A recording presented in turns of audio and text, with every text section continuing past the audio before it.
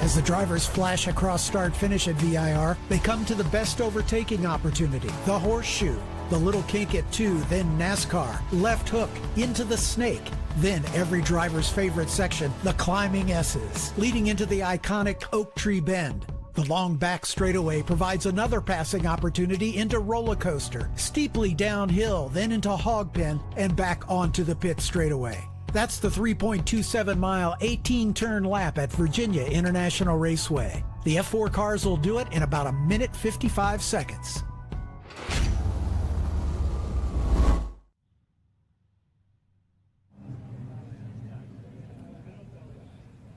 Hello and a warm welcome back to Virginia International Raceway. I'm Jonathan Green. We welcome you to our highlight of the day so far, without a doubt, as we get ready for our next single-seater race. And I love this part because the fans get to do a little walk around with the drivers. And for me, as a commentator, I love to meet the future drivers, the future stars of single-seaters, if they're going to Formula One or maybe even IndyCar. And that gives me a chance to meet these guys before they become famous, and they're still willing to talk to me. Now, I know one man who will talk to me is this man here, winner of the last race, Jason Alder.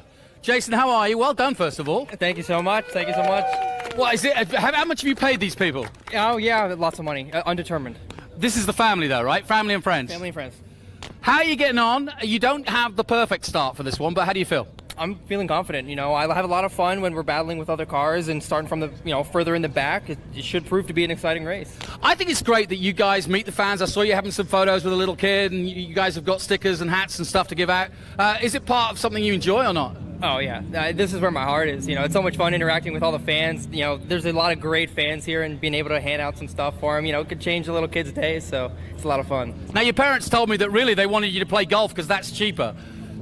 Yeah. Actually, my dad many times is like, maybe we should just change, do basketball, get you new shoes every game, a new ball every game, and it'll still be a lot cheaper than this. But, this is where my heart is. I'm a driver, not a basketball player. So. What's the plan? Where are you going? I'd like to be in Formula Regionals next year. That's my dream. What about eventually? We'll see. Yeah, I know there's really no doors that I want to close, so I'll aim for the stars in Formula One, but, if there's opportunities that lie elsewhere, then I'll take whatever I can get. That's what we want to hear. Best of luck, Jason Alder. He'll be ready to go racing. Oh, do I get my hat? Yes. Oh, I get a free hat from Jason. Right over here, I want to point out Matt Clark. He's giving away his little posters here. So, Matt, everything going good? Yeah, 100%. We had a bit of a rough race one, but feeling good for race two. Will you Canadians leave us alone? This is an American championship. I know at Brainerd we were 1, 2, 3 on the podium, and they were saying that was a record, so the Canucks are showing strong here. The Canucks are going good. In fact, Mexico and Canada really well represented against the best of the Americans, and there's one of them, Chloe Chambers for Future Star Racing. Watch out for her.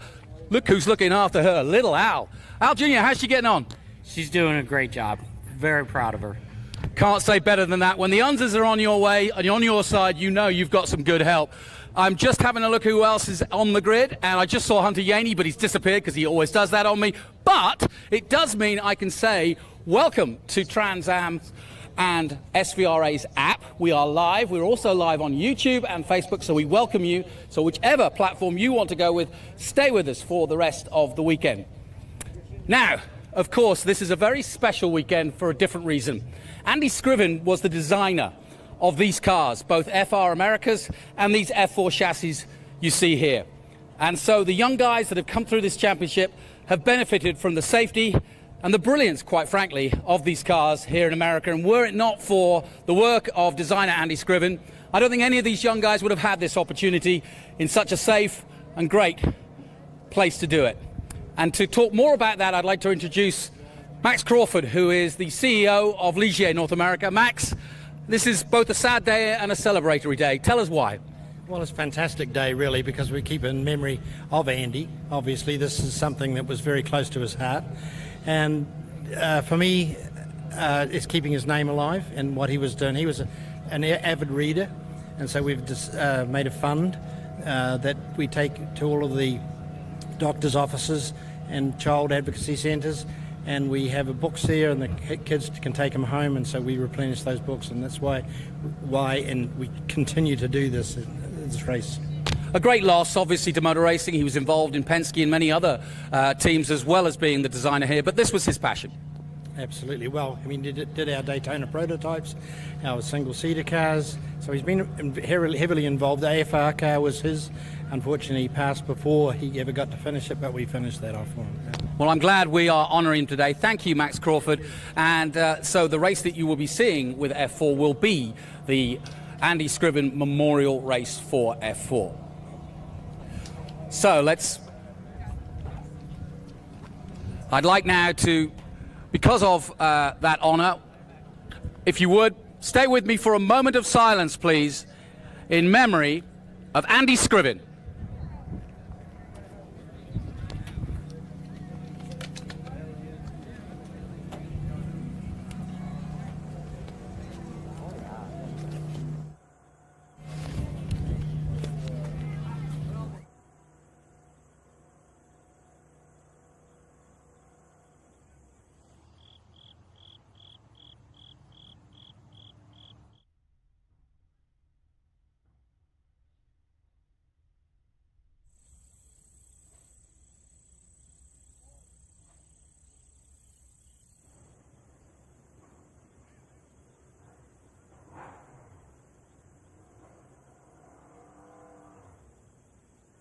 Thank you for that moment of silence while we remember Andy Scriven, the designer of the chassis for the race that you're about to see, and FR America's coming up. It's now time for our national anthem. I wish our drivers luck, and I'd like to turn it to Christy Wilkins, who will sing our national anthem.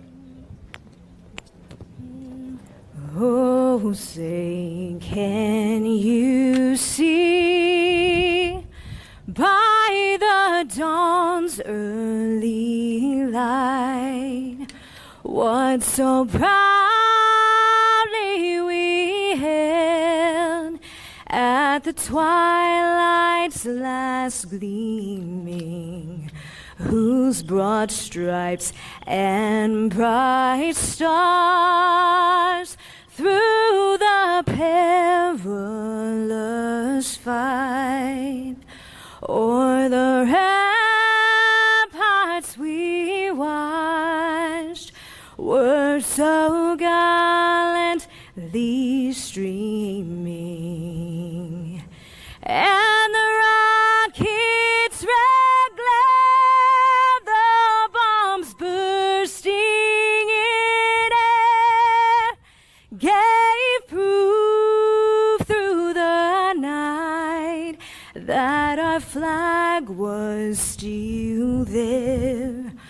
Oh, say does that star-spangled banner yet wave o'er the land of the free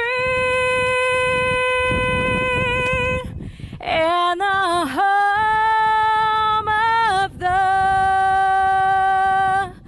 brave?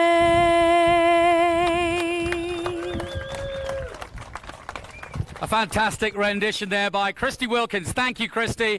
And I think that gets us in the mood to go racing. We've got a couple of minutes before these guys all get on board. But while they concentrate, I'm going to find my man, Hunter Yaney. He tries to run away from me. This is our current F4 champion and has gone up to F3 since. And he is actually the reason we do this, because we want to promote young guys up to the international level. That's where Hunter Yaney is. How have you been getting on? What have you been up to? I've been pretty good. Recently I've been over in Europe competing in FIA F3. I was supposed to be in Sochi this weekend, but a family matter happened, so I couldn't. But I managed to find a day to come here just to watch. Do you realize there's good marketing going on? We both got Jason Alder hats on. How did that happen? It just appeared. Who's impressed you of the grid? Because obviously you're watching from a different perspective this year, but you've been through this, you know what it takes. Who do you see as being another good prospect?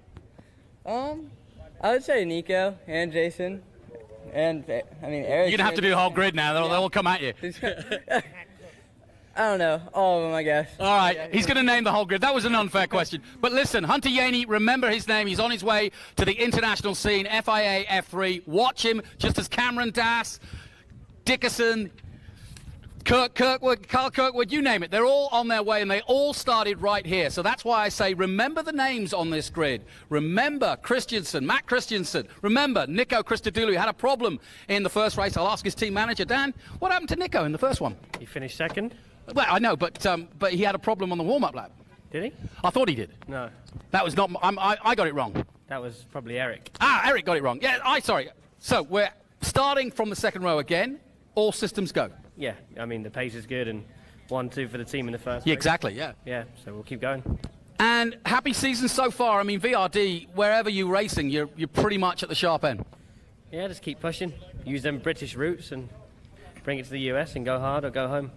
Great to see Hunter here. Obviously, you know, somebody who's been successful in the past and now doing it on the international stage. Yeah, I was with him in Spa. He was fantastic. You know, first debut at Spa FIA Formula 3, and he was, you know, a real standout performance. So.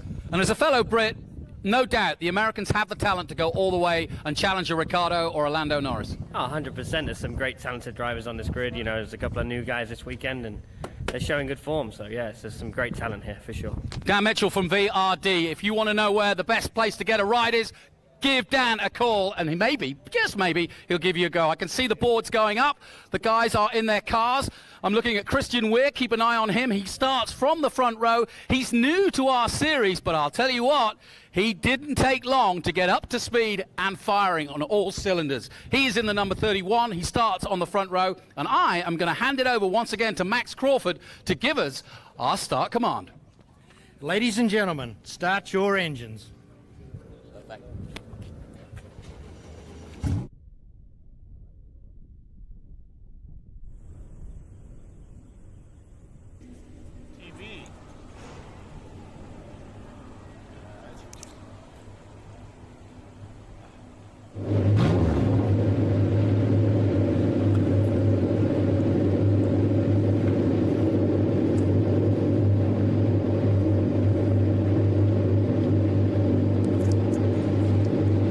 Thanks to Jonathan Green for that fantastic grid walk. And again, I add my condolences to the entire Scriven family and everyone at Ligier Automotive North America. Andy was a character and a beloved member of our paddock, and was taken from us far too soon.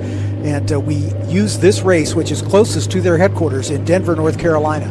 We use this race every year as an opportunity to celebrate the memory of Andy Scriven, the designer of this beautiful Ligier JS F4 chassis. He's also responsible for about 75% of the Formula Regional Americas car, the JS F3, but sadly he did not live to see that car turn its first competition laps. But nonetheless, we remember Andy this weekend, and we're so grateful to have that opportunity so close to his home base. His Race to Reading program is an opportunity for young children to develop an enthusiasm for reading and have access to reading in the Denver, Lake Norman, his home of Denver, North Carolina. Very responsible for putting that whole program together. So please check them out on their website. Donate if you can to the Andy Scriven Memorial Fund. The Race to Reading program is something that Andy was passionate about, and we're so grateful for Ligier Automotive North America and the folks at the Denver Lake Norman Rotary Club for keeping his memory and that work alive. You can hear the engines come to life down on pit lane. Jonathan has sprinted back up into our commentary booth here in what we call the crow's nest. It is. There's a long spiral staircase wending its way up here. You get a little dizzy doing the up and down move, but nonetheless, we've got 26 anxious drivers getting ready to take off behind the Honda Civic Type R pace car.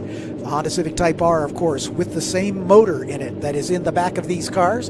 The only difference between the safety car and these cars is that the turbocharger is removed for the F4 US Championship drivers, and they have about 160 horsepower. It's 158, actually, and that's mandated as part of the specification by the FIA. So once these cars roll away, we'll introduce the 26-car starting grid for you. We had a race already earlier this morning. Hopefully you had a chance to be with us. But Jason Albert broke through for his third win on the season. As the safety car rolls away, let's introduce the starting grid. We'll go back to front. Starting from the pit lane at the request of the stewards is car number 9, Kaerong Lee, out of Boston, Massachusetts for Jensen Global Advisors. Kaerong making his first start with us. He did take part in the FRP Eastern Pro 4 Challenge this past season. But this is his first start with us on the national stage. Then alone in row 13 on the starting grid will be the 03 of Hayden Bowlesby out of Folsom, Louisiana. Hayden drives for the Velocity. In row 12, the number 2 of Jake Bonilla from San Antonio, Texas, another driver from Glenn Jensen Global Advisors. Alongside him is the number 18, another Texan, Maxwell Jameson, making his first start with us for D-Force Racing.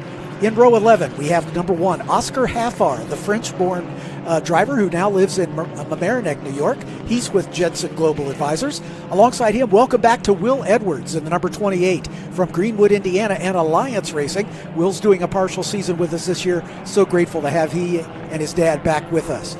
In row number 10 on the outside, one of the recipients of the PMH Powering Diversity Scholarship. That's the 99 of Emily Lynn Scott from Langdon Hills, Essex in Great Britain. She drives for Crosslink Kiwi Motorsport. Alongside is the 23 of Artie Flores out of Leon, Mexico for Gonella Racing. In row number 9, car 17, Jose Andres Martinez out of Monterrey, Mexico. M&M Energy sponsors his machine. He drives for D-Force Racing. Next to him in that 9th row, car number 4, Seth Foley out of Elkridge, Maryland for Jay Howard Driver Development. In row number 8, car 66, Ryan Sheehan, another Texan from Horseshoe Bay for Crosslink Kiwi Motorsport. Next to him, his teammate, number 76 from Sao Paulo, Brazil, Gabriel Fonseca. In row 7, car number 25, Joseph Dinelli out of Long Beach, California. Joseph in the 25 car drives for the Crosslink Kiwi Motorsport team. Next to him, one of the 2 drivers in the new iCar Canada racing team, it's 36, Justin Arsenault from Marin Heights, Quebec, Canada.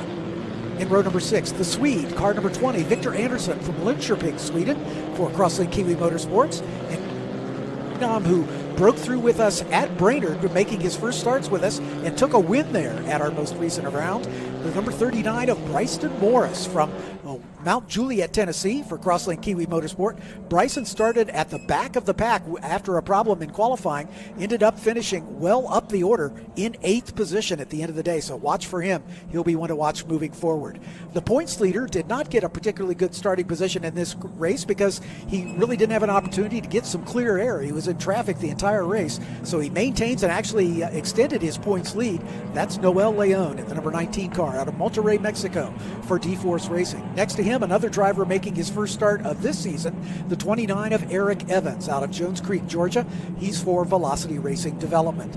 Matt Clark, the man who was second in the points, had a terrible race in the first race this morning, spinning off while involved in a great battle. Unfortunately finished out of the points, but he'll start 8th on the basis of his fast lap time in that number 26 car. He's got an uphill climb. He's now 23.5 points behind Noel Leon in the battle for the championship. But don't count out Matt Clark. The Campbellville, Canada native for Gonella Racing is always near the front. The man who won this morning will start in 7th position. That's the 77 of Jason Alder from Cookeville, Maryland for Velocity Racing Development. Jason 4th in the points coming into this round. Chloe Chambers with her best start on the season will start outside of row 3 in the number 8 car out of Monroe, New York for Future Star Racing. Next to her, the number 33 out of Prosper, Texas, Chase Gardner, another driver for the Crosslink Kiwi stable. Now for the front 2 rows, the man who is second in the points. We talked to him on the grid walk, the 22 of Nico Christodoulou from Maple, Ontario. Velocity Racing Development. Next to him, the Jay Howard Driver Development driver, Matt Christensen in car number 5 from Orlando, Florida. Finally, on the front row, the phenom who started his first race this morning and finished 4th, car 31, Christian Weir out of Naperville, Illinois for Gonella Racing, and your pole sitter for the first time this season from the iCar Canada team, Lucas St. Jean from Lorraine, Ontario, Canada. Lorraine, Quebec, Canada, forgive me, in car number 98, and we are away. St. John gets a good start, and he's going to lead Christian Weir as they make the run down toward the horseshoe for the first time. Car's pretty much line astern. It looks like Nico Christodoulou popping out alongside Matt Christensen in the battle for 3rd. Christian Weir, going to try to get in there and get side by side. But he has. He's gone second. Nice move. Yeah, absolutely. Christian Weir showing good racecraft here, starting at the front. Christodoulou got a good start, but he's there in 4th place. Look how crowded it is in the midfield as they go through NASCAR. Absolutely, but Lucas St. Jean using that pole position to good advantage. There's a bid for 3rd there. I'm not sure who, but there was a pass there for 3rd as they entered the left hook. Now into the snake for the first time as they're still line astern, working their way out through the snake and heading up toward the climbing S's. Yeah, good clean start by all of our leaders, but definitely Lucas St. Jean. The Canadians have been dominated, but not this man, so he's got a great opportunity now to follow up with the fellow Canadians and maybe do a bit of dominating himself. It's Weir in 2nd spot, Christodoulou there in 3rd. Right behind him is Matt Christensen in that number 5 car for Jay Howard. Right behind Matt is the 30 Chase Gardner, I believe. Yep. They work their way through the iconic oak tree bend. It used to be an oak tree right in the middle of that apex, but sadly it passed away some years ago, and they didn't replant it. Moving down the long back straightaway into another great passing opportunity into the turn they call the roller coaster. The video doesn't do it justice, but it is steeply downhill as they come into this braking zone right here. We can see a bid for 2nd spot as Weir and Christensen going at it as they climb down the hill. Yeah, this is a good battle already. Look at these top 3. You could throw a blanket over them. Yeah, and it looks like Christian Weir has taken over the top spot as they work their way through the hog pen turn and back onto the front straightaway. So Lucas St. Jean had to relinquish his lead as they work their way down the back straightaway. Looks like he's in 3rd spot as they come toward the line. We'll sort it out. Christian Weir, your leader. Nico Christodoulou in 2nd spot. And then challenging him is Lucas St. Jean, the pole sitter. Matt Christensen back to 4th across the line. Jason Alder, this morning's winner, in the 5th spot. Comes back at the horseshoe, nicely done, and this is Weir under big pressure, but he's holding on for now. Really good stuff as they come to NASCAR. Christodoulou right there, Lucas St. Jean in the white car right behind him, and then a little bit of a gap back to Matt Christensen, and then a bit of a bigger gap back to Jason Alder. There's Chloe Chambers off, yeah, in the Future Star Racing machine. And the girl from New York was in 6th place when she started this race, so that's going to drop her down, sadly. Working their way out of the snake under the drive over bridge as they work their way down toward the climbing S's one more time. It is Christian Weir at the point. Here's a good look at Lucas St. Jean in the iCar Canada number 90. Christensen right on his tail as those 4 are breaking away just a bit from Jason Alder in that 77 car for Velocity Racing Development. Christian Weir has been so impressive this weekend. Again, this is his first start in the National Championship. He has some experience in the car as the winner of the Eastern Pro 4 Challenge that's put on along with FRP, the folks that do the F1600, F2000, and the Atlantic Championships. So Christian showed that he had the ability to win that championship, and he's brought those skills to bear here in his first start in the National Championship with a great finish starting on the outside of the 2nd row, and he has turned that into the lead here in the early stages. Look at this top 6. They come through roller coaster. It's like a Ferris wheel down there. Top 6, nothing between them.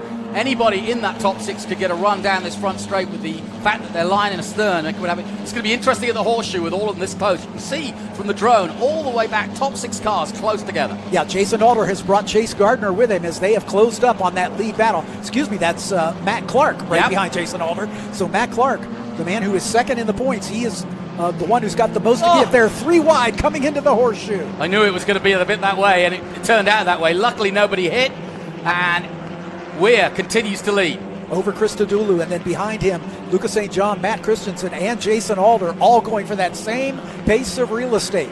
It's still a 6-car breakaway at the front. The battle for 3rd, still a good one, with St. Jean and Christensen. Great battles at the front. They really are, side by side throughout several corners there, and still stuck together as they go through the snake. So refreshing to see these drivers give each other racing room earlier in the season. Sometimes let their enthusiasm get the better of them. As Christodoulou pulls alongside, he's going to try to go side by side as they enter the climbing S's. I don't think there's room to do that side by side, so he's going to snake back in single file right behind Christian Weir.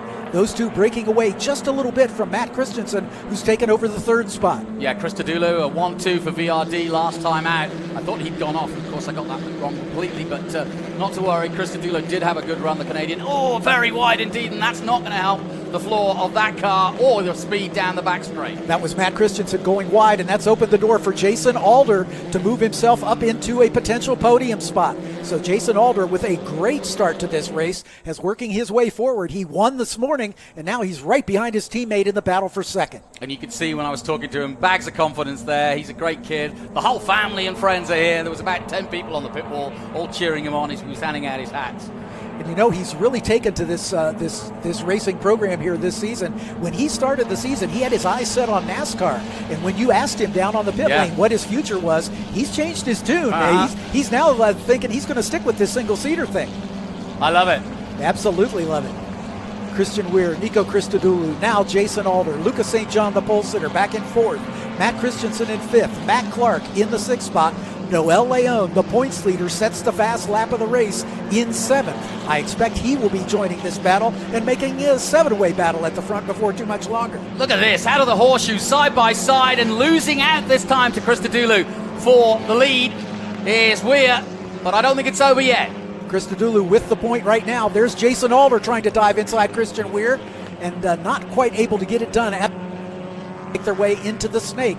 But a new leader, Nico Christodoulou, has taken over the top spot. Remember, he finished second in this morning's race, as it is 1-2 for Dan Mitchell's Velocity Racing Development team.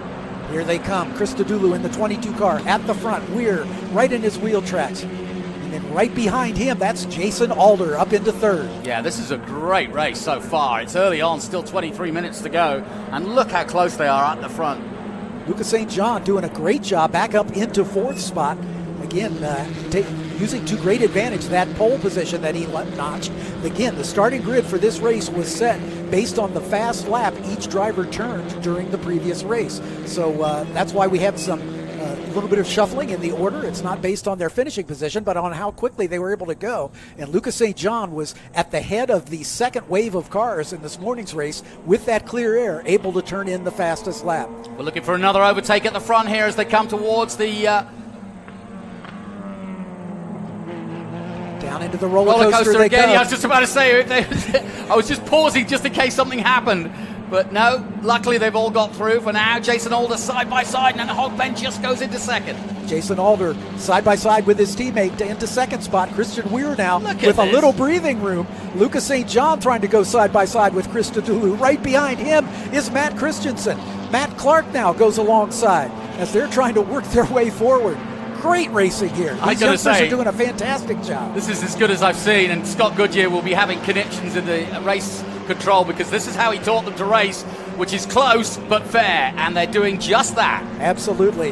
There was a lot of controversy. There was some controversy after there were some folks who said that these kids didn't have enough experience and they couldn't race wheel to wheel. Well, I'll tell you, they have got this one down. They're doing a fantastic job.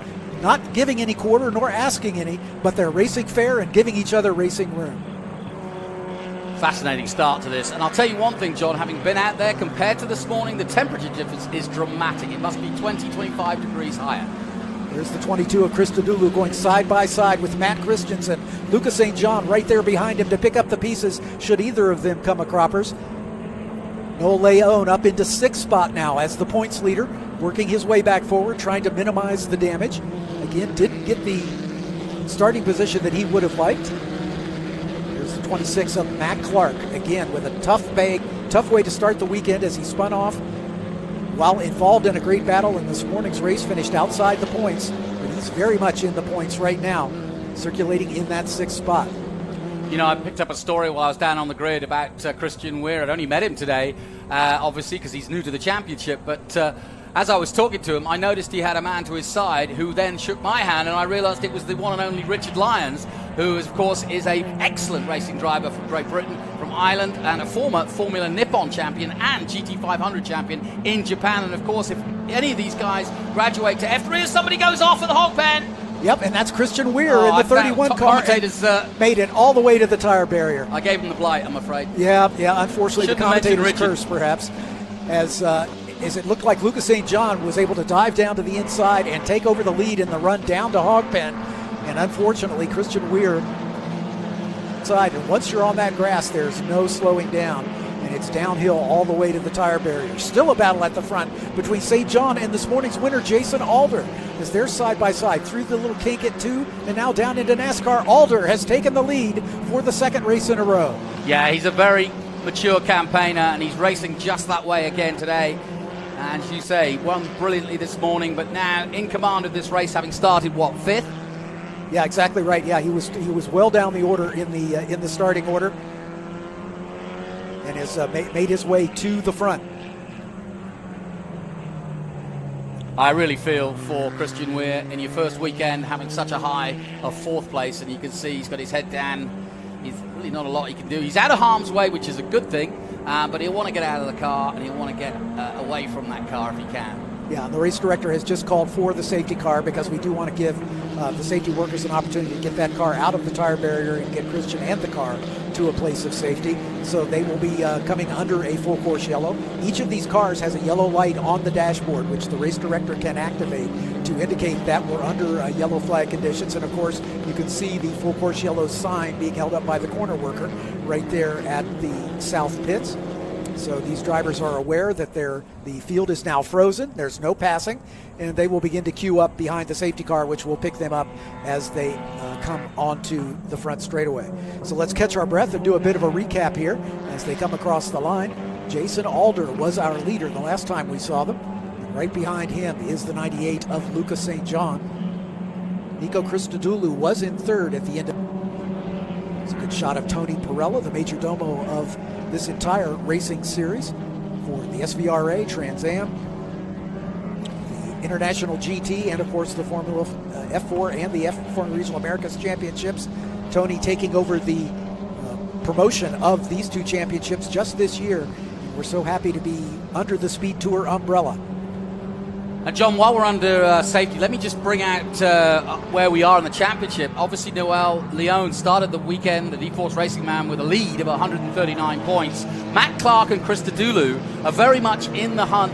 Matt Clark on 130 and 105 for Christodoulou. But that was at the start of the weekend. Things have changed since then. And I'm looking at the board. Noel Leon, the championship leader, is 6th at the moment. Matt Clark is 4th, and Christodoulou ahead of him in 3rd place. So we've got a doozy of a championship lineup here with another race still to come from this weekend. So the championship complexion could tighten up dramatically before we head to COTA for the final. Yeah, I did a little on the cocktail napkin math, and it is now a 23.5 point margin between Noel Leon and Matt Clark for the first and second in the championship, with Clark ceding quite a bit of ground. It was only 8 points at the beginning of the race, but now it's up to 23.5. But behind them, the battle has closed up significantly as Nico Christodoulou is only 7 points behind Matt Clark. Jason Alder is only 7 points behind Christodoulou. So the 2 Velocity teammates in a position to make up some ground on Matt Clark as they're both in front of him right now,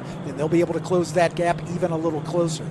But Noel Leon is going to give up a little bit of ground if it is, but this safety car packs the field up. Yep. And once we get the restart, they'll have plenty of opportunity to make some overtakes and work their way towards the front.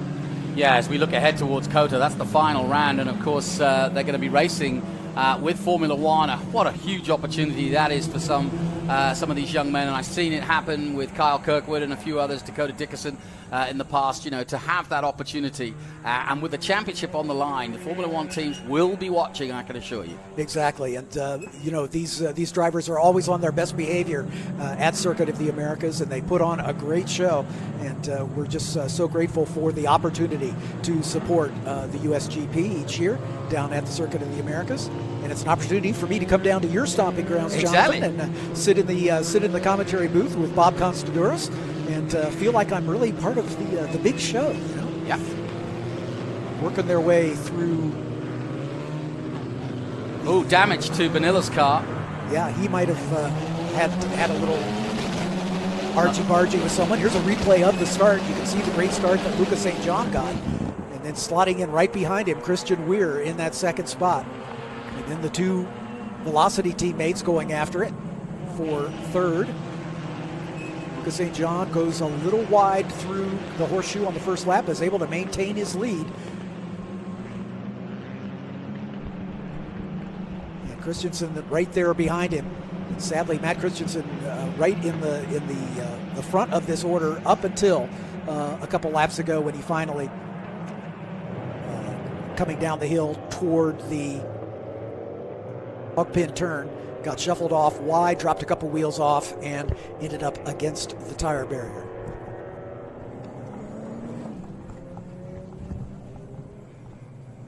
So VRD watching on. I had a chat with Dan Mitchell, as you saw earlier before the race, and they'll be expecting their boys to be at the sharp end, and they are at the moment, certainly in position with Christodoulou ready to go.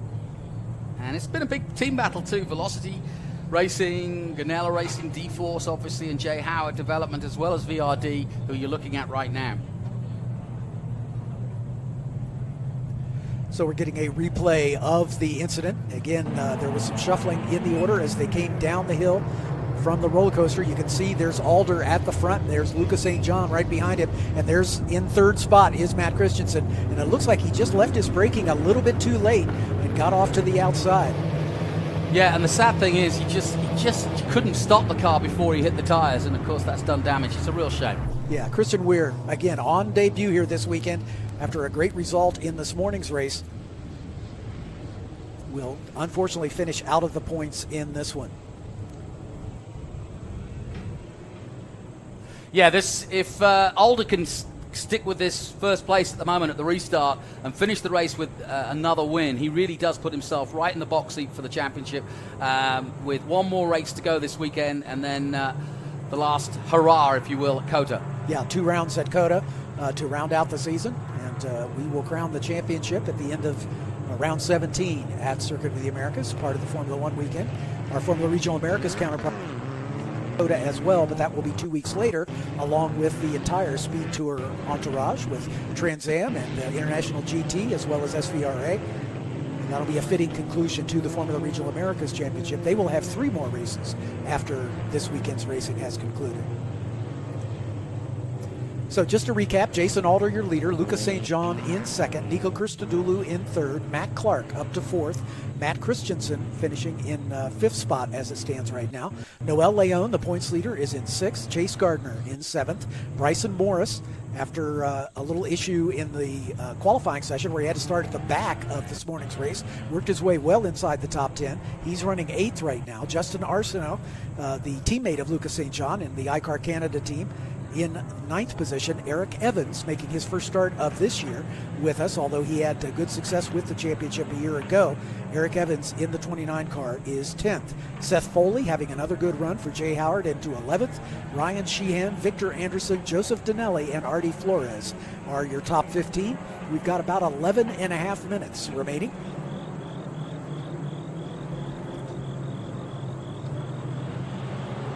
Race director talking to the safety car and in communication with the track safety crews here, trying to keep track of just how the recovery work is going on Christian Weir's car and whether we'll be able to get the restart this time by. Sounds like we are going to get a restart this time by as the field working its way through the climbing S's behind the safety car right now. This is a beautiful racetrack, absolutely. Oh, it's gorgeous. If you've never had the opportunity to visit here, I certainly encourage you to do so. It's right on the border between North Carolina and Virginia, and it's just a beautiful part of the country. The racetrack has a long and storied history, and it has really come to life here under its current ownership. And we have visited here multiple times and just enjoy it more and more every time we come. Yeah, and I said it earlier, John, I'm so pleased that they kept the doors open during COVID, because obviously had to furlough quite a lot of people. No racing, no fans, and they managed to keep the doors open and the place moan, which is no easy feat for 1,300 acres. Yeah, absolutely right. Yeah, absolutely right. And we're just so grateful to have this opportunity. The lights, I believe, are out on the safety car. That's the indication we're getting from race control. So we should get the restart this time by. You can see the teams and drivers weaving back and forth, trying to get a little temperature back into the tires, and if they picked up any marbles or any dust on the tires, they'll try to get that worked off so that they'll have a clean restart. The safety car will begin to pull away from the field once they begin the trip down the roller coaster, and that will turn the field over to Jason Alder, who will bring them around at safety car speed until they reach the final turn 17. And anytime during the duration of turn 17, he is at his discretion to put his right foot down. And obviously there's a little gamesmanship going on behind him as everybody tries to anticipate when that go is going to be. So Jason coming down to that acceleration zone now. Lucas St. John right there behind him as they come onto the front straightaway, literally tucked under his rear wing. Smart move, yeah, and he's waiting. And the Canadian really looking to pounce here as they get ready for the restart, and away he goes. Jason Alder getting a good jump, opens up about a 5-car length lead as the field strings out single file, working their way down toward the horseshoe one more time. Popping out is Nico Christodoulou alongside Lucas St. John. Christodoulou takes over second spot for the moment.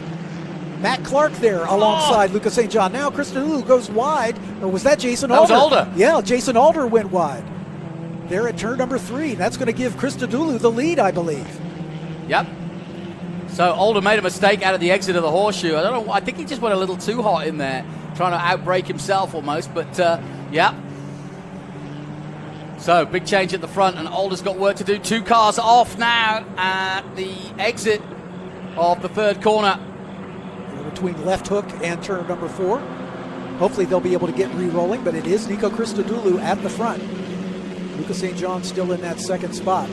You know, if Lucas St. John, he's 20th in the championship, you know, so he's not really had the best of seasons. And so to get a second place here would be a real big fill-up here for the end of the season. Absolutely. He's in that third spot. That's Matt Clark up into second. So Matt Clark doing what he needs to do to try to get out in front of Noel Leon as far as he can and maximize his points haul to close that gap to the Mexican for D-Force Racing.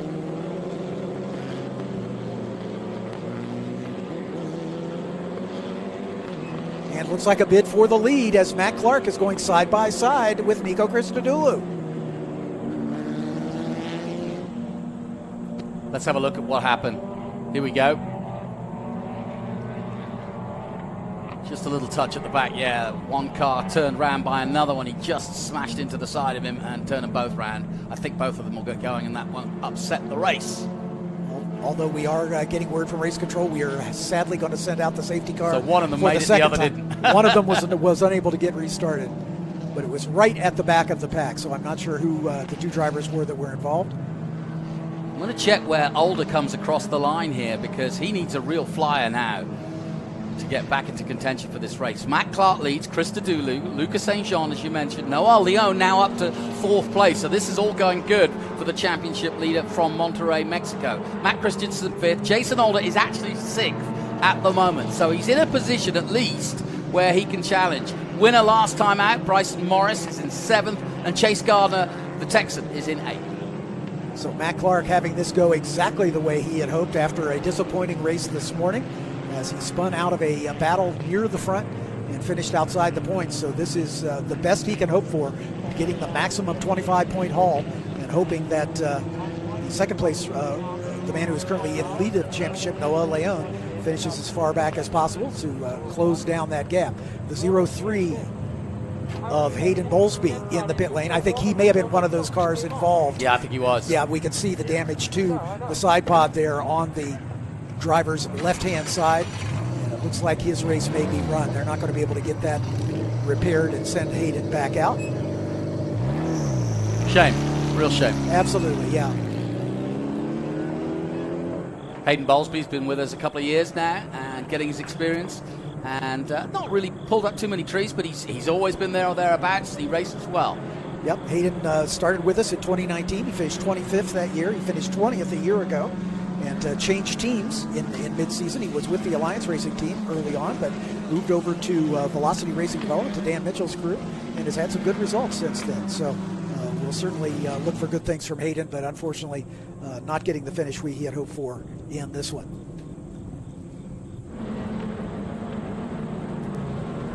So it sounds like the cleanup work was pretty quickly handled. They're going to try to get them packed up as they're up in the Oak Tree Bend right now. Try to get them packed up and hopefully get a restart on this lap. Time clicks down to just at 5 minutes remaining now. There's the 17 car of Jose Andres Martinez. Jose Andres back in 19th position as they cross the line.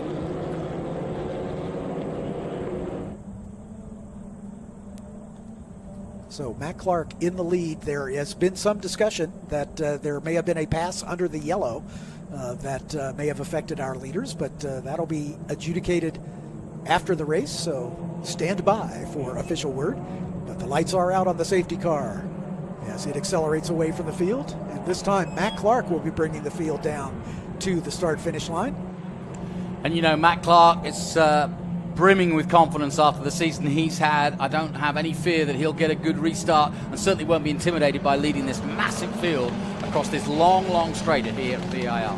He's a 4-time winner on the season, including a win at Brainerd at our most recent round. But we are back underway as the engine's coming back up to speed. Lucas St. John getting challenged by Noel Leon for 3rd spot. Leon going to try to get on the podium once again. He finished 3rd in this morning's race. Can he do it again here in this one? Christodoulou goes side by side with Matt Clark into the horseshoe. Lucas St. John side by side with Noel Leon through the horseshoe. Noel Leon got through too.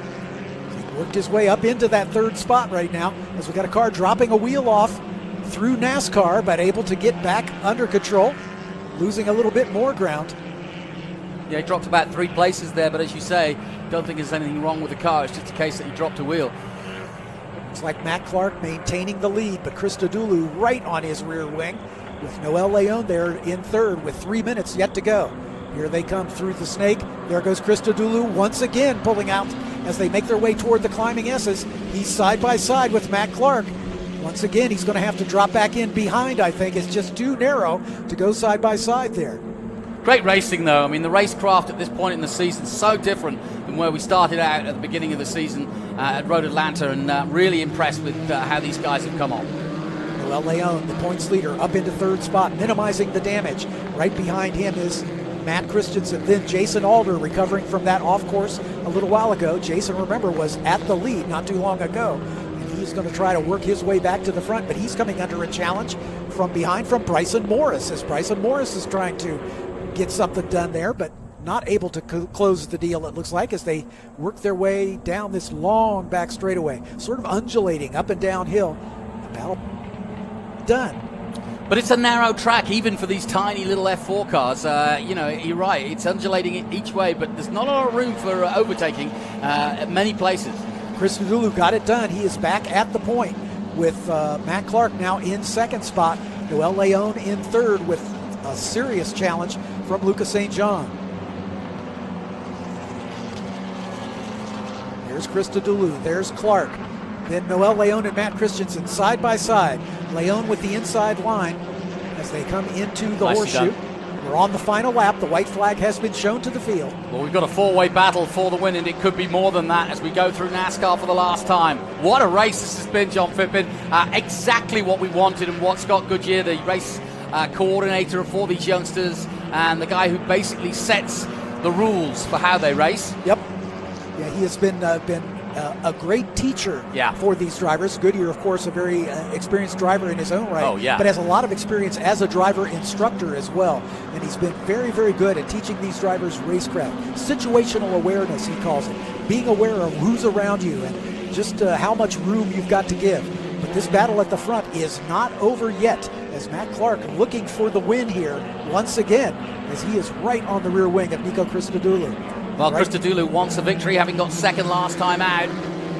Christodoulou, a winner once already this year at Road America, but he was the bridesmaid in this morning's race. In fact, the last 3 races, the last 2 races at Brainerd and this morning's race, he finished in 2nd. So Christodoulou looking to get on the top step of the podium for only the 2nd time this season. And Christensen in the number 5 is in 4th place. Here we go for the lead. Down the back straight towards roller coaster. Clark and Christodoulou side by side. Clark, I think, with a nose ahead. But can he make it stick under the brakes? Yes, just. Although they're side by side coming through and down the hill. Mac holds him off for now. Literally nose to tail, the top 4 as they come through the final turn. Matt Clark with a little bit of oversteer there as he got into that final turn. That's going to open the door for Christodoulou to try to drag race. Remember, the start-finish line is past the kink here. Clark with about a car length lead, and he's going to hold on. Love it. Love it. What a great finish. Matt Clark by 86 thousandths of a second over Nico Christodoulou. And all the top 3 men involved in that championship chase. I love it. Noel Leon comes home in 3rd spot. Matt Christensen, a great finish in 4th. Jason Alder in the 5th spot.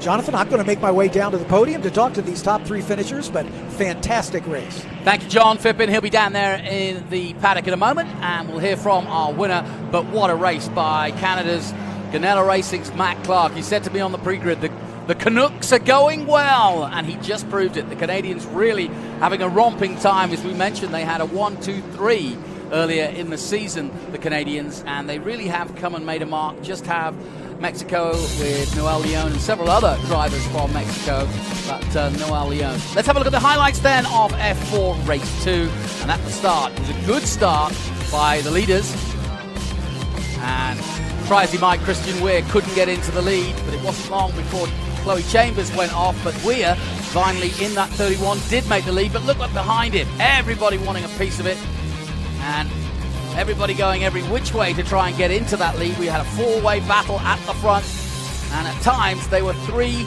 abreast for that lead. Amazingly, still racing. But sadly, Christian Weir going out while challenging for 3rd place. That would bring out the safety car. So with this incident, so 3 safety cars in all. But when it came down to the final battle on the final run, it was a long run down that back straight. But Matt Clark made it into the roller coaster and made it to the finish line first, just ahead of Christodoulou and Noel Leon. Well, that was superb. Doesn't get any better than that. And that win by Matt Clark will really, really help his championship hopes, as it will Christodoulou. Noel Leon, though, with that 3rd place for D-Force Racing, helps his championship as well. He started the weekend, of course, in the lead. Matt Christensen in 4th position. Jason Alder, after that off, drops down and finishes in the end in 5th place. Lucas St. John, who started from pole but then ended up 6th. Not bad for the man in 20th position. Bryson Morris, 7th. Chase Gardner, 8th. Justin Arsenault in 9th position. And Seth Foley rounding out the top 10 for the J. Howard Driver Development Team. Erickson Evans in 11th place. Ryan Sheehan from Texas in 12th. Victor Anderson, 13th. Jake Panilla, also from Texas, in 14th. I have to give out the Texans a bit of a shout out. That's where I'm from. Joseph Danielle in 15th place. Haffer, Chambers, Lynn Scott, Martinez, and Jameson rounding out the top 20. So great racing, and already Matt Clark has made his way to Parc Fermé and the podium. And the steering wheel is off, and out comes the bespectacled Matt Clark, a la Paul Tracy, a la Sebastien Bourdais, a la fellow Canadian Jacques Villeneuve.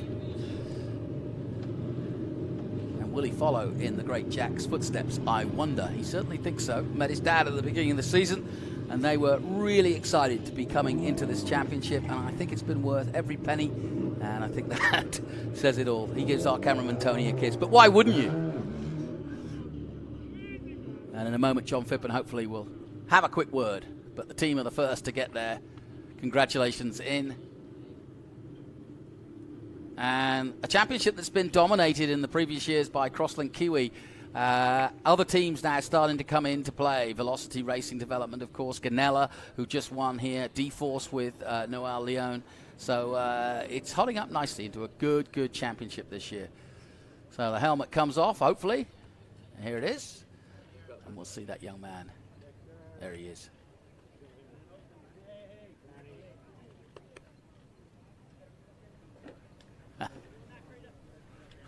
People forget it's a team sport, and he knows it. Most drivers do make themselves very aware that they know that it's a team effort. Now, let's hear from the man of the moment. He is Mac the Knife, Matt Clark. Matt Clark, after a disappointing race this morning, you came back with a vengeance and took your 5th win on the season. Congratulations. Thank you. That was an awesome race and a good battle with all the guys, but to pull it off at the end, that was awesome.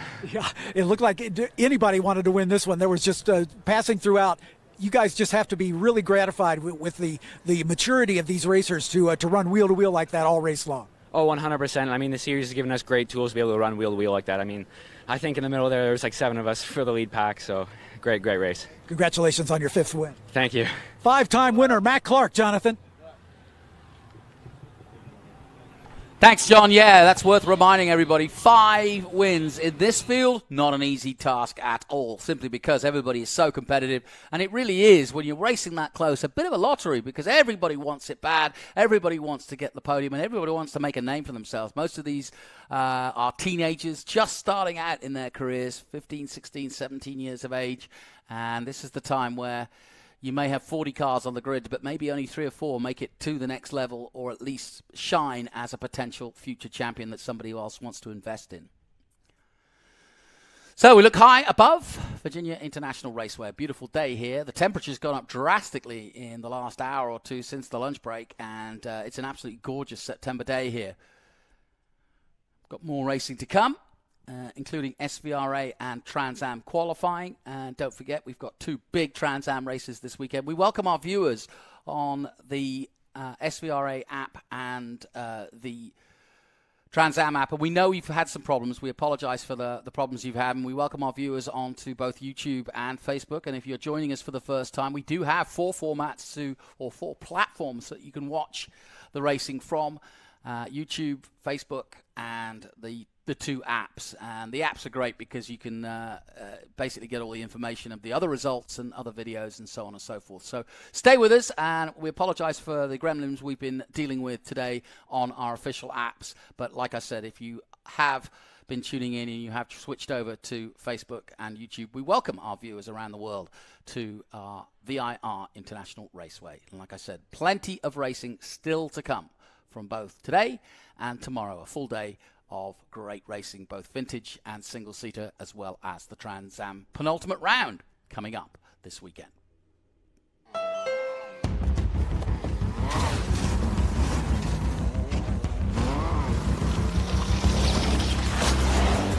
There's a challenging spirit within Honda. It gives us the courage to go faster and the thinking to make it real.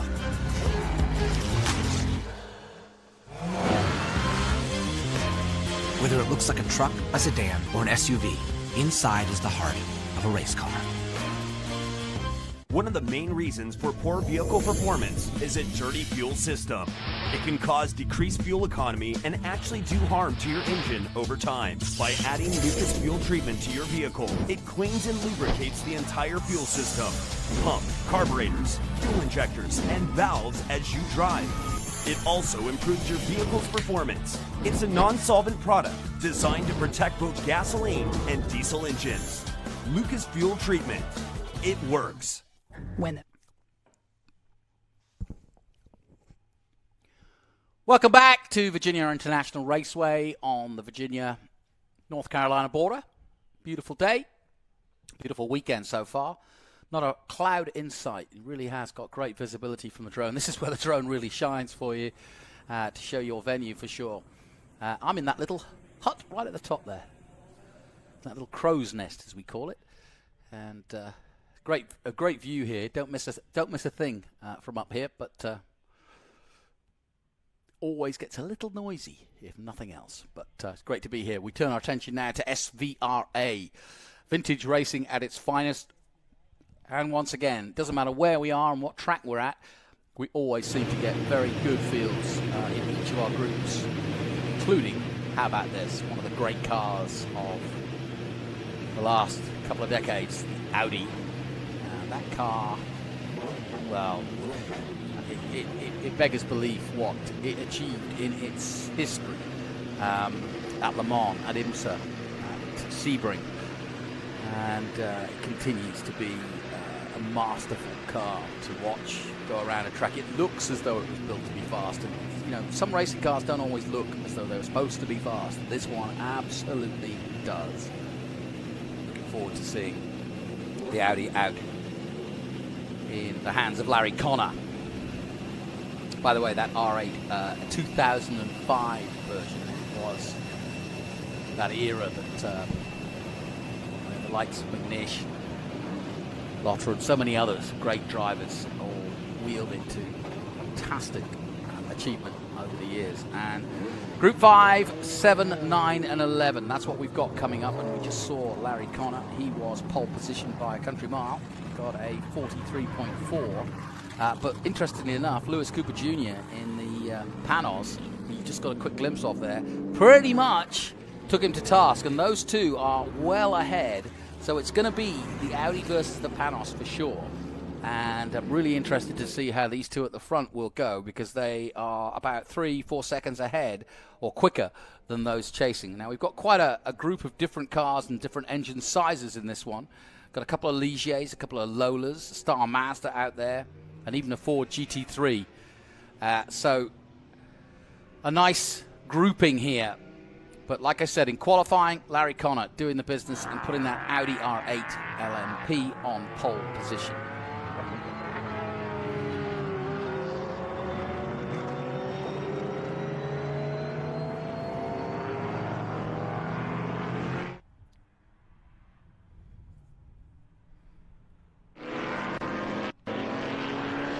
So, as always, they will be led around by the safety car.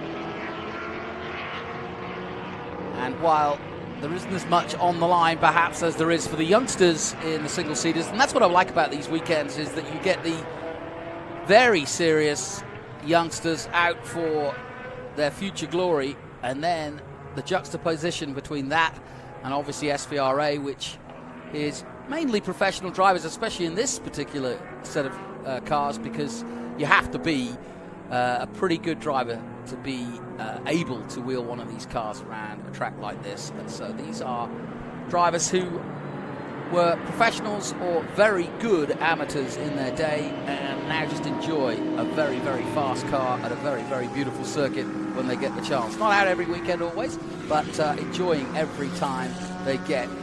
They're always asking for more track time, but why wouldn't you? If you've got one of these monsters under your hands, you really want to be just flying around there as much as possible. And I know that from my karting days. Every time I got in a car, I wanted another lap and another lap and another lap, because I was just going to get it right the next lap round. Just never happened. And I'm joined once again, of course, by the affable Ben Sissel, who I know enjoys this. I was just saying that this is going to be surely a Larry Connor, Lewis Cooper battle. I'm looking at the qualifying times, or the best times in practice, and there was nothing between them. Yeah, always good battles in this group, especially these, not just Lewis Cooper, but these S2000s here at VIR. And VIR is a great equalizer. It's got these long straights, but then he's got these sweeping uphill S's. Lots of braking zones. It's a very difficult track to get right.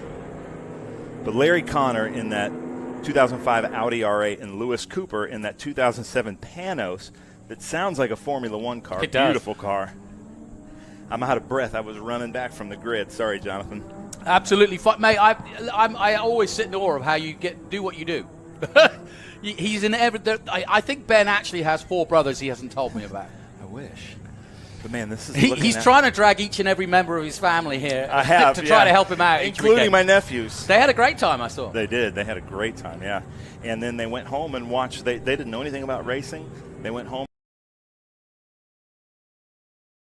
You got him. Like, that was cool. You got him. Yeah, they're addicted now. Hobart Buppert in that Lola T70 Mark III is one of my favorites in this group. That blue with the white number 82. Yeah. Lovely. Beautiful car.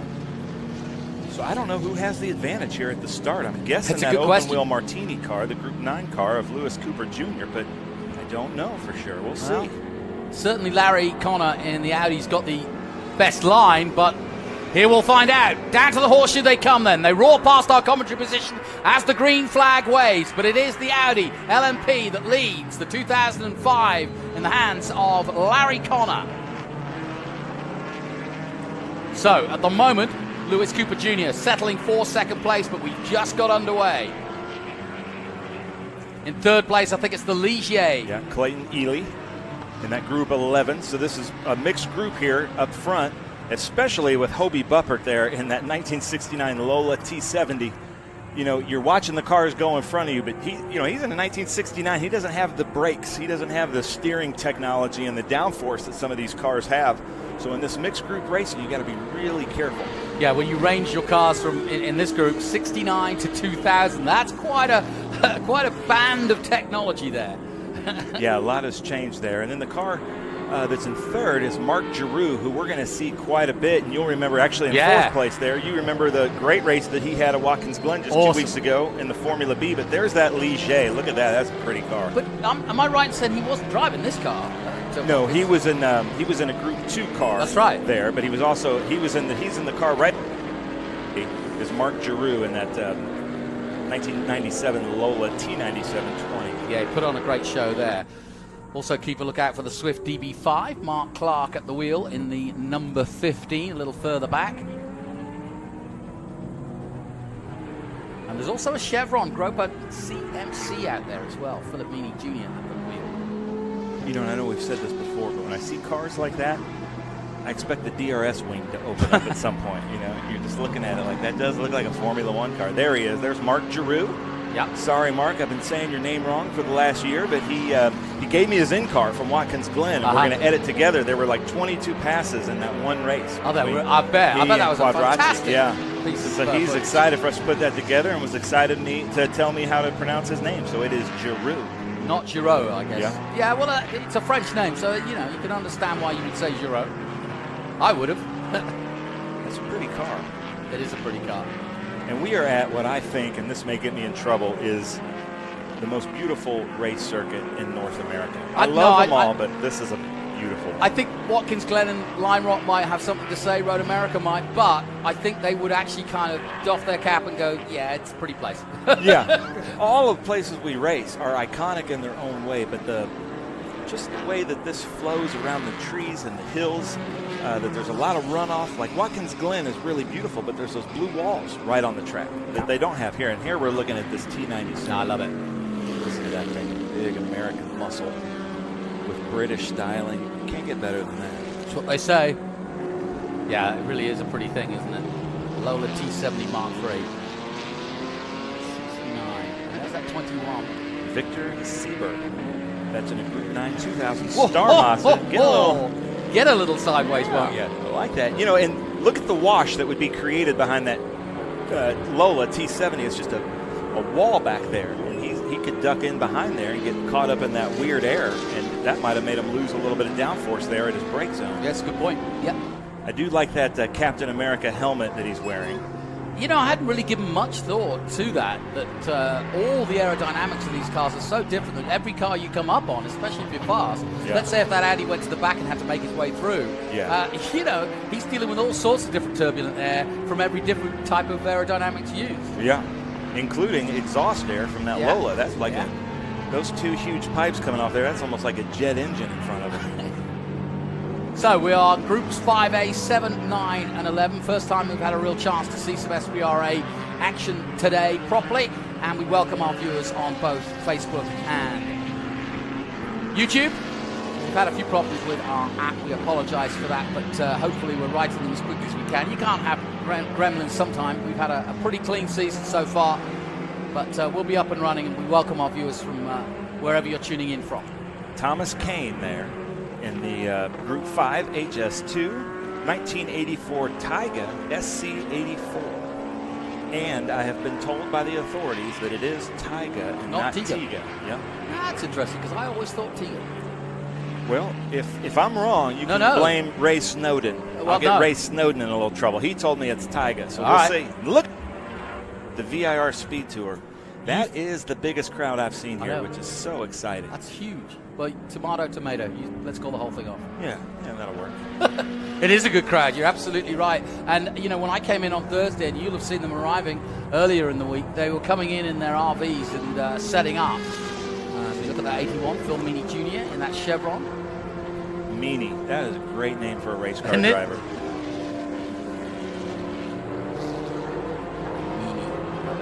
Chevron. Europa CMC 1970. Beautiful lines on that car. Yeah, it looks compact, doesn't it? It looks as though it would be a fun drive. Yeah. That looks like something that your boy Brian Redmond would have driven. Oh, absolutely. Chevron and Lolas were his bread and butter, without a doubt. The whole rear end of that car seems to be tire.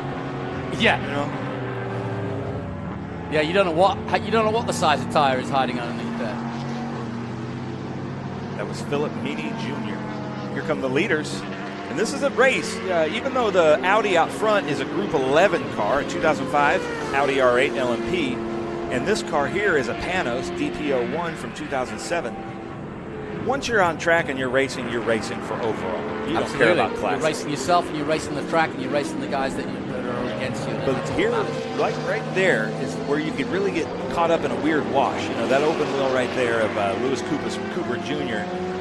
probably doesn't race cars like that too often. So it probably, see, he's trying to duck right behind him, try to draft him. Larry Connor tried to move out, and we could have a race like we did at Watkins Glen. Look at this. They come up the hill, then zone. And there is that Ford GT, the Mad Croc. That's great, isn't it? Great coloring. Michael Lang, Group 11 GTP3, 2009 Ford GT3. Beautiful car. But there is our new leader, Lewis Cooper Jr. He used that DRS zone pretty well there, didn't he? Well, I mean, although one is very much a single-seater car and the other very much a prototype, they were designed to do the same thing, just in different ways. Yeah. And there's Mark Clark there in that Porsche liveried S2000. Really love the, or what we call here in the NASCAR country, paint scheme. Really love the paint scheme on Mark Clark's car there, that number 15. And that Swift DB5, here it is, making his way and trying to stay up with that Ford. Now, I know the Porsche fans out there are like, I know the livery of that. Tell me, I can't remember what famous Porsche had that livery or paint scheme. So leave us some comments on YouTube. Tell us what kind, which car that livery came from in Porsche's history.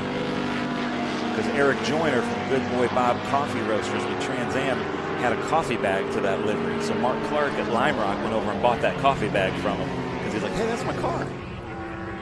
Different numbers, but same livery. Swiss colors, that could be Swiss flag colors. Maybe. Or it might be the Coca-Cola. Could be. Doubt it. Thomas Kane back in that Taiga. SC84 Tiger. 1984. But like I said, we got cars from, what, 69 to 2000 with that Star Mazda car. This 52 is an 84.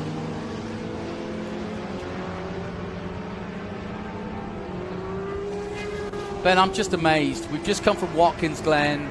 We're almost on the other side of the planet. And also, you know, we've got a very different field than we had at Watkins Glen. But we've also got some regulars that come to almost each and every one. I'm thinking of, you know, Chris Domingo in that Malik. Yeah. Obviously, Scott Borchetta, who does Trans Am anyway. Yeah, but Larry Connor Connor. I think Lewis was there. Mark Giroux was there. Hobie Buppert was there. Yeah, and Mark Giroux. Mark Clark was there in 2 cars. So there are some regulars. Yeah. And we love that because we basically, on average, we spend a week, a month at different tracks. So we become just a huge vintage racing family. And look at the tracking of that car. It looks like a slot car out there. That was nice. Nicely shot through the trees there. Good work. Okay, now here they come up on the lap traffic. So this is kind of a chess game because you want to make sure that the drivers see you. In vintage racing, it is up to the passing driver to make a safe pass. Yeah. It is up to the car that is being passed to hold his line, to not, you don't have to move over for the other car. It is up to the passing car to do that. And we ask that if you are going to do something and let the car by, point them by and point to the direction that you want them to pass you in. Yeah, with so many different types of car and differentiations of speed, it's hard for the marshals to work out necessarily who's leading, who's not, who's fighting, who's not, and so like you say, you do leave it up to the drivers to a certain extent.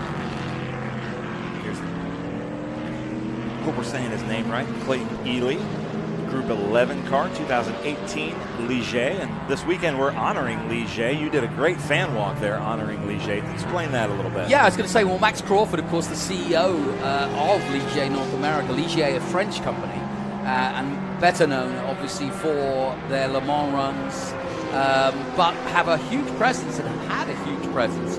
And, of course, all the chassis here in the single-seaters are Ligier chassis. So Ligier now with a big presence, Max Crawford, who had a big part in getting these single-seaters together back in the day, and of course we were honouring the man who designed them, Andy Scriven, today, who sadly passed away at the end of 2017. And since 2018, we've been honouring him with the memorial race. So, yeah, it's kind of apropos that we've got a nice Ligier, a classic Ligier, shall we say, because they're known for their sports cars. They did do Formula One in the day, but they're known as a very, I mean, if you like, the Ligier is the Camaro of French racing. In other words, everybody knows what it is and when it races. Is that a good explanation? That's a great explanation, yeah. This is that Audi R8. I had this in a slot car. Speaking of slot cars, yeah. That's a great electric slot car right there. Well, I was very lucky to see, back in the days of McNish, it race at Le Mans in the diesel format. This was the carbureted. This is the carbureted one, but they ran diesel, which were always silent, and it was quite bizarre to watch them at Le Mans going down the Mulsanne Straight almost in mere silence, and yet you could feel the thunder of the air and the speed they were going, but it just looked odd because they weren't roaring through the woods. Uh-oh, what's on his roll bar? You see that? It's not a camera. Something? It's not one of your cameras anymore. It isn't, yeah. No, it looks like maybe something, tape came unwound there, or maybe there was a camera there. I was about to say, could it be that, yeah, it's untethered. Now, RC, if you're watching this from race control, I don't think that's something we need to black flag anybody about, but it's a curiosity. Well, our cameraman picked it up nicely. Yeah. It's the 09 of Bob, I'm going to say Wellis? Yeah. Sorry, Bob. Yeah, Wellis, that sounds right. I'm going to find you tonight, Bob, and ask you your pronunciation of your name. Well, you wouldn't want to go racing with a name like Bob Wheelless. Yeah. So, and if he is called Wheelless, please don't tell him I'm upset. That is a great shot there. With things in the foreground like trees, it makes the cars look so much faster. Well, you get us, I was going to say, you get a real sense of the speed, don't you? Yeah, and that is a fast car. It sounds, we were watching it yesterday in the press booth and wondering if that was a Formula One car. It sounds like it has that note, that real high note of a Formula One car from back in the early 2000s. So, again, if you're on YouTube, leave us a comment on where that car, what series that car would have raced, because we're not experts on every group of car, but we know out there were some. And we got an expert joining us. Let's hear from John Phippen. He knows about these Formula cars. I don't know that I'm an expert, but that Pano's DP02 was an Indy car. Yes, it was. Yes. I was going to jump at that, but exactly. I didn't. It was an Indy car, not with that engine, I might add, but it was an Indy car. Has put a Judd V10 in the back of that. John Judd, of course, supplying engines for Formula One. So it's a V10, normally aspirated, and that's why it makes that beautiful noise. I wish the modern Formula One cars still made that note. Oh, Lord, yes, I do too. Yeah, I think a lot of F1 fans would agree with us on that. But thank you, that's good expertise. John, what's your pick out there? We picked ours. Well, I like that Panos.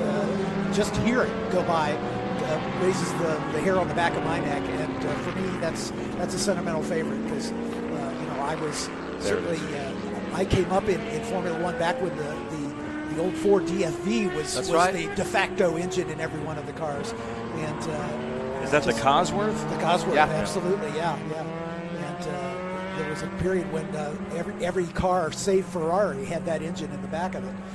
But times have changed, and we went through the V10 era, and the V12 era, and the V8 era, and now we're with the hybrid V6s, some of the most sophisticated power plants on the planet, but they don't make that wonderful noise anymore. Yeah, and look at that difference there. 2007 passing in 1969, and we were talking about the different wash, like coming up behind that Lola at speed, the wash that he would get is probably not anything the Indy cars would create.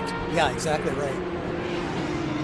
But that is beautiful. And if you're wondering, if you're a vintage racing fan, you're like, that voice sounds familiar. Well, John is the voice of Mid-Ohio and has been for years. One of my favorite announcers when we do our vintage race there at Mid-Ohio every June.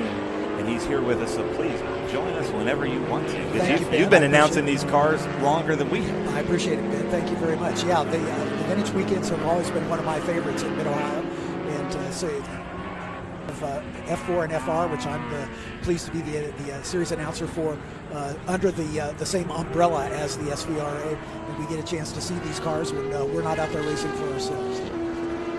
John, just a shout out as we look at a single seater. How like you say, I get as excited as you do to be part of these young men's lives going up the ladder, and to see Kyle Kirkwood, for example, now really creating the headlines for Andretti in Indy Lights. But so many others that have done so well. You know, I was talking to JJ O'Malley, who does the press for Jack Crawford, currently in FIA F3. Another American on their way up, Cameron Dass, came through our ranks here. So, you know, the ladder is there, it's existing, and I think Honda's investment has given a new lease on life for single-seater in America racing. Oh yeah, absolutely. You know, taking nothing away from the road to Indy, there have been some changes there, as it was just announced that Penske is taking over the sponsorship, or the running, shall we say, of the Indy Lights series moving forward. But Anderson Promotions, which does the Indy Pro 2000 as well as the USF 2000 championships, will continue in their role for those two championships. And that ladder's been around for a while.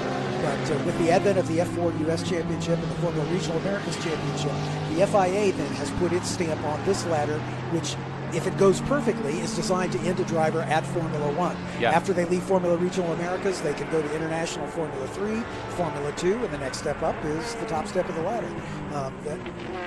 Every driver who starts here is going to get there, but there certainly is now at least a clearer path than there has been in some years past. Well, and also this particular weekend gives drivers, and I've seen this in historic racing in Europe, young drivers a lot now are taking to historic racing for two reasons. One, they want to learn how to drive a very powerful single-seater car, or a car that is, you know, in a what I would call a safer environment, not quite as competitive, so they can learn. They can learn from some of the best. The cars are probably more simple.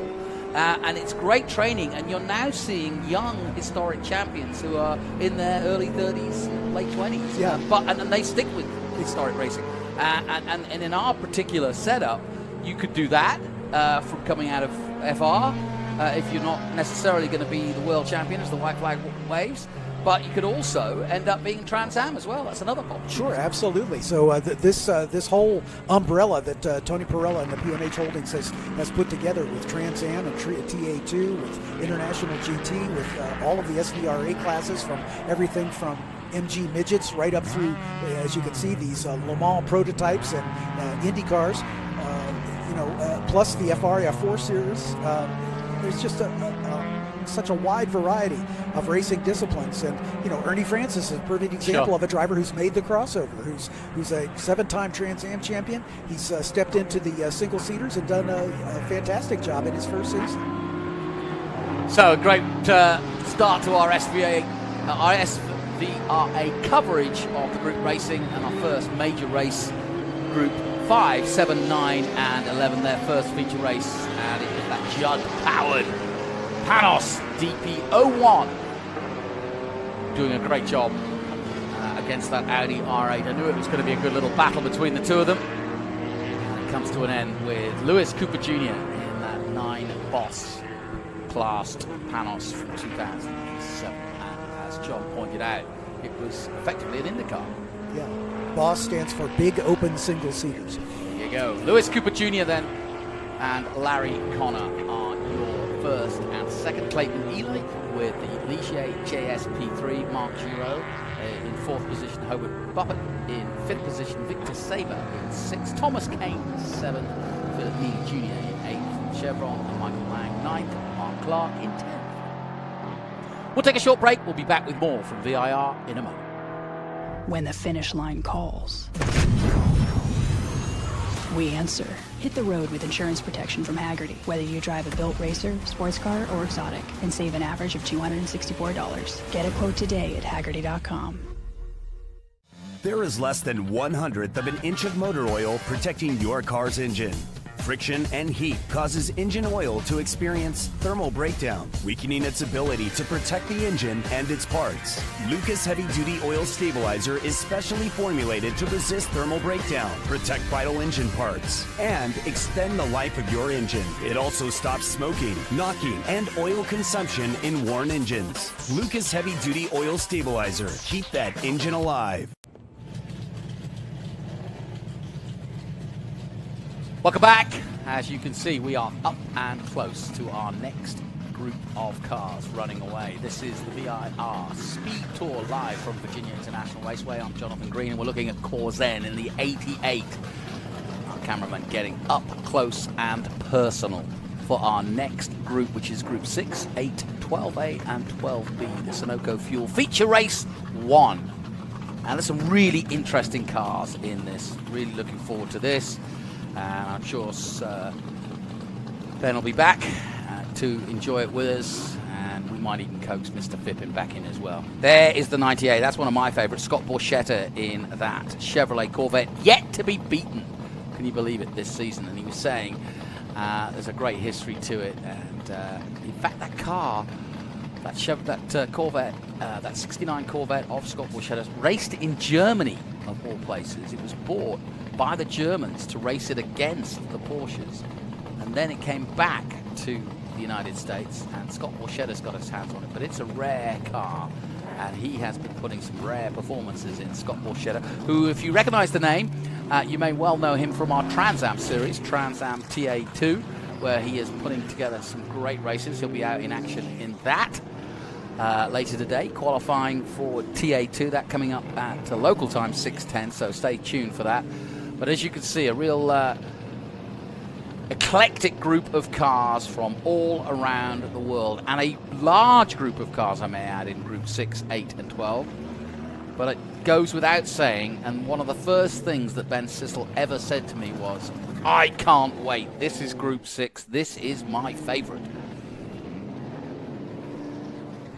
This isn't my favorite. This is... My favorite is the small bore British cars. Oh, that's true. You're probably more of an expert on American muscle than I am. Well, I do like my muscle cars. I have to say, if I had a choice, one of those Corvettes would do me fine. I'm not so much the fan. I love them old Mustangs. But not a big fan of the new ones as much. They're a bit bulky for me. We got to talk about this, though. This is Group 6, 8, and 12. So Group 6 is American muscle cars. Yeah. Big bore production cars, basically, not just American muscle cars, because we have Porsches and Jaguars that race in that. Group 8 is more medium bore production cars, and then 12 is after 1972. So there's some David and Goliath stories here, including this Mustang and that 63 Corvette starting in the back. Those are some powerful, fast cars, so watch for them to move up front quickly. Yeah, I'm just looking at this sort of eligibility rules. And like you say, Group 8 classes generally follow SCCA class of 72 with some adjustments for cars that were either not recognized by the SCCA or have specifications that significantly change their relative performance. Nicely put. But that's what it says in the rule book. Look at this crowd. So let me go through here real quick because it looks like we have 26 cars. Starting out with Robert Corzen, Group 12, Ford Mustang Boss 302 from 2013. Behind him, you'll see Scott Borchetta, the big machine Chevrolet Corvette from 1969. That's a Group 6 GT. Mark Hildebrandt in a 6 GT 1972 Chevrolet Corvette. Patrick Sessions, Group 6 1963 Chevrolet Corvette, but starting in the back.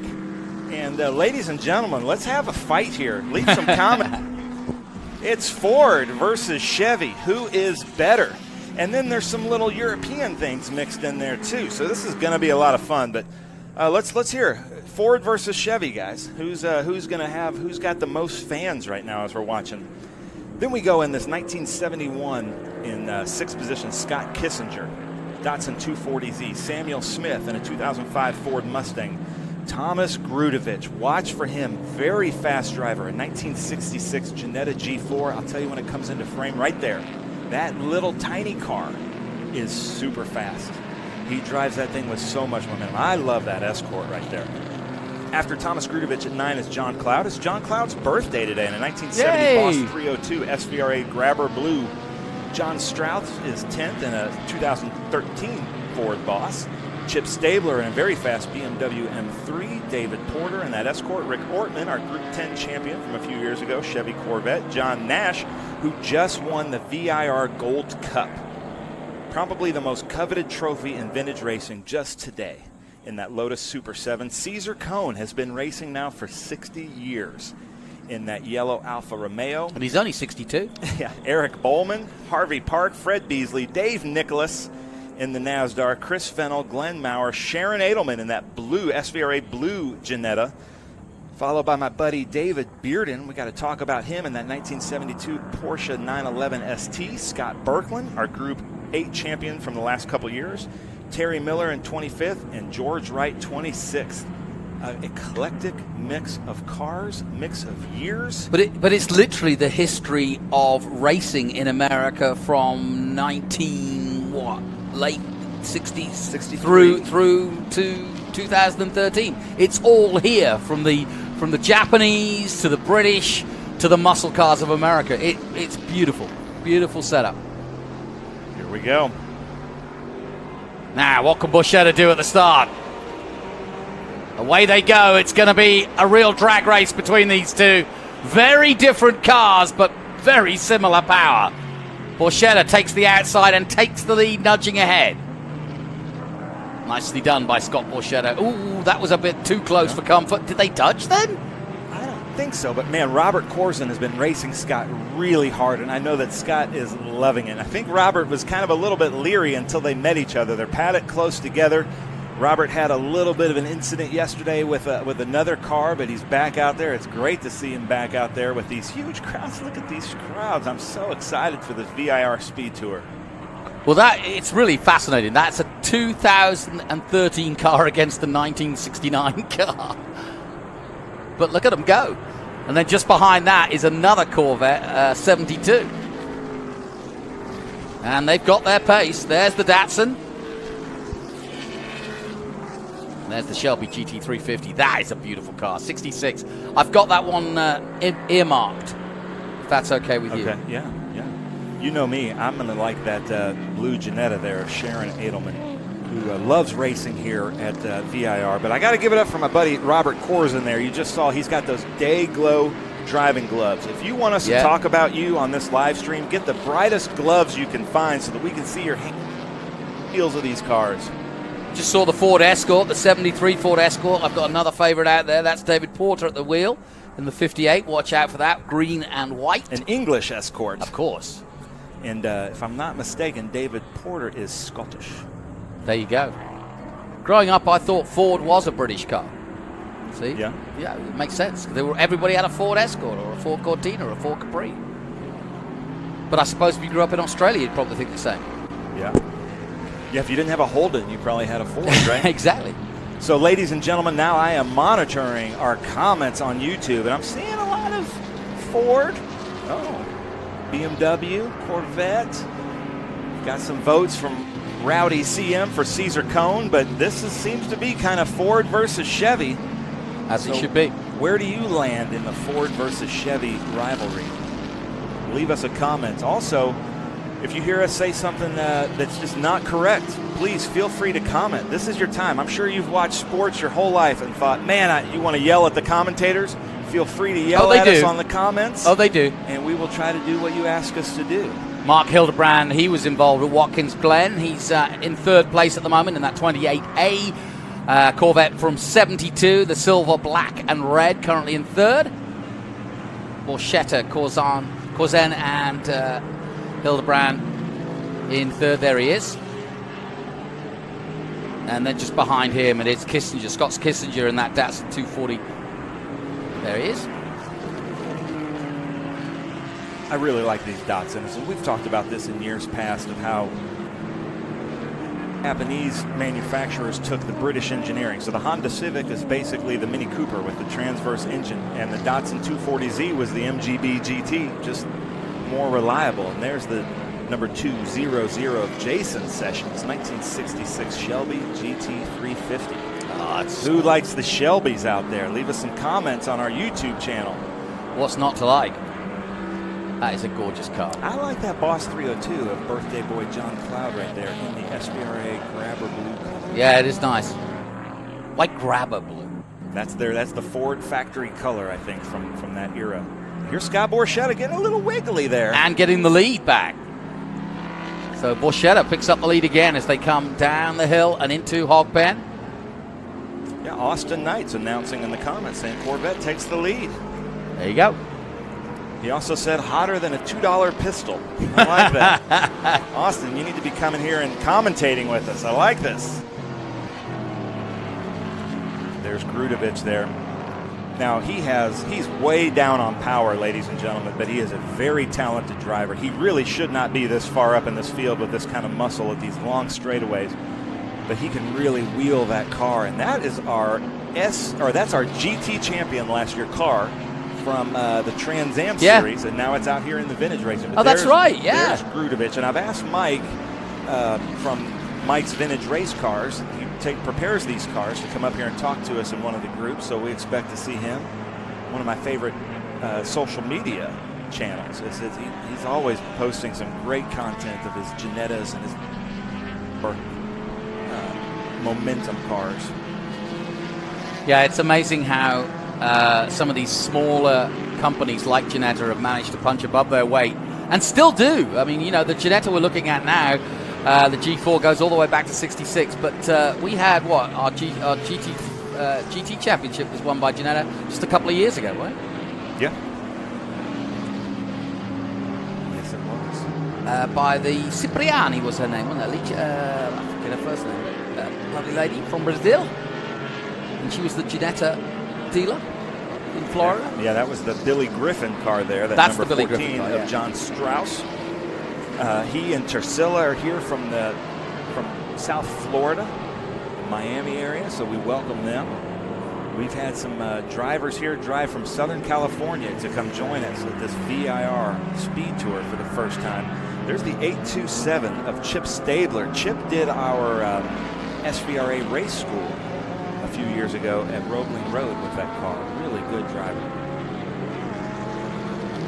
Yes, we haven't mentioned the German entries that much. Obviously, we've got Porsche, BMW, and we've got the odd Alfa Romeo out there, 1967 out there, Cesar Cohn driving one of those. Yeah, speaking of fights, it's Axis versus Allies. We've got the American and the British cars versus the German and the Japanese and Italian cars right here. It's World War II on VIR as we speak.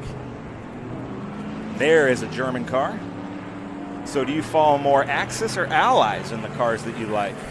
I'm an Ally. I'm an Ally guy.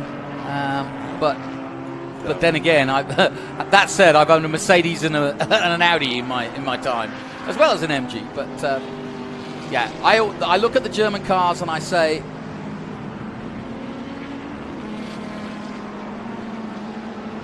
sorry, I distracted you, Jonathan. That's Austin Knight made a comment that he covered the F4 and FR America's E-Series during lockdown. Well, see, there you go. There you go. Here's your car, David Porter, right there in that Ford Escort. Look at the fender flares on that car. Now, when I was a little boy, I saw one of those every 4 seconds almost going past my house. Were they all smoking like that? You know. But that was the car of the day. Loved it.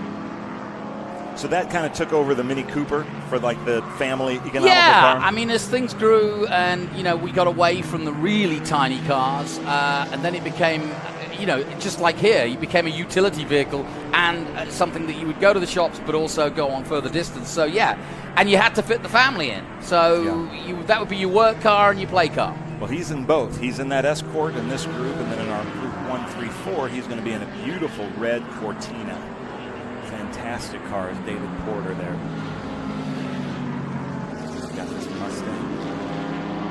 What do we have here? That's number 87. Eric Bowman in a Group 6, 1969 Ford Mustang Boss 302.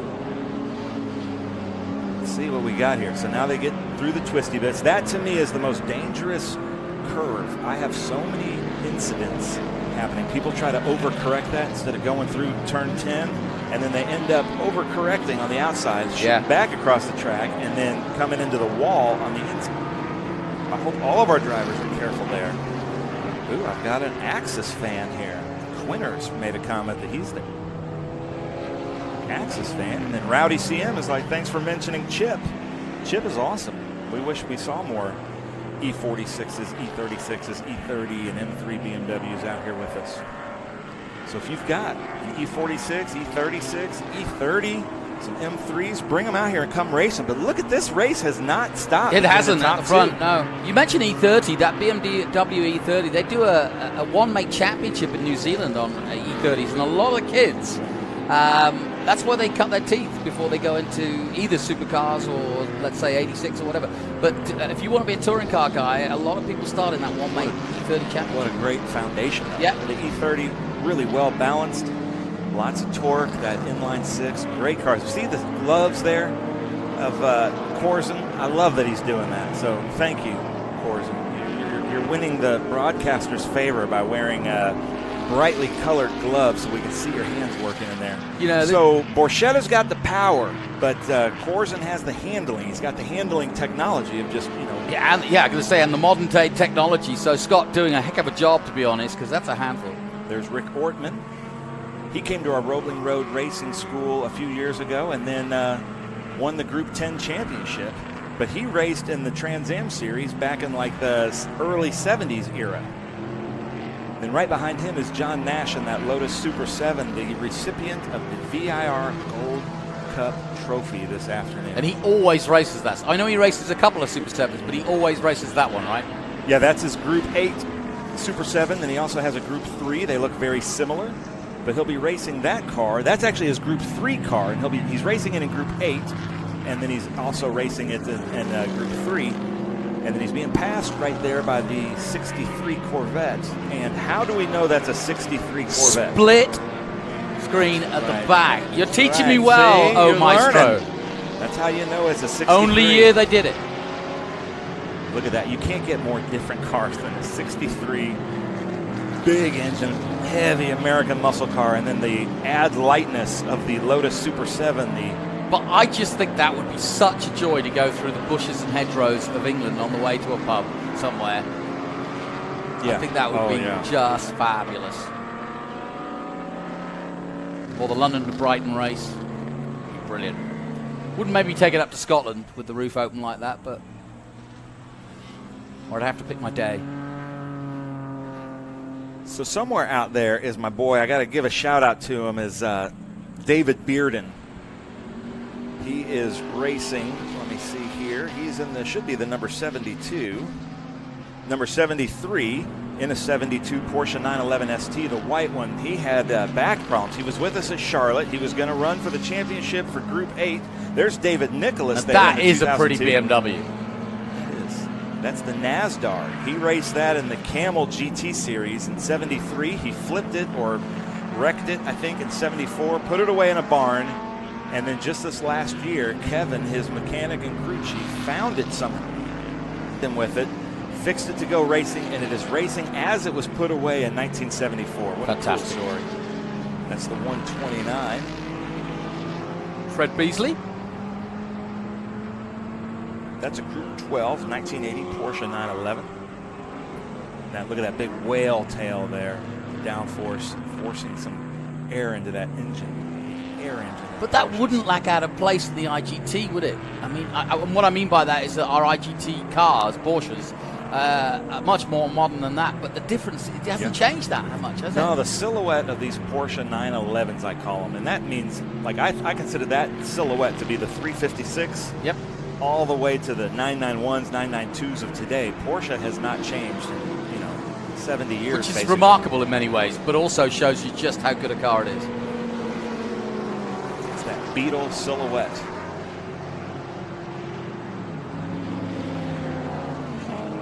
So here come the leaders.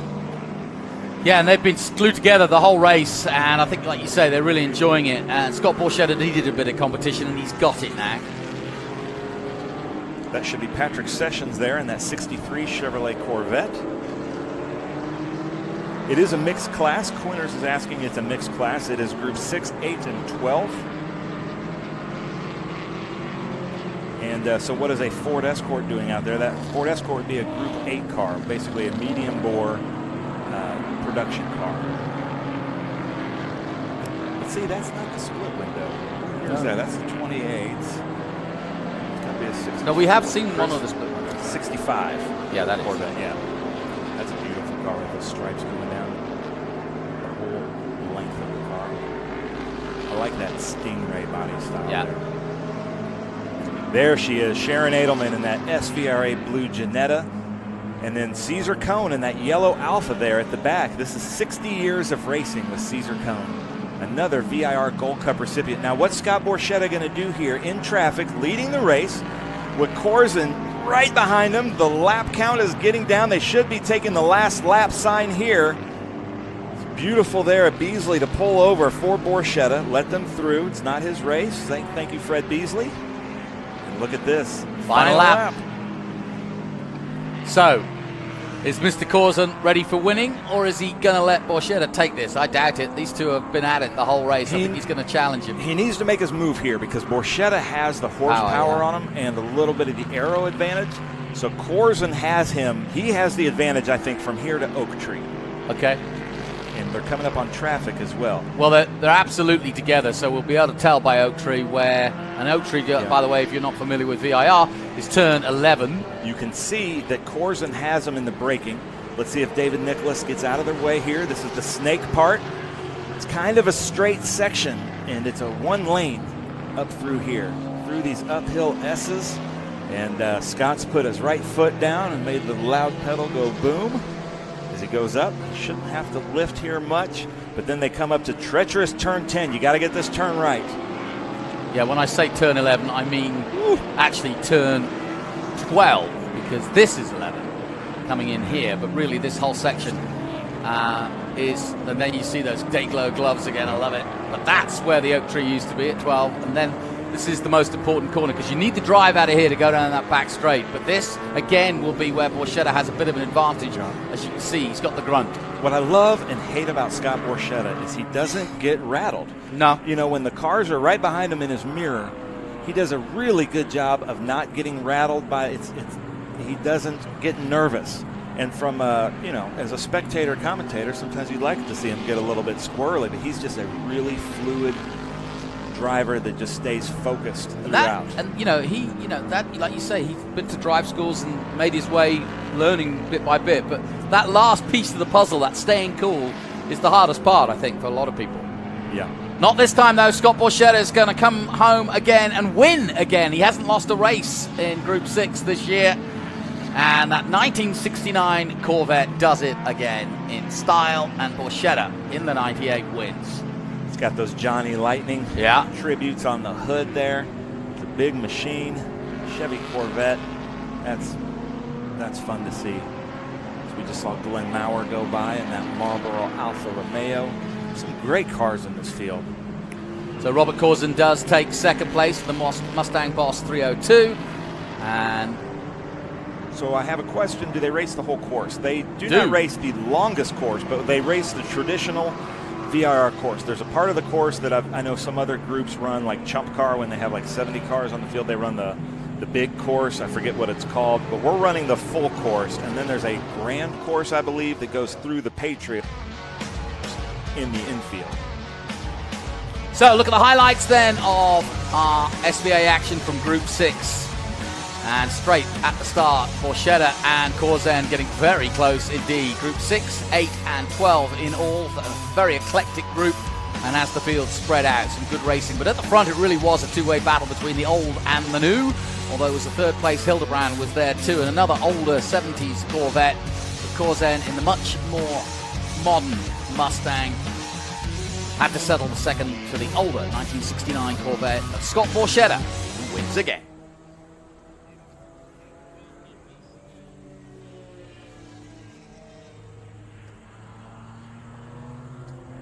So leave us a comment if you're watching this. What was your favorite car in that group? What do you want to see more of? What do you want to see less of? Or what do you want to hear less of?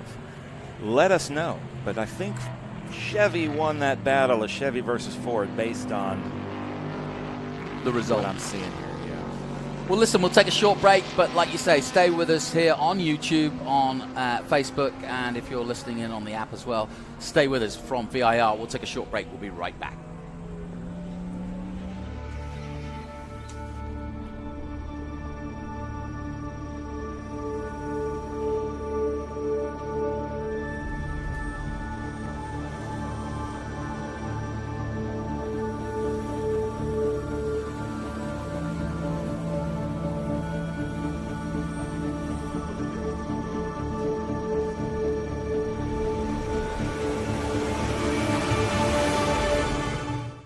keeping your Pride and Joy perfect is as easy as 1, 2, 3. Start with Slick Mist Speed Wax. Simply mist on and wipe off for a professional detail or shine. For your tires and trim, there's Lucas Slick Mist Tire and Trim Shine. Spray on and wipe off for better than new look. Then finish her with Lucas Slick Mist Interior Detailer. Just spray and wipe. Easy. Use Lucas Slick Mist Car Care products and she'll never look better. Fast, easy, and professional. Really, it's sort of like having an extra set of hands. Or 3. And we'll see the Lucas Slick Mist car of Tommy Dreesy out in TA later today as our Speed Tour continues from VIR. Ben Sissel and Jonathan Green bringing you the action as we turn our attention now to Group 2. And again, some real classics in here from late 60s all the way through to what? 2000 with a Van Diemen RF 00K. So we saw Mark Giroux there up front in this Formula B. Then that's Scott Fairchild, who won the VIR Gold Cup with his father here a couple years ago. Bob Hatley right there drove all the way from Southern California to race for his first time here at Virginia International Raceway. One of the great racers from the West Coast. He and Kim Madrid, who's also in this group, and their group of cronies from the West Coast in the Formula 4 division. They like to take one big road trip a year, and this is the year. This is the event that they picked. There's Mark Clark. We saw him out there in the other event in the S2000. That's a 78 Crossley 32F. And ladies and gentlemen, Duke Waldrip right there. Okay with me saying this, but this is Duke and Faye. Faye, his wife, was our Amateur Mechanic of the Year back in 2019. And Duke, this is his first race back with us. He's had some health issues, and we were so happy to see him back because he's been a staple. It was odd for he and Faye not to be in our paddock, and he is I think, one of the only two or maybe the only person to have ever raced a motorcycle, a boat, and a car at Daytona Speedway. Ha! That's a great accolade. Kim Madrid in that all-pink Crossley. Can't miss that, can you? Kim Madrid, another from Rancho Cucamonga. How'd you like the head? I love that mohawk. That it might take a few tiny little seconds off her time, though, but she doesn't care. She's got I'm going to buy that for Tony when he's on the grid with you. Yeah. He'll need it. He needs a helmet here. This is where he fell last year. Well, that's it. Yeah. I thought you tripped him up. I might have.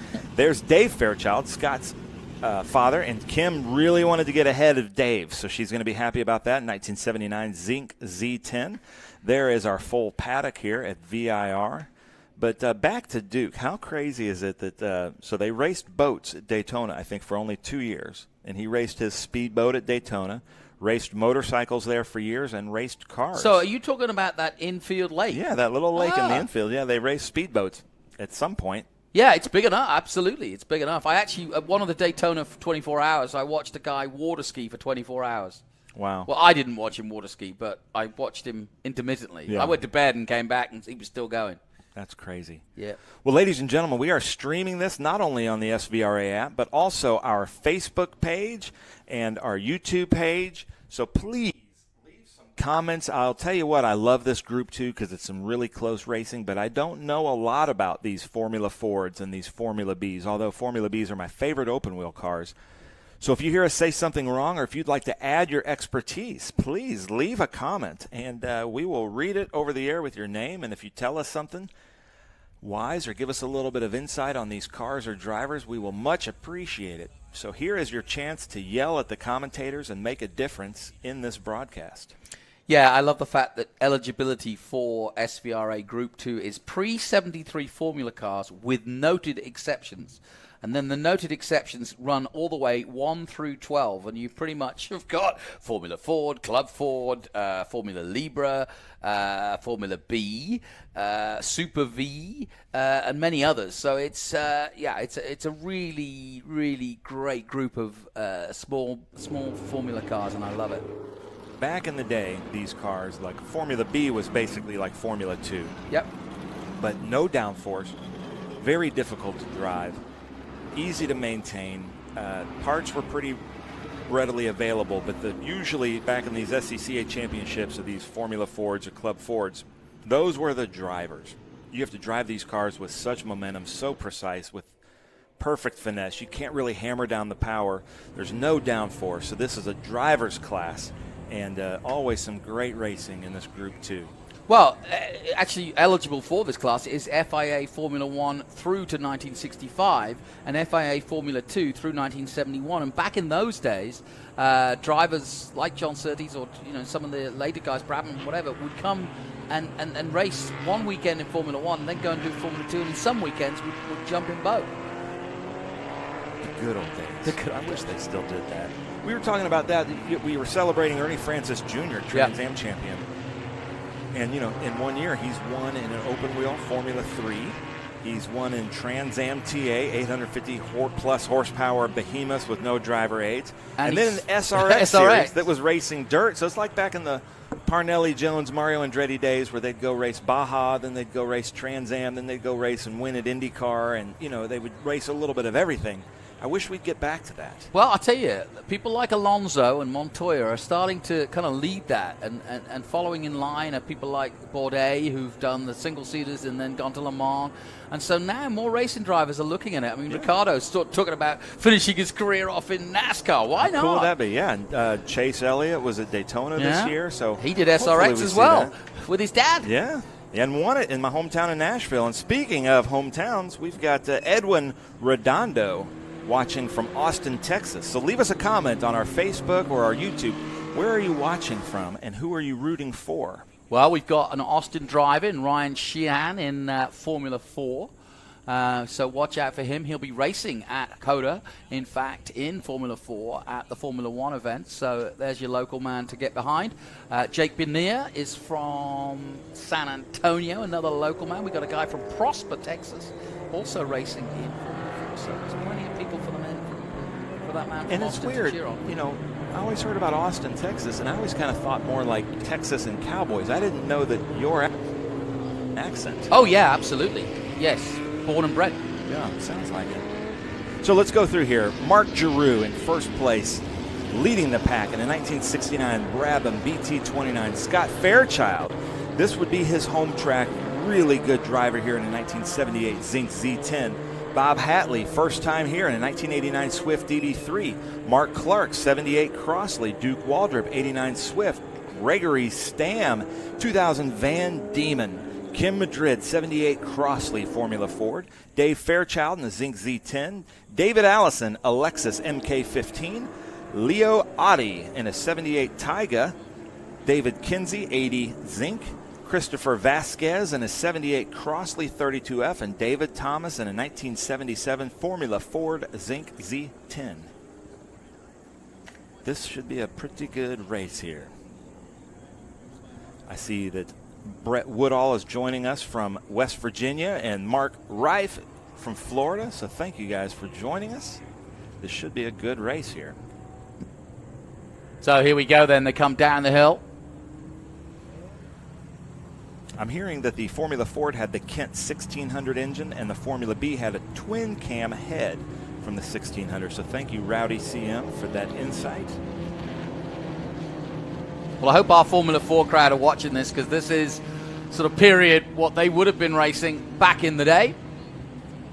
But here we go. Good field. And a great circuit to race at with these cars. Nice and narrow, but plenty of places to overtake as they accelerate away towards the horseshoe for the first time. Group 2, feature race 1. We're not going to see the whole race of this, but we will see them in action later in the weekend, because each on every of our SVRA groups gets 2 feature races per weekend. But away they go. Good clean start. Look at this battle for the Formula Fords. Mark Giroux, should be jumping out front, but then we've got Fairchild, Bob Hatley, and Mark Clark side by side there through the NASCAR bend. Look at these trees in the foreground. Really show the speed here. I love these shots that we're getting here from turn 1, green light. Out of the left hook and down through the snake for the first time, past the Resort Hotel. Oh, in fact, that's not the Resort Hotel. That's in the background, isn't it? What do they do at that big mansion there then? That's a hotel also. Okay. Yeah, you can stay there. Look at this. Fairchild is coming up on Giroux. That shouldn't be, but we've got somebody. Chris Nolan's watching from Canada. Well, hello, Abe. Yeah. Hello, guy. And then hi from Dublin, Ireland. Can you do an Irish accent? Oh, of course I can. Dublin, Ireland, is he? Okay, then. Yes. The dog's called Murphy.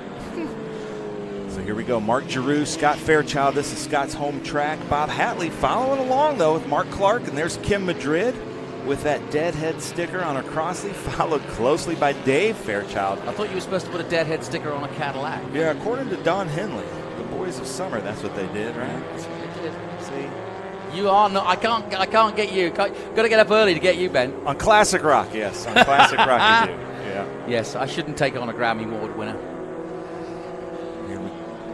The hills here of Virginia. We're basically looking into North Carolina. Right on exactly. the border. We are in Virginia, but we're looking at North Carolina. Yeah. I flew into North Carolina. So here's Scott Fairchild. Scott Fairchild, I would guess he's probably in his late 20s, has a very young child. He and his dad race in this same series. I've been here at different events, and he and Doug Meese will just go at it in these Formula Ford. Uh-oh, it looks like Mark Giroux put his hand up, and I saw some smoke. I think has he got some engine problems? I can't tell. Yeah, he's fallen off. Yep. Mark Giroux there. We saw smoke, and he shut it down. Mark, if we can get you to come off the line there and just duck in behind that wall. I hope. Come on, Mark. Make it around. Looks like he's still under power, though. Okay, so he's just going to kind of coast this thing around safely, hopefully. There's Kim Madrid, who's that ahead of her there in that pink car. Hopefully that's not Dave Fairchild. She just really desperately wants to beat Dave Fairchild. They have a pretty friendly rivalry going here. Oh, she goes off too. She goes outside there at the left-hander. Spins it around. Kim Madrid, I don't know what happened there. Here comes Duke Waldrop in that 62 from the Lone Star State. The name like Duke Waldrop. Yeah, I know. Better be from Texas.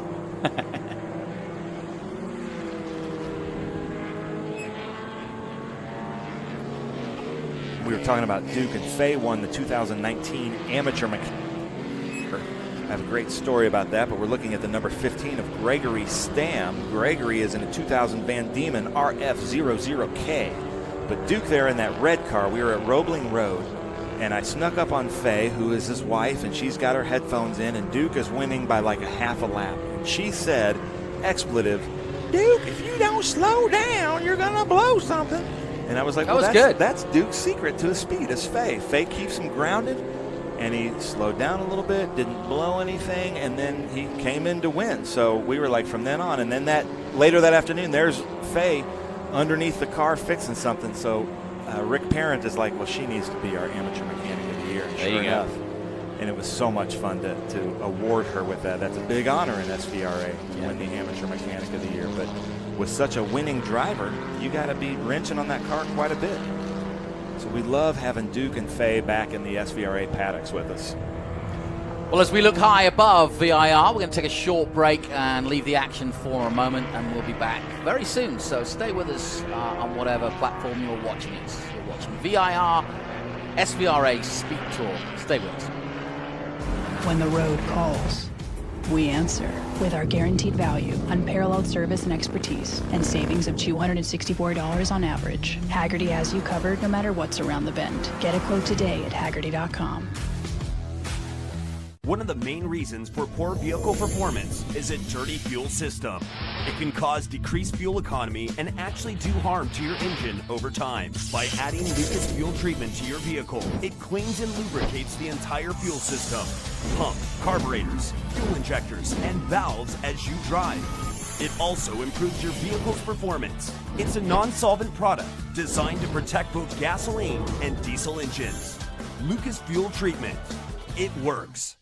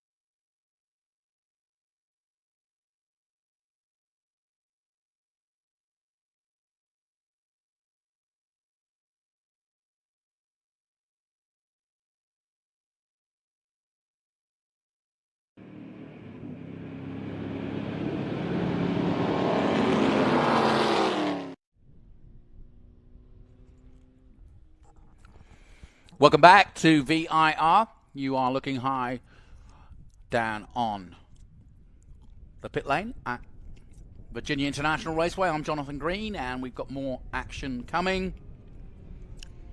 In fact, I should remind you, we haven't seen Trans Am yet, and they'll be qualifying later today, both in TAX, GT, GT, and GT.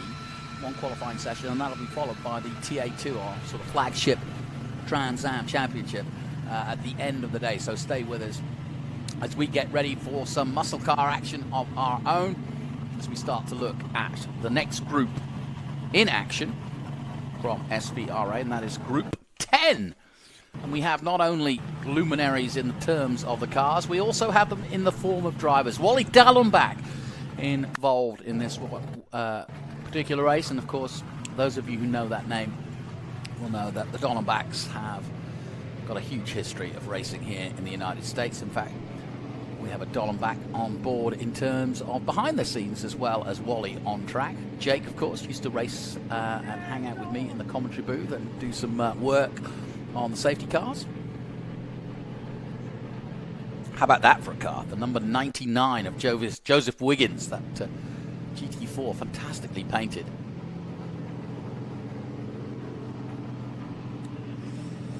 '99B, that's a Python. Lovely. And there's the Camry with the 46 on the side. That number, of course, made famous by Motorcycle Racer. How about those with some gloves? Goes with my socks. Nicely done. 46, Donnie Strickland in that Camry from 2013. There's another. 33A, that's Camaro. Or, sorry, we've got the 33 of Greg Richardson in the Camaro, and then 33A is Joe Mulholland in the Corvette. So watching out for these two.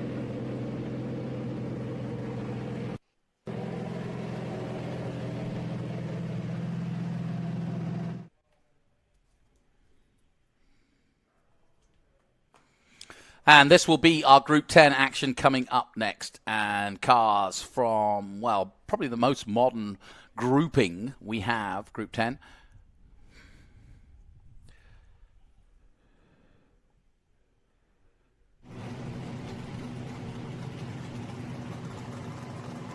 And I can assure you they'll make some of the best sounds you will hear.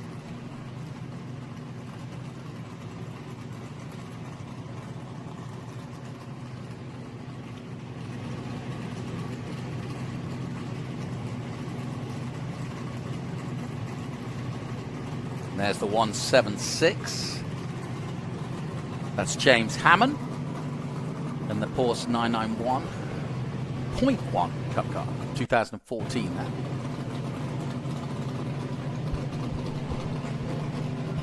Chill out systems, of course, they give us our cool down, cool moment of the weekend. The chill out moment of the weekend, if you will. Chill out systems.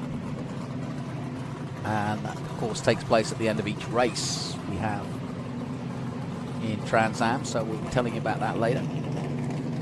Good field of some 20-plus cars in this Group 10 race. And it's led by Wally Dallenbach Jr., not surprisingly, with a 148.5. He absolutely annihilated the field with that. The closest man to him was the 2016 Ford Mustang of Philip Lasco, who we saw right at the start of this run. There's the 09 of Joseph Petkas in the Porsche GT4 Club Sport car in brighter orange. Picked up some flies and some dirt on the way. I think that's the paint scheme, don't you? You wouldn't miss it.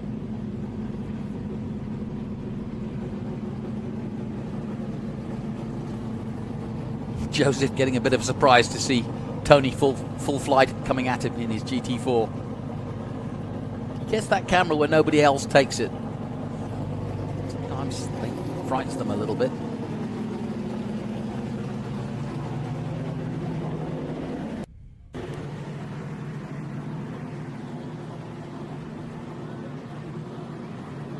And just a reminder, as I said, we've got more action from International GT, which was sadly curtailed earlier, so I hope they get a full run.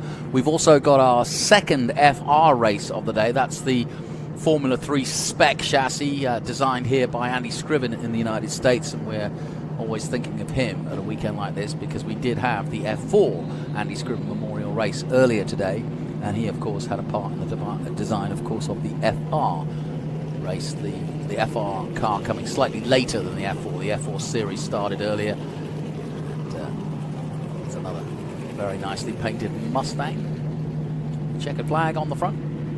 That's the 14 of Lasco. There's the 44 of Wally.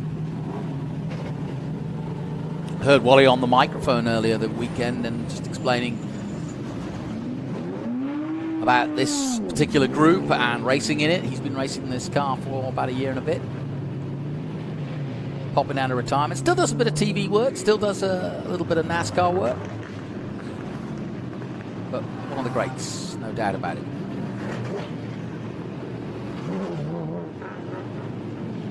So away they go. Also in this eclectic group we have a couple of BMW M3s, a Ford Falcon GT1, got a Ford Fusion out there as well. But that Python, the 1999, that 99B, is definitely one to look out for.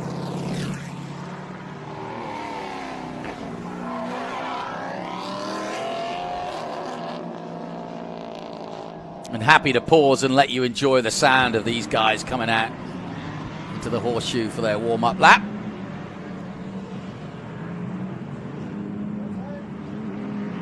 It's when you see the horseshoe from above here, you realize it's a far trickier corner than it looks sometimes from low angle, because going in, it then tightens up on itself, and there's still another, like almost third apex to it on the exit. So it's not one simple corner of one long loop. Even though it's called the horseshoe, it's far from symmetrical in that respect. And so you've got to go in and then kind of find another apex and sort of feel your way around. The same is true of just after NASCAR, which is fairly straightforward, and there's plenty of runoff after that. But then, as you can see, through this next turn 3 and left hook, as they call it, very, very open up into the snake, and then it does just do that. Snakes up the hill under the bridge here at VIR. And I love this shot, one of my favorites, especially when you've got a group of cars all coming at you. Of course, they then head uphill to what, having been around the track, that blind turn 9 and 10, I hadn't realized until I actually went round in a car just how tricky that is. There's the Python, that big wing on the back. You won't miss that. That's for sure. You won't miss this either. Look at that. All right, I've got a neat surprise. Oh, I like surprises. Debbie Cloud. Hey! Who would normally be in this group, is going to help commentate. Her husband is out there. It is his birthday. That was not a birthday wish he was expecting, but I do hope you give it full bells on what he's doing right and wrong, because I know you could be out there if you wanted. I'm injured. What have you done? I had a wreck at Watkins Glen last week. Yeah, she was in the 99 TA2 car. The one that we always comment yes. how pretty it is, because Yeah. it changes colors. Beautiful car, but she's not feeling herself, right? No. I wouldn't say injured, but you just don't feel right in a car. I'm in some major pain. Are you? Yeah. Oh, no. Yeah, so hopefully Coda. Yeah. Yes, hopefully Coda. So you're going to be listening to Debbie Cloud, one of our regulars in SVRA, competitors that is, and of course husband John, and it's his birthday today, is out there right now. What are your chances today, do you think? What's he running here? He's in that Pontiac Grand Prix. Oh God, He's Rusty Wallace. He's way back there. Listen to her. Now, I will say that John and Debbie are very competitive, and in vintage racing, we don't really condone metal to metal, as we call it, but in her stock car, I've got some footage of her at Coda from in her car. She was running the Carl Edwards Affleck car. She has no problem moving her husband out of the way. Yeah, of course. Not anybody else. Well, you got to remember who's in charge of the household. Yeah. Well, the last I checked, when they throw a green, it means go, not stop at the top of the hill. Yeah. So you need to go. Debbie Cloud. So here we come to the start. I love Her it. buddy and driver, also Wally Dallenbach Wally. Jr. leads the field. So Jonathan, take us away to the start here at VIR. All right, the muscle cars heading down this long, long straight at VIR. Always love a start here as they roar past our commentary position and down towards the horseshoe for the first time. That's Phil. Yeah, Phil Lasco there. Just on the outside, that's Wally Dallenbach Jr., two-time Trans Am champion, followed by Phil Lasco and his TA2 car from Mike Cope from a few years ago. It's the Justin Haley car. Yeah. And as a racer, what are you seeing here at the start at VIR? I see that Phil is freaking holding his own there with Wally. I'm impressed. Yeah. Phil's under our tent too. He's a great driver. Yeah, this is going to be an interesting battle, but in terms of the qualifying, Wally did a 148.5 to Lasco's 153.3. So if he manages to hang on to him, it'll be impressive because Wally obviously had the bit between his teeth and is already starting to show. Well, with the horsepower he's got, yeah, he should not lose this race. And if he does, wah-wah. Well, so Wally Dallenbach Jr., here a guest of the Clouds, just has become a really good fan through our V-Rock. And later on, you got to explain the whole Jeb Burton, Debbie Cloud story, too, because Jeb Burton won Talladega this year with Xfinity Series because of John and Debbie Cloud. Well, I don't know if it's because of us, but we like to you help had a him. big part of it. We love to help him out. He is definitely my favorite, which, yes, he's on tonight at 7:30 at, where are they at tonight? Vegas. Vegas, yeah. He was going to come here Thursday and turn some laps in the 99, but too busy working on sponsorship for next year, so tough go over there in Xfinity, but yeah. We just saw Scott Borchetta, I believe, take over the position from Rusty Wallace there. Scott, for some reason, in the number 48 had to start at the back, so he just came through Oak Tree. There it is. There's Wally Dallenbach Jr. in that newly painted number 44. Beautiful car. And when I think of John and Debbie Cloud, I think of you in that entrepreneur car that you raced here years ago, and then that's John's car there. yeah, Wally's doing a good job in that. I give Wally a run for his money if I was in the entrepreneur car for sure. The entrepreneur car won in our Trans Am class at Road America this year to the new owner. That is the fastest car out on the track. Really? Yeah. Well, I think I told you at Sebring you guys were running that in 2000. The first year Trans Am ran with us, and you and John would have both qualified in your 20, 30-year-old Trans Am cars, I think 7th and 8th. So that shows the speed of those cars still. Oh yeah, they got a lot in them. That's why we don't drive them anymore. So VIR, explain to the fans out there why this is such a fun but also difficult track. But let me tell you, man, you take one tire off the wrong way, especially going through the S's, you are done. It's kind of like a pull your panties up and go. Yeah. So that's James Hammond there in the 2014 Porsche 991 Cup car. And this is a mixed group of racing. So you've got some of the stock cars from the Cup car, the NASCAR days. These are also called Porsche Cup cars. And you always get confused when you hear Cup cars. And then we've got some Trans Am cars from back in the day. But it's basically they're running around the same lap time. So that would be kind of more like a GT1 type car there with the Porsche Cup cars. So where's that number 2 stock car? How come we don't got him on any of these videos? Where's the Rusty Wallace, the Yes, Miller come Genuine on. Draft? Come on, camera guy, let's coming up go. Through here. Well, we don't like to go all the way straight back to 13 immediately. It's usually Debbie roasting her husband. Well, you see, she started it, so I mean, I don't even know the man, but I know if he hears this, he's not going to be happy. Yeah, probably not. And John Cloud, the recipient of the VIR Gold Cup here a few years last ago. year. Last year, yeah. Yeah, COVID year. There's a Porsche Cayman. See, this is torture because if I was out there, I'd be kicking his behind. Oh, you censored yourself, didn't you? I did. Have to. We don't follow the FCC rules in the live streaming. Lap 3 of 8 here at Virginia International Raceway with Ben and John and Debbie Cloud as our guest. Her husband is out there racing on his birthday in the Miller Genuine Draft. There is Scott Borchetta. In that school bus yellow, number 48, after his hero Dan Gurney. What year is that car? That's 220. What's he doing? I know. Well, you were racing your new TA2 car in this group. Yeah, but I also don't run in TA2. He runs in TA2, so he needs to take that car and run in TA2 and He's get out of vintage. He's doing practice. It's pretty smart. Well, you're not allowed. That's not allowed.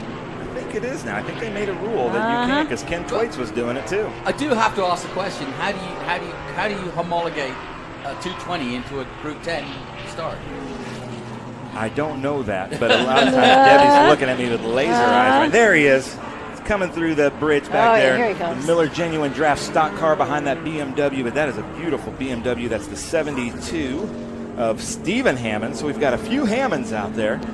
That is a 2004 BMW M3. That's the 520 of he's Tom into 11 now. Kapczynski. Go, dude. So are you still sharing presents at this juncture in your marriage, at birthdays or not?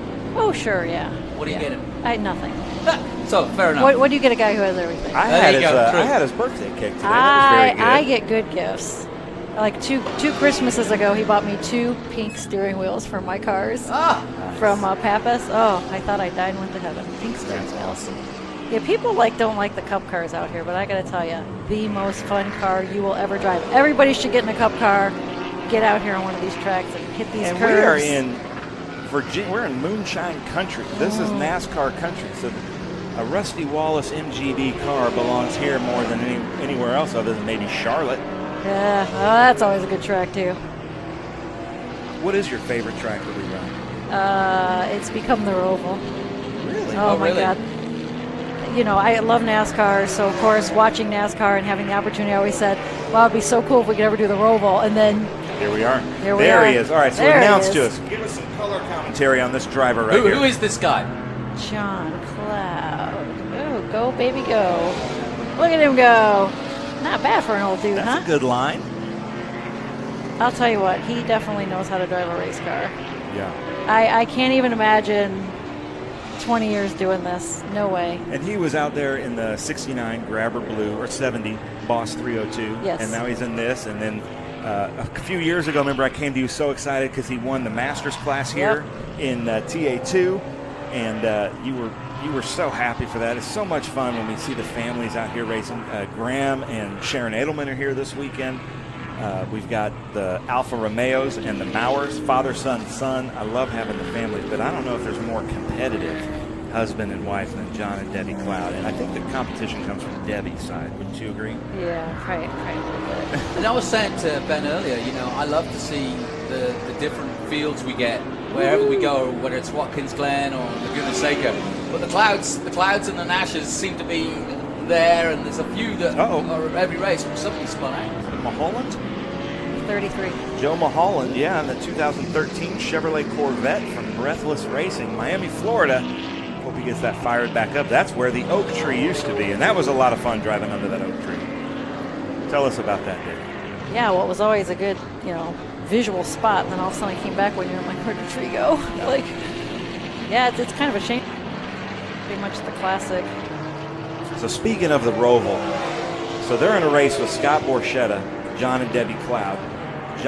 Scott Borchetta and Debbie Cloud are up on the podium, and both of their sponsored NASCAR drivers were racing, I think, that night somewhere. Yeah, in Atlanta. Because Scott sponsors Jade Buford, Yep. and then you're with Jeb Burton. Yep.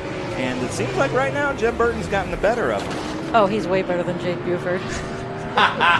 If there's one mistake that Scott's making is he should sign Jeb up, not Mr. J. But, whatever. No, I'm I sure. love Jade Buford.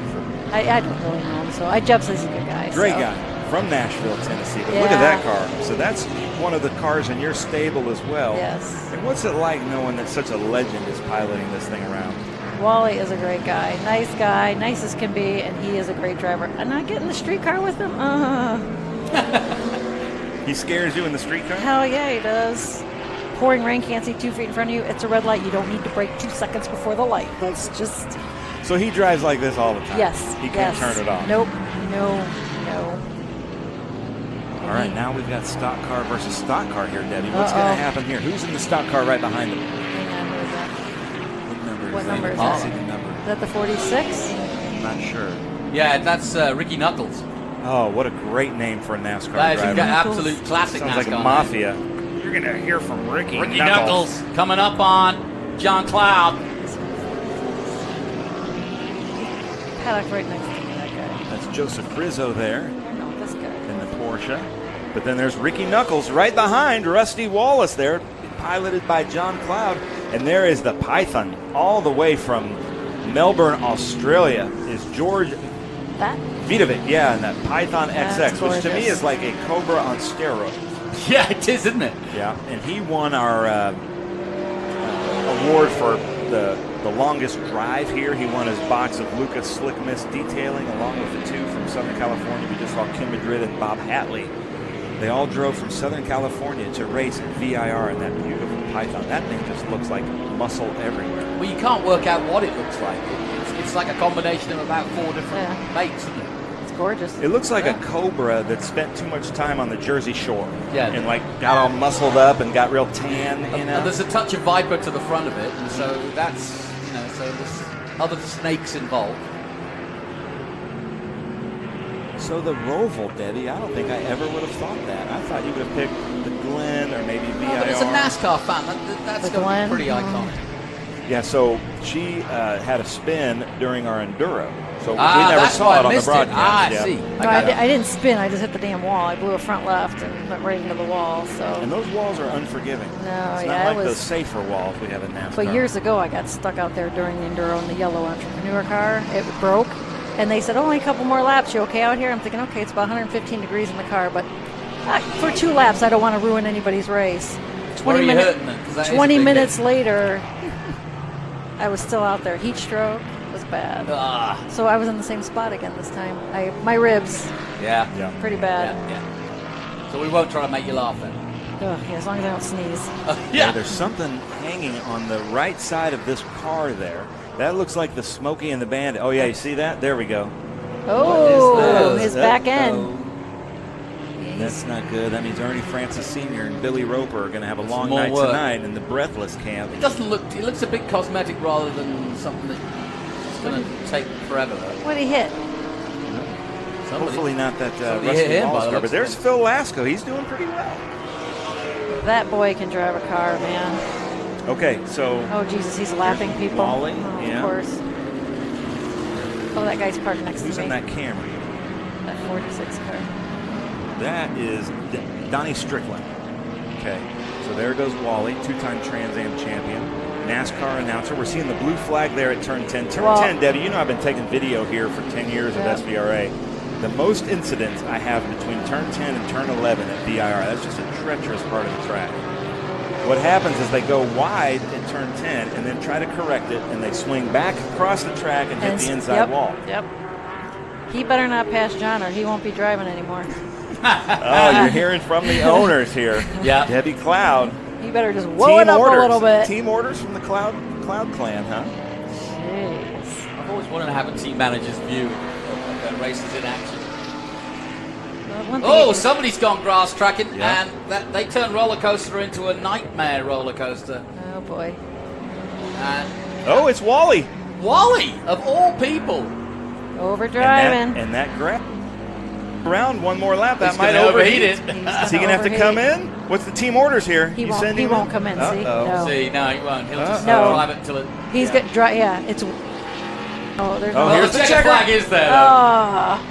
So that, we'll give him that. He had to finish the race. Look what he's doing. See, look, Debbie, he's doing the business. Good, smart man there.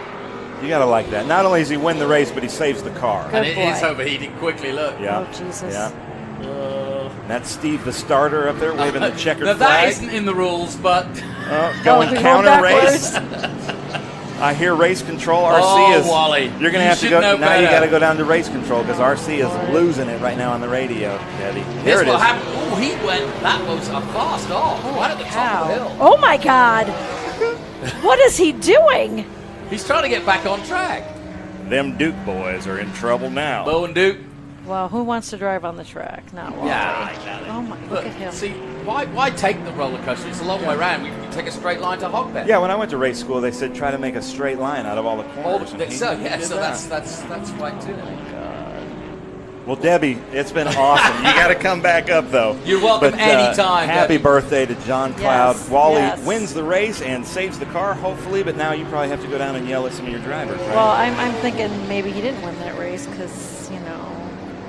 Well, to be fair, he would argue that he took a short thing here. No, but he would argue that he got it into a safer place than where he was. Oh, yeah. We'll see. Trust you might me. need to go downstairs and talk to race control. Wally will talk his way out of that one. I'm sure. He was like, look, I was in a precarious place. I won the race. I passed the checkered flag, but then I realized I needed to get out of the way. He's son of like the most famous steward in the world, of Wally Dallenbach Sr. So Yeah, I'm sure he's learned some tricks. His dad's getting inducted into the Indy Hall of Fame. Oh, wow. And yeah, in Detroit. They're That's good at awesome. Right? That is crazy. My hometown. Yeah. Go Lions.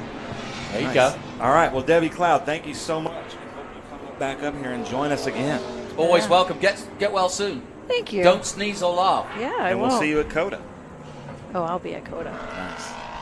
We look forward to it. Let's have a look at the results then for our Group 10. And it was Wally Dallenbach Jr. who put on a sensational run, finishing in style, missing out the roller coaster, and then just taking the checkered flag in that Ford Mustang Cobra. Phil Lasco taking second place. That's how they started, to be fair. Jody Miller taking third in the Porsche GT3 Cup. Scott Borchetta from the back to the front. The 48 finishing fourth ahead of Richardson. Hammond in sixth place. Joseph Wiggins, Tom Kopinski in 8th position, Steve Hammond in 9th. Ricky Knuckles in the Chevrolet Impala. What a name. I'm going to change my name by default to that and see if I can get a ride in a race car.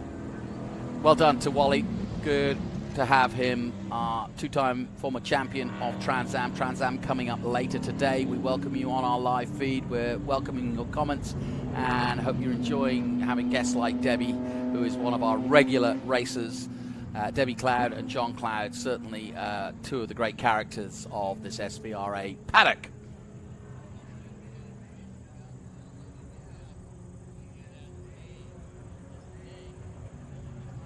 And we'll take a short break here from the Speed Tour at VIR, and we'll be back with more action in a moment.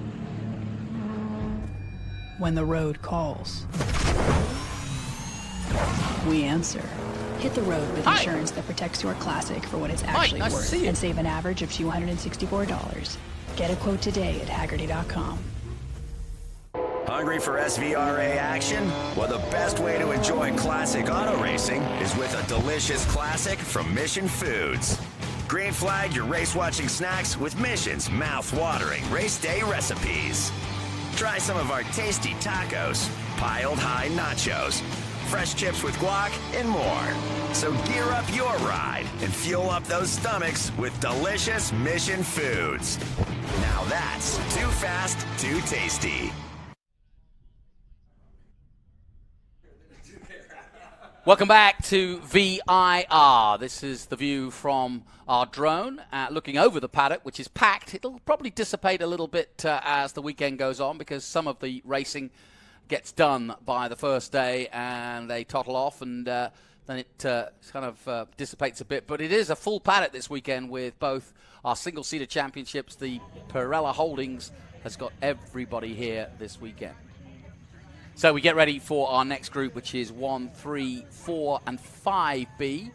And I'm joined in the booth by Mike Clifford, who has some skin in the game, as they say. But you have crossed the wire because we've already seen some of the Jettettas that you brought in action. First and foremost, Mike, tell us a little about how you just got involved with this, and who are we looking at here? Oh, that's Chris Domingo. He's in. Who are your guys? I know that's Chris. It is Malik. My guy out there is Michael Orrit. He's in a 1959 Elva Mark IV sports racer. Nice. He'll be a little bit farther down the order, I think, at least to start. We'll see. He thinks he's got 5 seconds. I'm not sure if that'll happen, but I like his enthusiasm. So. Yeah. So, Mike, tell us a little bit about what your setup is. You're based in New York, but moving, did you say? Yes, yeah. My father and I have a shop called Michael's Vintage Racing. We do a variety of different cars. I think we've got 20 different sports cars, formula cars, sedans, all kinds of stuff, vintage stuff. And we're in New York for now, and we're actually done with a new shop that we're moving into in South Boston, Virginia, so just about 40 minutes down the road. So we're looking forward to being locals here. John Nash, another one of our regulars, getting ready to go again. He's been in action already. So why vintage when, I guess you've got a choice if you're into cars, but did it fall into your lap, or is it something that's been in the family? Yeah, I really had no choice in the matter. My father has been a car guy as long as he's been around, and brought me down the same path. He worked for Luigi Canetti back in the 70s, right, the North American racing team, and he started the vintage racing business back in the early 90s. So I was barely around at that point, and I've been around racetracks as long as I can remember. You know, I think it's only when you physically go to a Watkins Glen or a Lime Rock and then realize the Canadian circuits nearby that you realize what add New Jersey to that. There's so many circuits that are around that area, and when you start looking at the Can-Am from the past, you can see why that became that area became a hotbed for both vintage racing and, you know, modern sports racing. Yeah, absolutely. I mean, the great thing about it is you've got a nice density of tracks, and each track has a number of unique features that it brings to the table as well, especially back in the past when you had tracks like Bridgehampton. Yeah, exactly. We actually did Bridgehampton in our Trans Am E-Championship. It was great to bring it back. That was Alan Casavant in the Lotus 7 we saw. We're now looking at, I'm just going to check the number. So, but this is a huge field, Group 1, 3, 4, and 5, and you mentioned that Elva. But we've got cars that go from what, the mid-50s all the way up to the 90s. You've got a Mazda Miata from 1990 here. Yeah, We've got a 99 Miata. This is a really interesting way that they've done this, because even though you have a wide variety of types and ages of cars, the speeds really aren't that disparate. So you're going to get a lot of interesting battles between cars that, you know, have decades between them, but their traits put them in the same place on the track, and that can be a lot of fun. That's something you don't see in most types of racing. Mike, what would you argue, and it doesn't matter whether you prepare them or not, what would you argue is the hardest car in historics? Let's look at this group specifically, to maintain when you're looking for parts, when you're looking to keep them going, or where they've got a weakness that was in the original that you're constantly having to repair. Right. Well, that's the thing. I mean, a lot of these cars that you see, especially in a group like this, you've got a few different production-based models, but you have things like our Elva, the Mark 7 that's on pole with Joey Bojalid, the Malik behind it. Those are small volume cars, and you would assume that a lot of the stuff on that, you know, they only made a couple dozen. Where are you going to find anything? Right. Luckily, because those companies were so small, they didn't have a lot of budget, so they would use parts from really common companies. So you see a lot of Ford parts, a lot of British Leyland parts, and those, fortunately, are still pretty available. So it makes the big part of it easy. Yeah, Leyland didn't make great cars, but they make great parts. Well, exactly. Because they needed to. They had to, yeah, exactly. Or is that Lucas I'm thinking of? Both.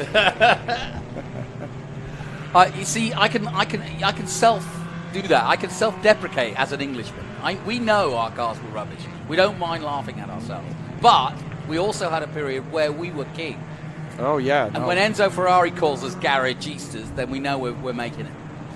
No, if the British know anything, they know how to build a good race car, that's for sure. Oh, that warms the cockles of my heart. Well, let me go through the field here, and then we'll get back to more of Mike's expertise. But how do you say this first, guys? Joey Bojalid. Joey Bojalid in 1963 Glad you're Elva here, Mike. MK7. See, I know my Roman numerals.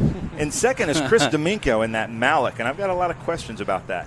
John Nash, recipient of our VIR Gold Cup today in that Lotus Super 7. Quinn Derby in fourth in a 68 Triumph Spitfire. Andy McLean in fifth in an Austin Healey Bug-Eye Sprite. Alan Casavant in a 1960 Lotus 7. Peter Eustavinus in a 64 MG Midget. He was with us just 2 weeks ago at Watkins Glen. Ken Wilkinson in eighth in a Mazda Miata. Ninth, probably one of my favorite cars in this group, Mark Gobble in 1959 Elva Courier. And Scott, I'm not going to be able to say her last name, in a 92 Mazda Miata.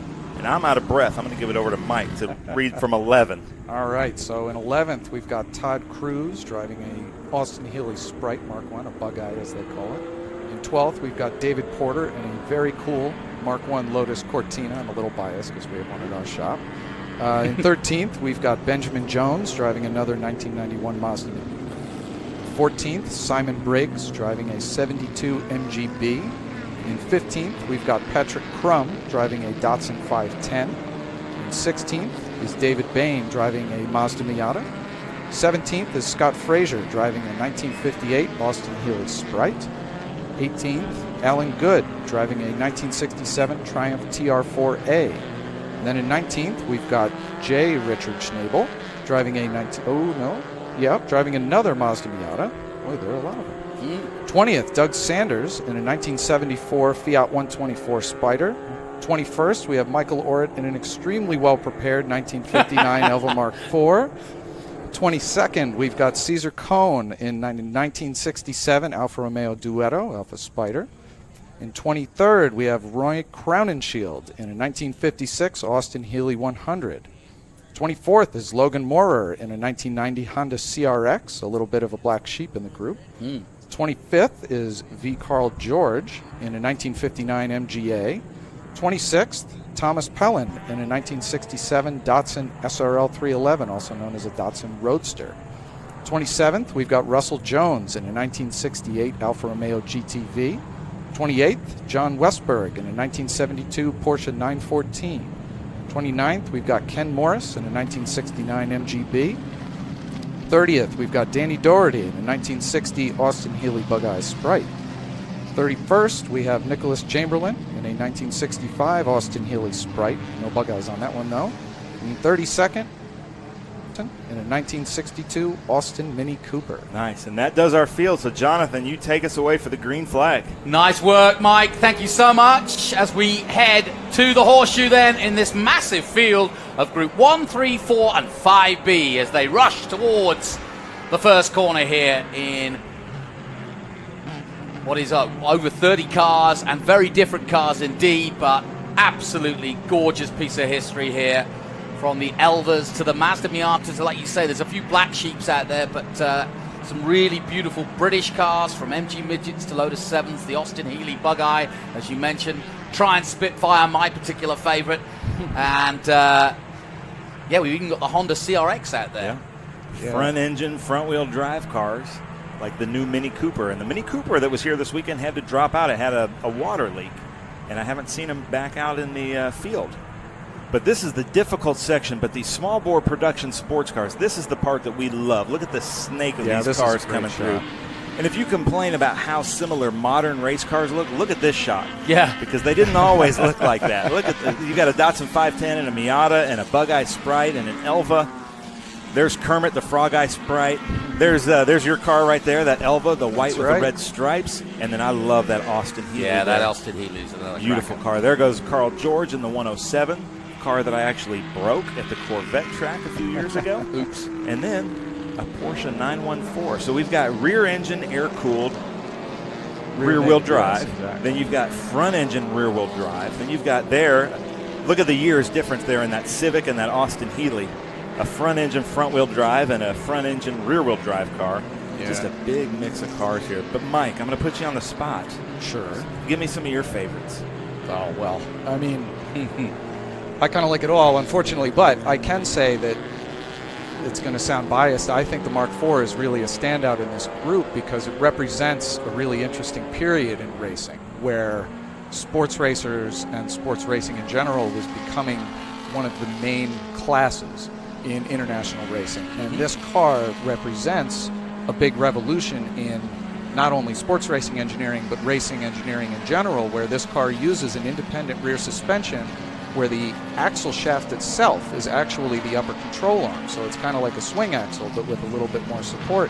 And that was such a big deal at the time that it almost single-handedly usurped the Lotus 11, which was king of the hill for years, to the point where they actually came out with an update using features found on this car. And for reference, just because I'm really looking at it, there are a number of different race groups in here, so it might be worth pointing out. Joey and Chris in the front there are the two leaders in Group 5, and then Group 3 is led by John Nash in his Silver Lotus 7, and Group 1 was led by Andrew McLean in the Bug-Eye Sprite, which I think was the bright green one. No, it's the Scottish-looking one. Oh, yeah, darker. Andrew McLean. But we have comments here on our, so Flying Red Horse MGB says, please tell us who is leading each group. Oh, so perfect. after this lap goes through, that? We'll start to talk about that, but you've been right, Mike. So Joey Bajal, how do you say his name? Bojalit and Chris D'Amico are fighting for Group 5. Joey is leading that. And then John Nash is leading Group 3, followed by Quinn Derby in Group 3. And then Alan Cassavant, third in Group 3. Group 1 is Peter Eustavinus is leading in that. There he is. There he is. But look at that. Perfect. That's Andrew McLean right behind him there. And what I love about Andrew McLean and Todd Cruz that are in this group, Scott and Rick Frazier. Rick isn't here because of a back surgery, but they've set up their cars with their mechanic Mitch exactly the same. So we've got our own spec class of racing. Then the car that's right behind them is that Lotus 7 of Alan Cassavant. There it is. That has the rear end of the, it's a really early Lotus 7 with the skinny bicycle tires. We look at Andrew McLean making a pass for the lead of Group 1, but that Lotus 7 has the Lotus Formula 1 rear end from that year. Oh, it's the 711. That thing's very cool. Yeah, no, and something to point out here is drafting has become the big deal in modern racing of all kinds, but you can see just from that example there, drafting is just as important for these cars as it is for those. Even though they don't have any aerodynamics to speak of, they're still punching a hole through the air. So if you can tuck in behind somebody else, you gain that extra little bit of top speed, and you can put it to your advantage. And it's so important here in this momentum racing, because these are 1275cc, 1500 engines in this Group 1 here. These are probably both 1275s, yes, right? Absolutely. And so very, similar cars. And so the punch in the hole, we're gonna have a lot of lead changes, and I don't see how this guy's getting any traction. Those are like bicycle tires. They really are tiny, aren't they? And that's the nice thing. That car is a lot like the Elva Mark IV in that they use these very specific. Worth pointing out, these tires are 4.5 inches wide in the front and 5 inches wide in the rear. And if you look at any modern sedan, that is probably, I'd say, a little more than half what you have on a regular street car, let alone something built for performance. There is almost no rubber there, and vintage racing in general, most of these cars are running on what's called a bias ply tire. And when you watch or listen to any form of modern racing, everybody is trying to make sure they get as much grip as they can without sliding around too much. Because when you slide, you're losing grip, you're losing ultimate speed. Bias ply tires are made to slide. If your car is not sliding around the track, you're losing some of that ultimate performance. So for me at least, and again, I know I'm biased, but I find it a little more interesting watching somebody really slide a car around. Especially right there. Turn 10, the slip angles that you can see from these bias ply tires. And look at this, a Miata, which I would consider to be a modern British racing car, even though it's Japanese, racing against this Elva of British heritage. It's a Lotus Elan made 30 years later, that's for sure. And reliably. That's kind of like we were talking about. There's a Datsun 510 there. That's kind of when the Japanese kind of started to take over. And it's no secret that they bought Mini Coopers, and they bought an MGB GT, and they made the Honda Civic to be a Mini Cooper, a reliable one. And then the MGB GT became the Datsun 240. Well, yeah, exactly. If you look at the Z car, I mean, they took heavy influence from the Germans. I mean, the engine in that car is effectively a Mercedes 6-cylinder, and they took a lot of influence from the British, seeing what they were doing well, and they all wasn't so good, and that's where they focused. And it was a really efficient, intelligent way of developing a car. And that's the beauty of both the car industry and the racing side of the car industry, is that imitation is basically a way of, it's flattery. It's a way of saying, hey, you got this right, and we're going to do exactly the same, because we're now competing against each other. So therefore, I'm gonna. How did you do that? Right, I'll do it. Yeah. And you see that from whether it be the slightest change, the gurney flap, to everybody going, oh, I'm going to have that because it works, and to whatever it might be. And I love that about our sport, is that is. Everybody else might say, you can't do that, you can't copy the other guy. And you go, no, that's what we do. Look at that. No advantage should be left on the table. There you go. Kermit, the Frog Eye Sprite, and the smile on these bug eyes just shows they're having a great time out there. But I got to point out that Patrick Crum in that Datsun 510 has gone from 15th now in the number 74 to 10th place in that 510 racing with that Miata. What a guy. And Scott Frazier is, let's see, he is 12th. And where did Scott Frazier start? I want to say he started 17th. Started 17th. So 2 strong drives. We're going to see. And what I'm loving right now is we're seeing a lot of, and I can say this as a British car fan, a lot of British cars out there, but I haven't seen anybody come in yet. Look at this. This is a good race here. And you've never really thought that Miatas were big until there they are right behind a Bug-Eye Sprite. And you're like, those things look like tanks. And then here comes Mike Orritt in the back there, your boy. Lurking. Mike Orritt, always a really good driver. he's given me some great footage of that Pittsburgh Vintage Grand Prix. Went through some hay bales, just straight through them one time. I'm sure you had to fix that. That is the kind of footage I do like to avoid. Yeah. But he does do a good job much more often than not. Mike, how many cars are you preparing on a given week? We will do anything from 2 or 3 up to 6 or 7. Wow. On a given weekend. Which, That's a busy week then. Does keep me plenty busy. It's one reason I don't spend as much time behind the wheel as I'd like to. Right. But it is a lot of fun, and it's great for me because we get to see these guys, and a lot of them have been very successful in various areas.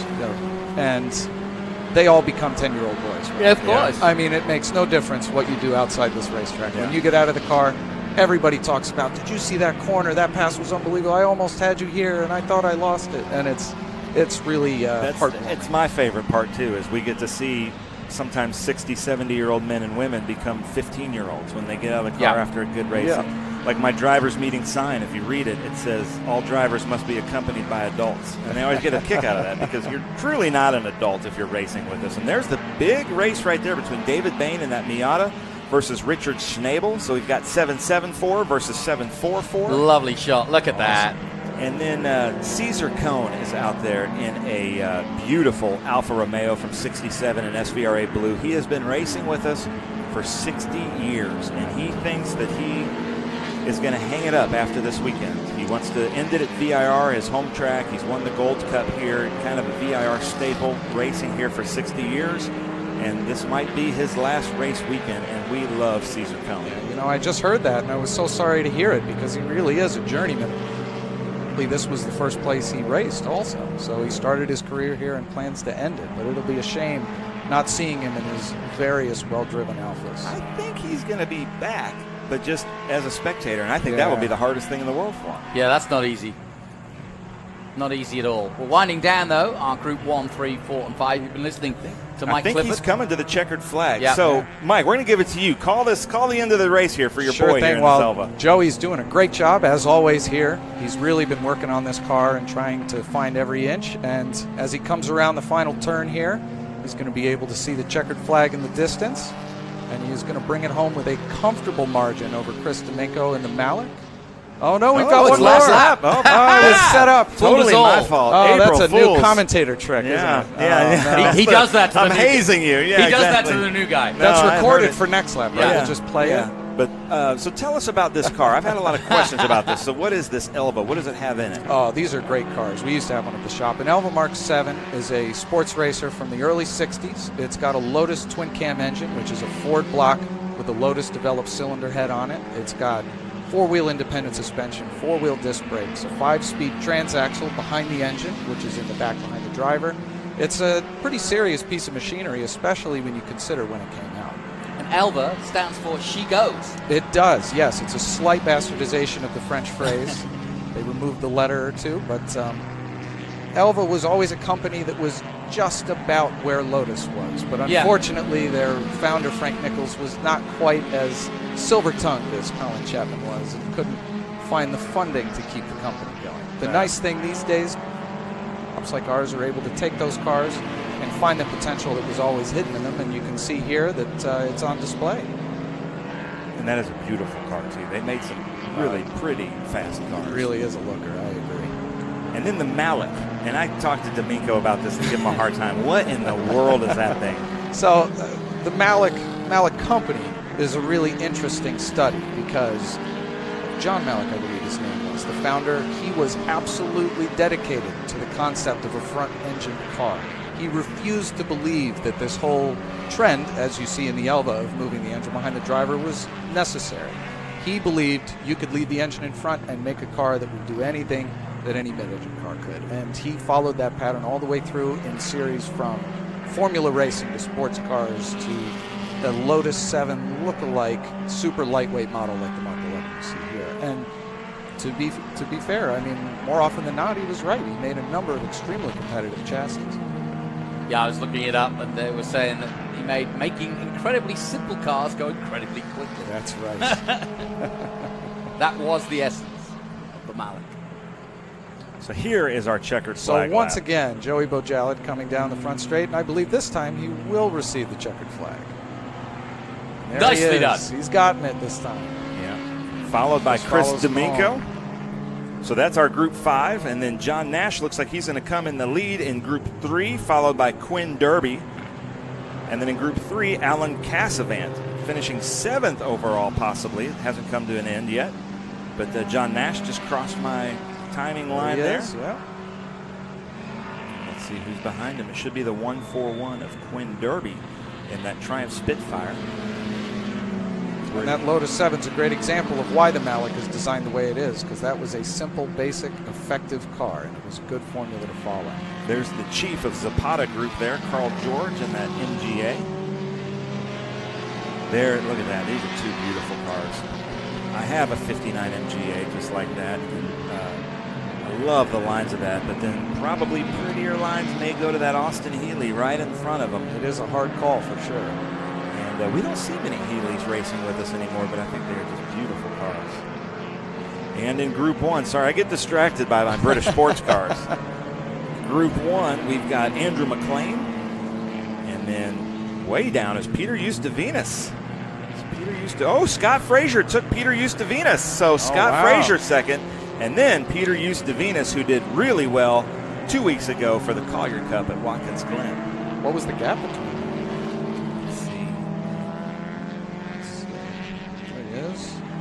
Oh, wow. Pretty significant. Something must have happened there. Yeah. Uh-oh. A little drama. Peter Eustavinus has fallen off there. Well, guys, I've got to go. I've got to go collect the cameras that I put in these cars here. Hey, and it looks like Michael might have just nipped that 124 at the finish. We'll see about that. Yeah, I hope I mounted it far enough forward.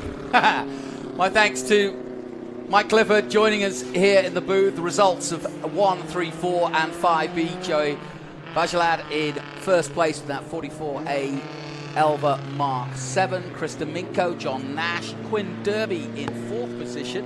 And then Alan Cassavant in 5th. Andrew McLean, as we just heard, in that Austin Healey Bug-Eye, taking 6th. Ken Wilkinson 7th. Mark Goebel in 8th position. Patrick Krum in 9th. And Scott Krasastek in the Miata in 10th position. So, great action. My thanks to Mike Clifford. Great to get an insight onto the Elvas there. That he may prepare the Mark IV, but was very knowledgeable, of course, on the Mark 7 that came through and won the race. Coming up next, we go all modern, because we are going to single-seaters again. I'll be joined by John Phippen once again as we turn our attention to the Formula Regional Championship, the top single-seater championship, FIA of the United States, and definitely starting to really gain some ground here in America. Only a young series, but now very much on par with the rest of the world, because of course the chassis that is used in the FR Regional is the chassis that's used in F3 around the world right now. And as we take a pause from the action, we'll take a short break. We'll be back from VIR very soon.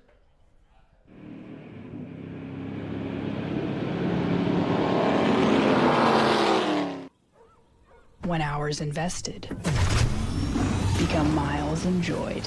Whether you're customizing or building a car from the ground up, Hagerty protects your vehicle with guaranteed value coverage. Get a quote today at Hagerty.com. An important decision is afoot. This man is about to buy tires on TireRack.com.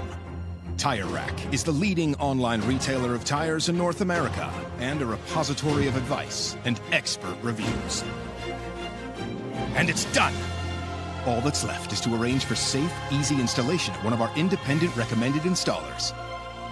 Well, I guess he did that too. TireRack.com, the way tire buying should be.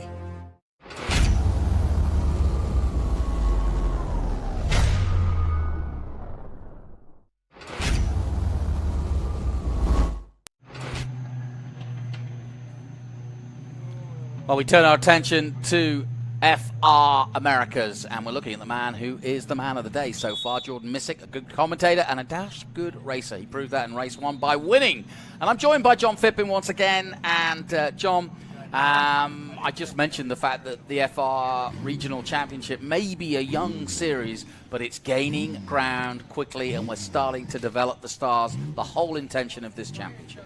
Absolutely right. It's the second step on the 5-step ladder from karting all the way up to the top step of the ladder in the FIA ranks, and that is, of course, the Formula One World Championship. We started our Formula Regional Americas Championship in 2018, was our first year of competition, and we've only got one driver in our field that has competed in 2 of those 3 years, and that is Logan Cuson, who finished 12th in the 2019 championship and finished 8th in the championship a year ago in 2020. 9 of our 13 drivers are new to the series this year, and they cover 6 states and 6 countries. So it's a very international field. You would think with the name Formula Regional Americas that it would be limited to North American drivers. Not the case. Both the Formula 4 U.S. Championship and our championship are open to all comers, and we have a very international field. But it was really designed for these drivers to work their way up through the FIA ladder and have an opportunity to race in Europe. And that's an important factor you mentioned, that it's open to all comers, because a part of this is Americans can't gauge where they are on the world stage, and this is an international series. Certainly when you start to get into FIA F3, which is an international series but the same car, if you want to be the next Logan Sargent, the next Jack Crawford, and I'm talking about the Americans, Juan Manuel Correa, or Ryan Yardley from New Zealand, you've got to leave your own country and race somewhere else to see just how good, if you're coming from a small country like New Zealand, you are. But for the Americans, a bigger country, perhaps with more money and more potential, if you're from Mexico, if you're from Canada, if you're from the rest of the world, we want good talent here, like Josh Carr from Australia, for example, because we want to see where you need to know. It's no good winning the American Championship and then suddenly going international racing and realizing, actually, that was easy. So there's a reason for wanting to have other people here. Yeah, exactly right. And you know, the American racing scene has always been sort of parochial, for want of a better term. You know, the pinnacle of open wheel racing in this country, you know, has always been thought of as IndyCar, and that's what a lot of folks aspire to, and there's certainly nothing wrong with that. The IndyCar series is a very international series as well, but the FIA, which sanctions Formula One and racing all over the world, of course, really is a different draw, and you know, the success of Formula One in this country, with its new home down at Circuit of the Americas, your home track, of course, has really begun to blossom, and Formula One is really beginning to get a toehold here in North America that it hasn't had for years. You know, Formula One racers were not really household names as they are all around the world, except in North America, and that is gradually changing. So it's great to have the opportunity for these drivers to work in the FIA system and finally have an opportunity and a direct path to get to the top levels in Europe. It's interesting you describe it as an American as parochial, because as a European, I always look at this as being not a closed shop, but because it's so saturated with motorsport of its own kind, and because America is such a vast, wealthy country, that to break into America as a foreigner, and I'm talking about racing, but also they say the same in music, make it in America. You know, we talk about the British invasion. Yeah, how many are there? The Rolling Stones, the Beatles. But after that, you know, but my point is, coming to America, being established in America is a very hard thing for a sportsman to do. Sure. Because it's a saturated world. You've got enough here and enough talent here. Exactly. You don't need foreign talent. So yes, someone like Josh Carr does stand out because the Australians know, boy, he's made it in America. He's not just made it in Australia. Yeah. It's a good benchmark, I think. And you know, but by the same token, as an American, you know, I'm jazzed about young men like Kyle Kirkwood. You know, the Floridian, on the cusp of the Indy Lights Championship. He has swept all before him in every open wheel series that he has taken part in. He was the champion of the F4 US Series, of course, but also... And he did it by winning, like, pretty much most of the races he ever entered. Exactly right. And then he stepped up. His database is like 75% win rate. Exactly. He stepped up into the Formula Regional America Series, won that on the trot at his first opportunity, and then because that predated the new scholarship that Honda has put together for the winner of the Formula Regional Americas Championship to race in the Japanese Super Formula Championship in 2022. That was before Kyle's time. So he, made the lateral move over to the road to Indy, swept everyone before him in USF 2000, did the same in Indy Pro 2000, and he is about to win, if he does, and our fingers are crossed for him, he's about to win his sixth championship on the trot from one to the other without having to take an off season, if you will. But let's turn our attention to the race that's about to happen here. This is race number 2 of the weekend for the Formula Regional America drivers. We have 13 cars on the starting grid, and there's been a little shuffle in the starting grid based on a penalty, sadly, that was assessed to Joshua Carr because that first turn incident that basically knocked Josh back out of the race was judged to be his fault. He made contact with Ernie Francis Jr. and created a problem for him, and so the stewards have reviewed the footage of that incident and have penalized Josh 5 starting positions from where he would have. So he would have started on the front row, but he'll be starting in row 3 because of that penalty. But let's introduce the starting alone in row 7 will be the 29 of Nick Persing from Morgan Hill, California for Velocity Racing Development. He did not get a time in the race because his transponder malfunctioned, so he'll have to start in the 7th row by himself. Kevin Jansen making his first start with us with a locally based team, the Wisco team. Kevin in from Boca Raton, Florida in that number 24 car with the Wisco racing team, making his first start with us here this weekend.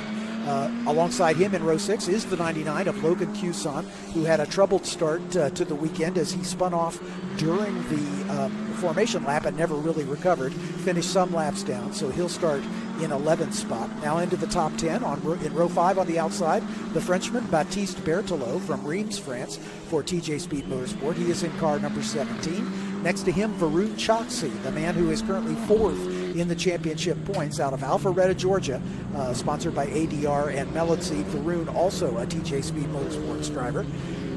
In row number 4 on the outside is the 98 of Ernie Francis Jr. from Southwest Ranches, Florida for Future Star Racing, based by the sponsored as well, should we say, by the Wings and Wheels Foundation.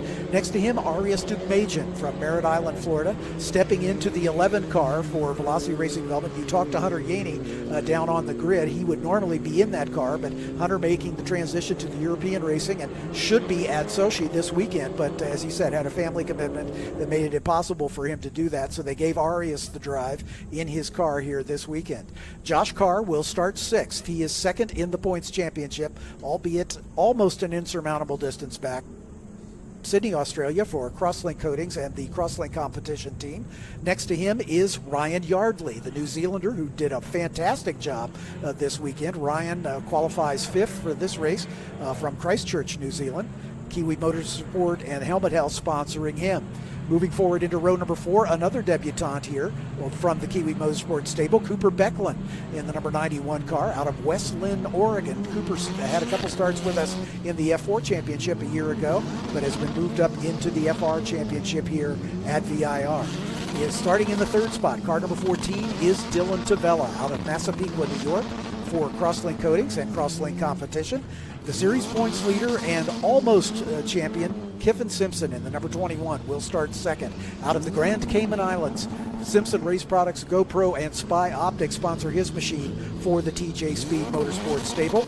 And your pole sitter, the winner finally of a race in this series in this morning's first round, Jordan Missig in the number 48 car out of Shanahan, Illinois, sponsored by the Autobahn Country Club.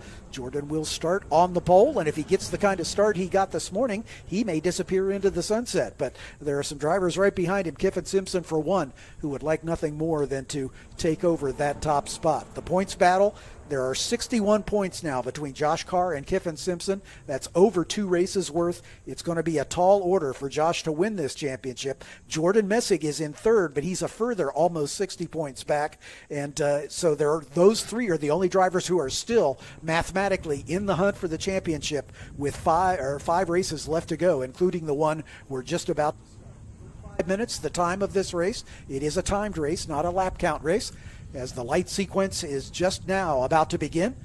Again, you'll hear these Honda turbocharged motors come up on the rev limiters as the drivers wait for all the lights to go out. There's 5 lights, and we're away. And a good start once again for Jordan Missick. Dylan Tavella jumps right in behind Kiffin Simpson, who tries to keep in behind him as they make the run down to the horseshoe. Look at this gaggle of cars a little further back, 4 wide as they head into the horseshoe right now. As they make their way through, it looks like Jordan Missick has been able to maintain the lead with Kiffin Simpson now right behind him, and then the car of Dylan Tavella in that 3rd spot as they work their way through NASCAR and head toward the left hook. My estimate is that Josh Carr will push as hard as he's ever pushed because he knows it's make or break for this championship in this race alone. Yeah. So he's got to get something out of this. He has to win, basically, he has to win out and hope for some bad luck from Kiffin Simpson if he has any chance for the championship. So you can see him back there in about 6th or 7th spot. He's just biding his time on these opening laps, getting tires up to temperature as these drivers beginning to work their way through the wonderfully flowing climbing S's here at VIR. As Jordan Missick told us, it is such a joy to drive with these cars. They have so much downforce that they can just whip their way through that section of track flat on the throttle.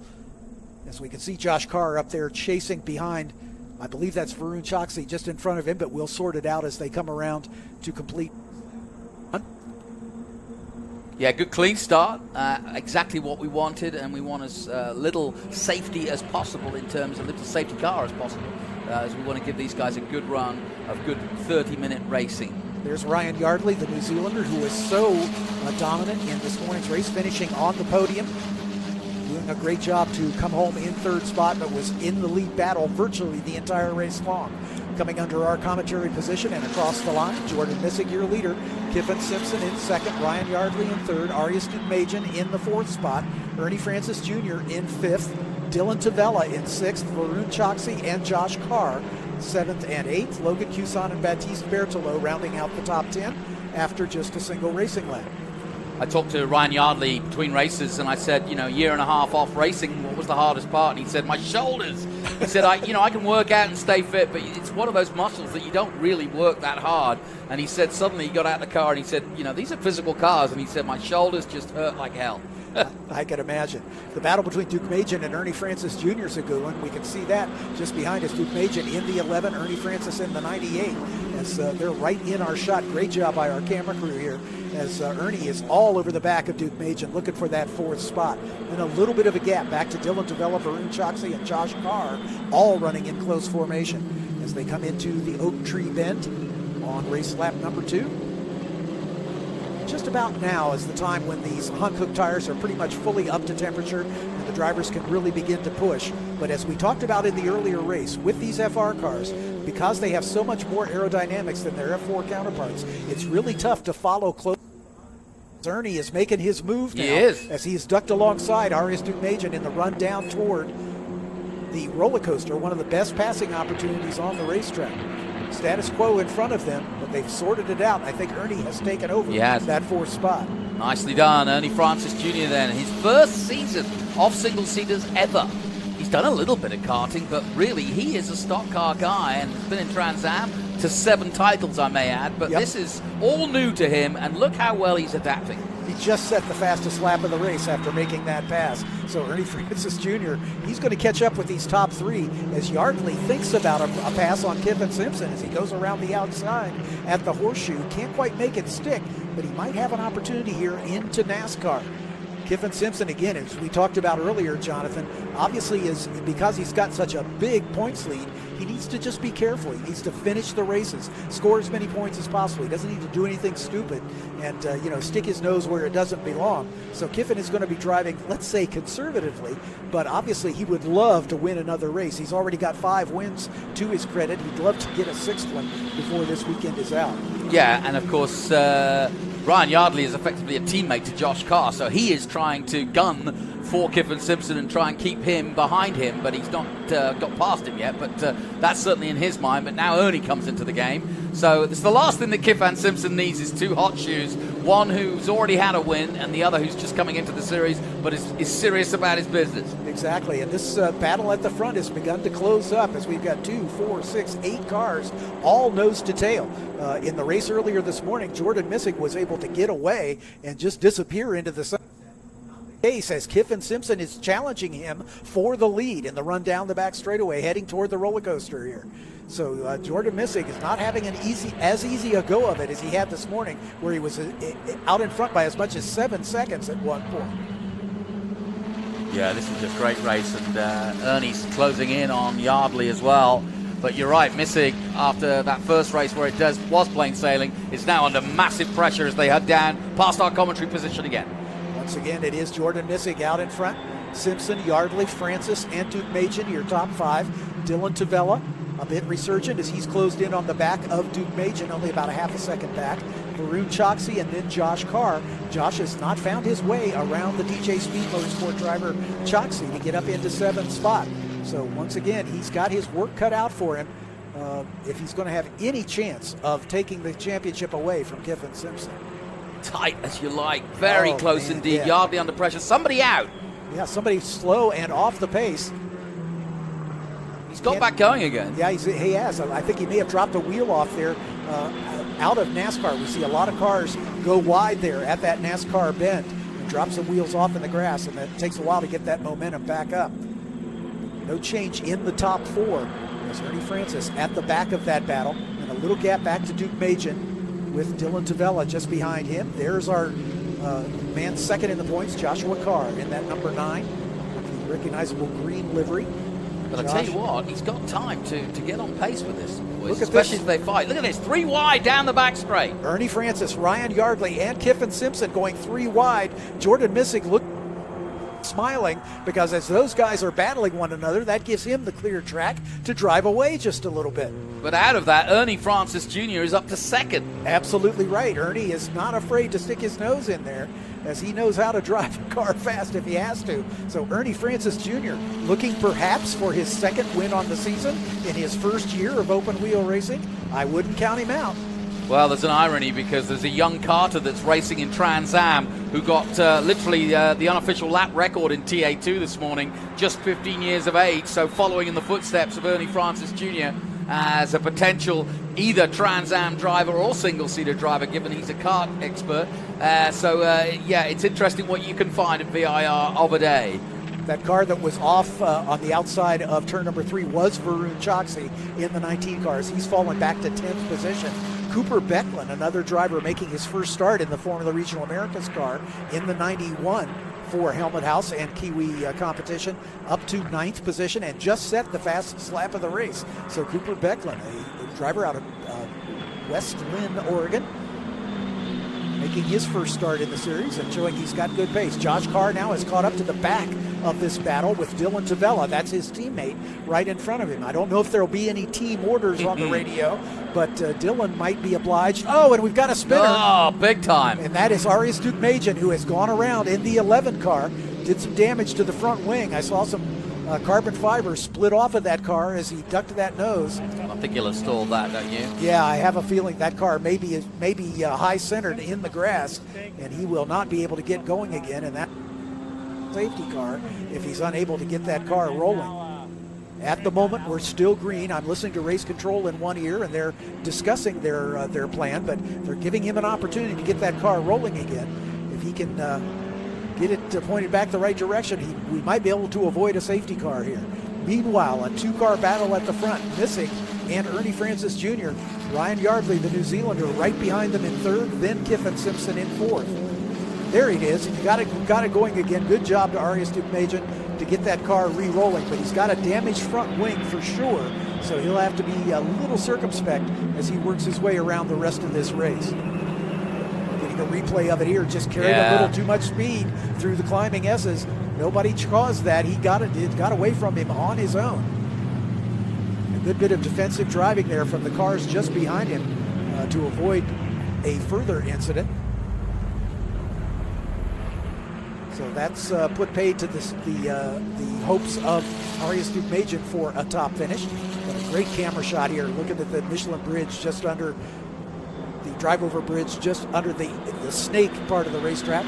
There's Jordan Missick. There's Ernie Francis. There's Yardley right behind him. And Kiffin Simpson, the points leader. Josh Carr now up to 5th position as he was able to take advantage of that miscue by Arias Dukmajian to get around his teammate Dylan Tavella. He's a bit further back. He's about 2 seconds behind this battle that we're watching. So Josh Carr will have to pedal quickly to catch up to the back of those. But yeah, a little bit of bobble by Jordan Missick, just as it looked like he was going to try to get away. And look how much Ernie Francis is getting closer and closer and closer at the top end of the straightaway. The thing about this is Ernie's a winner here at Virginia in Trans Am. He knows this track so well. So that side of it, the actual strategy and where to go fast and where to look for an overtake and where to put pressure on, is in his wheelhouse from Trans Am, which is probably a lot harder in some ways than these single-seater cars. So he is absolutely in his element here, race-wise. Yeah, it's really interesting. When they raced together at Mid-Ohio Sports Car Course, my home track, the lap time of these cars and the Trans Am cars was virtually identical at Mid-Ohio.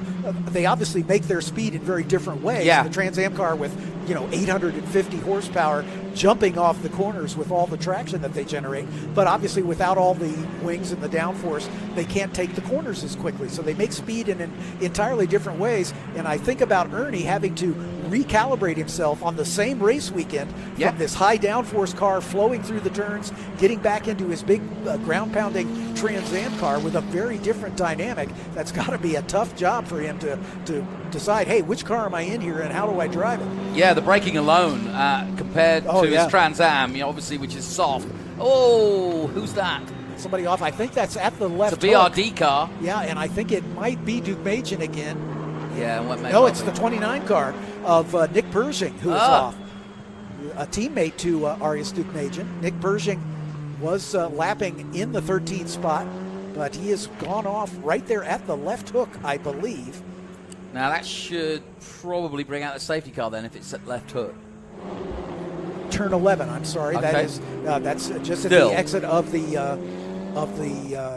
Oak Tree Bend, but still in a place where if he can't get started, he did back into the tire barrier. I could see that the rear wing was deranged, but he might be able to get that car refired and avoid a safety car here. As we go back to the front, Jordan Missick still holding on to the lead. Ernie Francis piling on the pressure. Ryan Yardley, the New Zealander, right behind him. Then Kiffin Simpson. Josh Carr trying to catch up with this battle, just set the fastest lap of the race. You can see him just a little further back in this great drone shot that we've got here. Kudos to the Green Light crew for providing these beautiful images.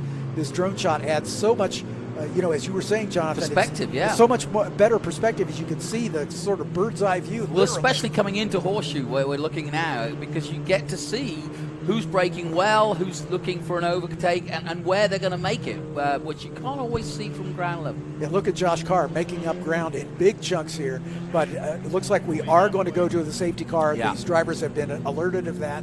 They've got a yellow light on their dashboard that the race director can click on remotely so that they know immediately when a yellow flag has been called, and that neutralizes the race. There's no more passing. They know to reduce to basically safety car speed and to back up one against the other. And they'll be picked up by Stefan Bistricki, who is driving the safety car this weekend. James Rogerson, our normal safety car driver. There's Stefan catching up to the front of the field. Our normal safety car driver is up at Indianapolis competing in the runoffs next weekend. And so he safety car driving chores over to Stefan this weekend. But Stefan, a very accomplished pilot on his own right, will have no trouble getting the job done. That's again, a mess. It's for Nick Pershing, and that is at the Oak Tree Bend. As you can see, he carried a little too much speed through the first part of that right-hander and backed it into the tire barrier, unable to get it refired, and that's why we're going to need to rely on the safety crew. We've still got 20 minutes remaining in this race, plenty of time. Jordan Missick, your leader, Ernie Francis Jr. in second, Ryan Yardley in third, Kiffin Simpson fourth, Josh Carr into the fifth spot. There's a problem for Dylan Tavella in the 14 as he is into the pit lane, and the crew with the engine cowling off and with towels. That usually means there's an oil leak or something under that rear engine cowling. So they're having a look to see what it is, but sadly that's going to put paid to the effort of Dylan Tavella, coming off a pretty good finish in second spot, one of his best finishes of the season.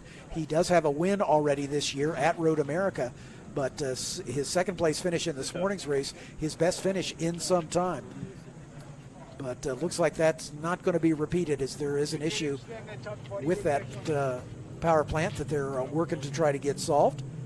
So that's a tough break for Dylan Tavella, currently being shown in 12th.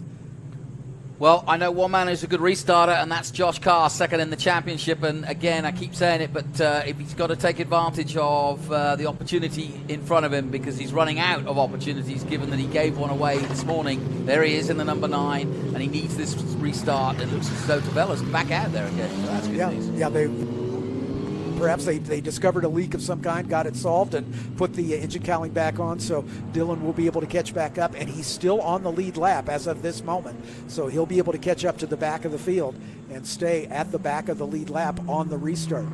So that's a good bit of work by the crew there of the number 14 car, the Crosslink competition crew. So we were doing a rundown. Logan Cuson currently running in the 6th spot, a better race today than he had in the early race this morning, where he had a problem on the formation lap and never really recovered. Cooper Becklin up to 7th, a good run for the Oregon native. Varun Choksi, after that off-course excursion at NASCAR a few laps ago, running in 8th currently. Baptiste Berthelot, the driver out of Reims, France, in 9th. And Arias Dukmajian, after his spin, maintains a position in 10th, still in the points. As we can see, Dylan Tavella working quickly to catch back up to the back of the field. As now that we see the timing and scoring has updated, it looks like Tavella is a lap down. So I thought he had maintained his position on the lead lap, but apparently that is not the case after timing is updated. So Dylan will be a lap down to the rest of the field. Nick Pershing is some 3 laps down, as he's the car that brought out this safety car with his incident there at the Oak Tree Bend. So with a little hope, they'll get that car recovered and we'll be able to get back underway here quickly. Let's take a look at what happened, John, because obviously not an easy off, and he just slid into the barriers, basically. A little too much speed into that turn, and the back end stepped out on him, and once all 4 wheels are off the pavement, you're pretty much a passenger, and he backed into the tire barrier there at Oak Tree. Just passing the halfway point, so still lots of racing left to go. Been a good weekend for Missick, but he's going to have his work cut out, because I know Ernie Francis Jr. is hot on the trot for a win here at VIR, and he's going to qualify in TA straight after this, so he's going to jump straight out of the car. He's got a bit of a respite while we get the IGT race 2 on, so he'll have half an hour to kind of cool down, but then he's back out again. Yeah, exactly right. And like I say, jumping from his single-seater into his Trans Am car. Yeah, that'll be a Honda Civic engine to an 850 plus brake horsepower fire-breathing V8. Yeah, exactly right. Nuts. How different can they be? So waiting on any word from race control that we will continue this. It looks like the lights are still on the safety car. Normally they would click them off about now, and we can see the safety vehicles in the front of the shot there still attending to the car of Nick Pershing. So I'm guessing we'll have to go around at least one more time. But fortunately, they can duck into the south pits right here with that car once they get it on the back of the wrecker. So.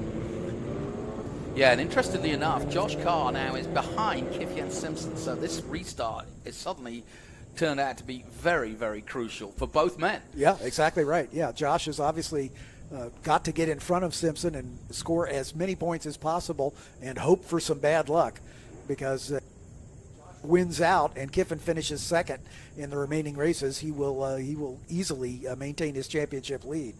So Josh needs Kiffin to not score points for about 2 races of the remaining 5 if he's got any chance of closing the gap. And to be fair, Jordan Missick is still mathematically in the hunt, but that he would need some bad luck from both Kiffin and Josh. So Jordan doing what he needs to do. He is leading this race, looking for potentially his second win in a row.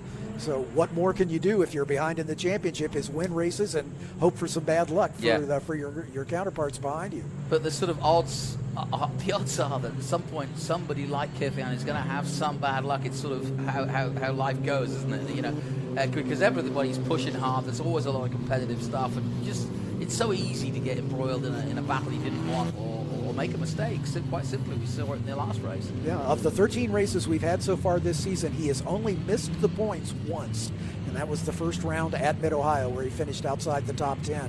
His worst finish this year was 4th, and he's done that twice. He's been on the podium every other race. He's won 5 races, won 5 of the first 6. So, you know, he's certainly shown that he has the consistency, the ability to finish on the podium to, you know, earn the championship. I don't want to take anything away from him, but it's still not, that championship is not yet sealed, as we've got cars beginning to pack up just a little bit here. I think working on Ernie Francis is wanting to get a little more temperature into his brakes, I would guess. So slowing down so that he can accelerate and then get on the binders and get the temperature back into the, before we get ready to go racing one more time. The 91 car of Cooper Becklin there in our camera shot. Where's he come from? I mean, I know he's new for our season. Do you know his not background, but more as what championship he's been done? I don't know a great deal about him at all. Nor do I. I did as much research as I could find. Some of these drivers, especially those that are some have nothing, some have fantastic web pages. Yeah, they have. They don't have a lot of details, and we do as much research as we can find. He started in F4 US. In fact, raced with us at Atlanta. Qualified 7th, finished 11th, was a DNF in race number 2, and he hasn't been with us since. So this is his first start in the Formula Regional Americas Championship. So we don't know a lot about Cooper, but obviously the folks at Crosslink Kiwi have a good eye for talent, and they found something they liked there. So as we're coming through Oak Tree now, I do believe that we don't see any course vehicles in the foreground. So hopefully that will indicate that we should be able to go green this next time by. Lights are out on the safety car, so we are going to get the restart with right now about 13 minutes remaining. As you can see, the countdown clock on the screen, 12 minutes and 45 seconds or so. So plenty of opportunity for some further changes. Of course, as my friend Dorsey Schrader is wont to say, yellows frequently breed yellows. So with the field all packed up, let's hope these drivers mind their P's and Q's. We would expect the most from these drivers. They're more experienced. Most of them have had at least a full season championship racing before joining the Formula Regional Americas Championship. If they don't have F4 experience, they do have to have some commensurate open wheel experience before being eligible to run in this series. So you expect better things out of them, and let's hope that they can keep it clean for the rest of the way. Both the incidents we've had so far have been self-inflicted, so that's always good to see. And we can see Jordan Missick beginning to accelerate as he's going to do his best to get out in front of Ernie Francis Jr. The two of them have built a nice lead over the third place battle with Ryan Yardley and Kiffin Simpson. Good restart from Ernie. He's going to the outside, going to get challenged surely, and he knows he can go round the outside here and go all the way. He's right with him still there. He'll have the inside line at NASCAR if he can stay where he is, and he's done it. Ernie Francis has got a nose ahead. That's track knowledge by Ernie. He's done that in Trans Am, and now he's done it in single seaters. Brilliant stuff. Absolutely. Ernie Francis at the front, looking for his second win on the season as they tiptoe through that left hook with cold tires, getting back up to speed. Ernie beginning to draw away just a little bit. Jordan Missick then with Ryan Yardley behind him, and Josh Carr has moved up to fourth. He got around Kiffin Simpson. Yeah, while we were concentrating on the leaders, one of the most important overtakes of the season just happened, and that's Josh Carr getting ahead of Kiffin Simpson, the championship leader. It doesn't make a great difference to Kiffin, and he's got to hold his head, but it means a lot to Josh Carr. Absolutely. Everything he can do to get as far forward as he can and hope for some help. And Josh goes a little wide. That's going to open the door for Kiffin to retake that position as they accelerate down this winding up and down, not so much. It's a straight shot to the roller coaster, but a very uphill, downhill as we see. I think that may be the car, Baptiste Berthelot. It looks like a problem with the rear suspension. Is that the rear they're looking at? Yeah. Yeah, so it looks like something's broken in the rear suspension on Berthelot's car. That's another of the TJ Speed Motorsports stable machines. As we've got Ernie Francis beginning to draw away from this field now, as he got a sniff of the lead, and he's beginning to stretch it. Important sector this one for Josh Carr, because you were talking about help. He's got Ryan Yardley in front of him, and I'm sure there'll be kind of team orders there to help Josh Carr. But already Ryan Yardley going up to second place. He's past Missick now, and Kieran Simpson cannot at this point get past Josh Carr. This race is really heating up now. Really good stuff. And Ryan Yardley moving up to second place and in pursuit now of Ernie Francis Jr. What a comeback to racing for the young Christchurch New Zealander. Yeah, it makes me wonder if Jordan Missick has got a problem of some kind, because he's lost 2 positions in as many laps now as he has given up a couple spots. Let's see if Josh Carr can make quick work of the Newman Locks Racing driver. Kiffin Simpson staying right with him. Ernie Francis getting away, then Yardley. Then Jordan Missick, who won this morning and had the lead here. Look at Josh really make up ground through the climbing S's right on the back. Yeah, I don't think it's so much as Missick's got a problem as just that the others made some really good moves. Yeah, exactly right. Now, Josh has tucked himself up perfectly out of Oak Tree, and now he's got a great chance, but so too has Kiffin. If he gets this wrong, Kiffin will pass. Right. Ernie's getting away at the front, and Yardley doing the same. So let's see if these two can draft together and catch up to the back of Jordan Missick. Oh, yeah, that's Berthelot's car with that broken suspension. Yeah, I don't know if he maybe hit one of the curbs or if that may have created the issue. But here's the battle for third with Josh Carr and Jordan Missick and Kiffin Simpson. These 3 drivers are the only ones who are mathematically still in the championship. Great stuff here at VIR as they cross the strip one more time. 8 minutes to go, just over. Far from over. Oh, safety car is out. So someone else must be off that we don't see here, as the safety car is picking up the field once again. Well, that gives Kiffin Simpson another bite at a retake on Josh Carr. As we see, we have not yet seen Varun Choksi, Kevin Jansen, or Arias Dukmajian come by the stripe. There's your problem. Yeah, there's 2 cars involved there. Choksi is one of them. I can tell by the color. But the car in the shade is difficult to see. Yeah. Looks like one of the vehicles. They come together quite heavily. Yeah, I think so. Actually, they're on top of each other. Oh, no, that's just the one car. Yeah, it's Sorry, just the one. I was completely confused there. As was I. Yeah, the shadow looked like really 2 cars, didn't it? It is just one. That is Choksi. Thank you, Logan. He just changed his iris for us. Yeah. But for a moment there, because of the way the sun was, it looked like 2 cars. But no, just the one. Yeah, Choksi climbing out of the car. Tough break for the TJ Speed Motorsport driver out of. You'll have to settle for no better than 11th in this one. As Nick Pershing with his off there at Oak Tree, and he has not been able to continue. Baptiste Berthelot with that broken rear suspension in 12th. Now Choksi out in 11th. That promotes Dukmajian after his spin, still in the points paying positions in 10th. As Varun has gotten over the barrier and is in a place of safety, but the race director not happy with where that car is and feels the need to get a safety vehicle over there and get that car out of harm's way. Well, if one man who knows about a restart who's out there is the 7-time Trans Am champion who leads this race, Ernie Francis Jr. Already a winner in single-seaters, but looking for a second and looking to go on a high. We don't know where he's going next year, but we hear there are exciting things afoot for Ernie Francis Jr.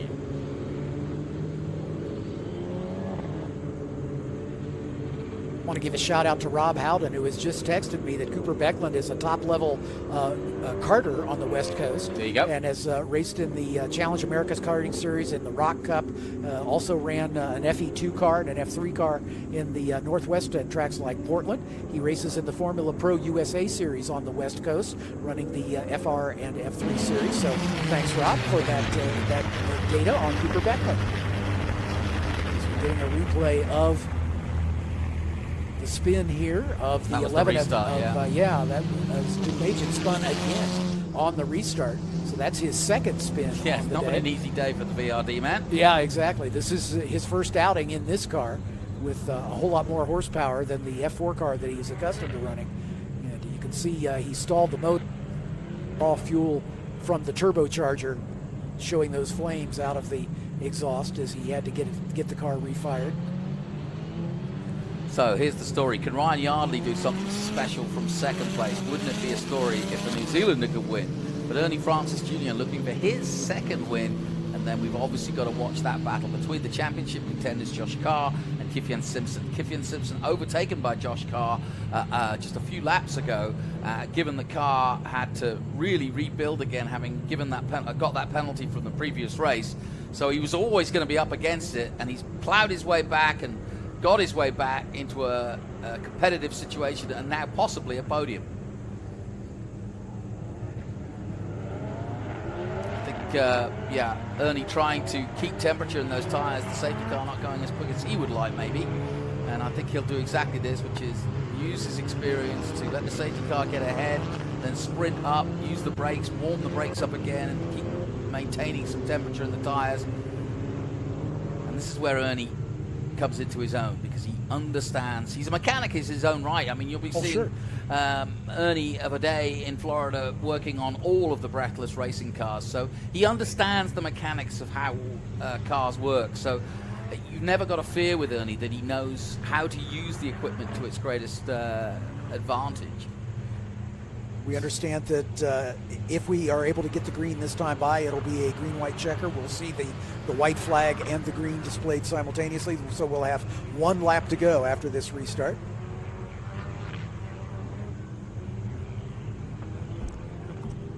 Okay, just hearing from race control, we're not going to be able to get it restarted. So the decision has been to throw the checkers this time by. So Ernie Francis is going to take win number 2 on the season. Well, it's not the way he would want it, but I'm really pleased for him, because, I mean, this is his rookie year. If he was anybody else, we didn't know him in this series, and didn't know him from Trans Am, we'd be startled at his speed, but we all know Ernie Francis Jr., certainly here in this paddock. Ryan Yardley, his best finish so far this weekend, as finishing on the podium in race number 1, up 1 spot to second place in race number 2. Assuming that's a pattern, look for Ryan to win race number 3 tomorrow. But that's a good way to finish out this first day of racing. Jordan Missig, after winning this morning, coming home in the 3rd spot for Newman Wonks. That would be his 5th podium on the year.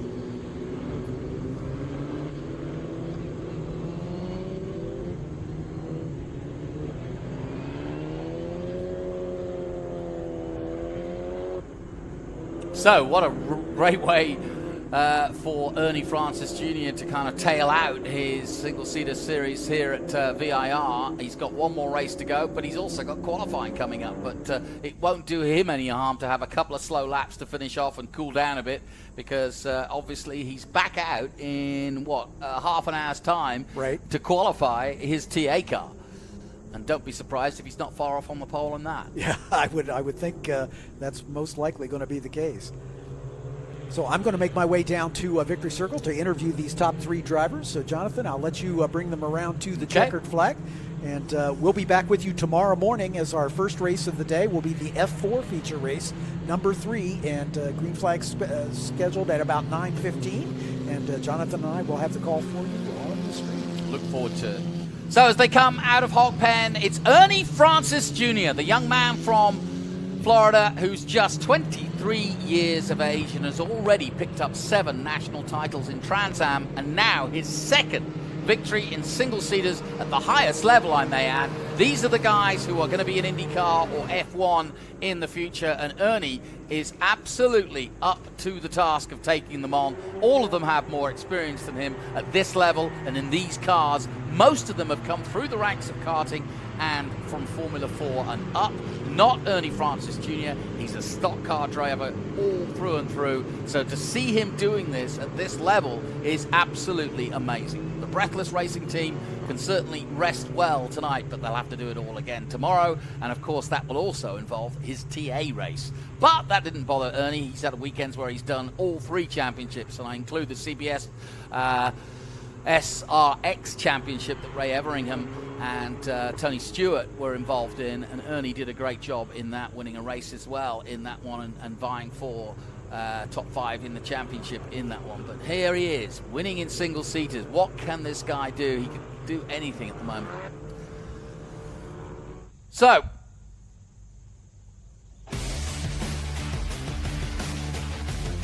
let's take a look at the highlights then of Race 2 for FR. Away they went from the start. Missing got a good start, but look how everybody attacked him. And it wasn't long before everybody was on song and the tyres were up to temperature. Work to do for Josh Carr, who had to side his way through the back after a penalty after the first race, after being the cause of the collision. Off went the number 11 in big fashion, but luckily Majan saves it. And then Ernie Francis Jr. made a great move. So did Ryan Yardley to get up to second. And what a result it was for both Ernie Francis Jr. and Ryan Yardley. Francis wins his second race. Yardley gets his second podium.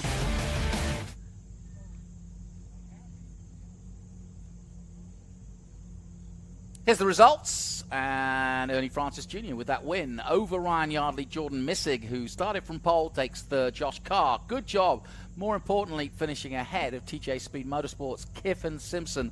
And while it doesn't do a great deal, it just takes a few points off Kiffin, but that is as good as Josh could have hoped for.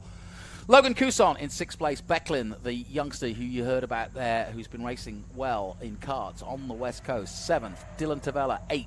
Kevin Jansen in 9th, and Arias Dukmajian in 10th position.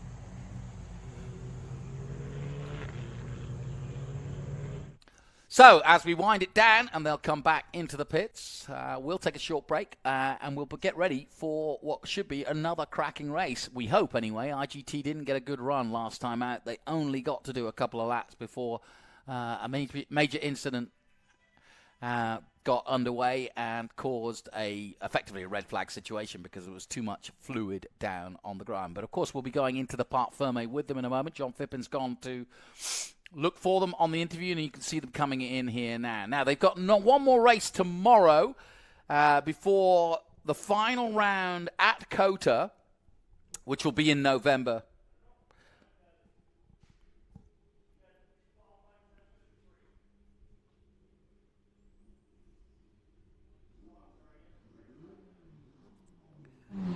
And here they come. So the championship is almost in Kiffian's hand, but I think that result from Carr, depending on what happens tomorrow, could help him keep the championship alive. But what can you say? Ryan Yardley, what a performance by the Kiwi. He's not been in a race car in anger, and certainly not been in a championship in anger for the best part of the COVID time, which is 2 years. He's been working with Crosslink, but not been racing.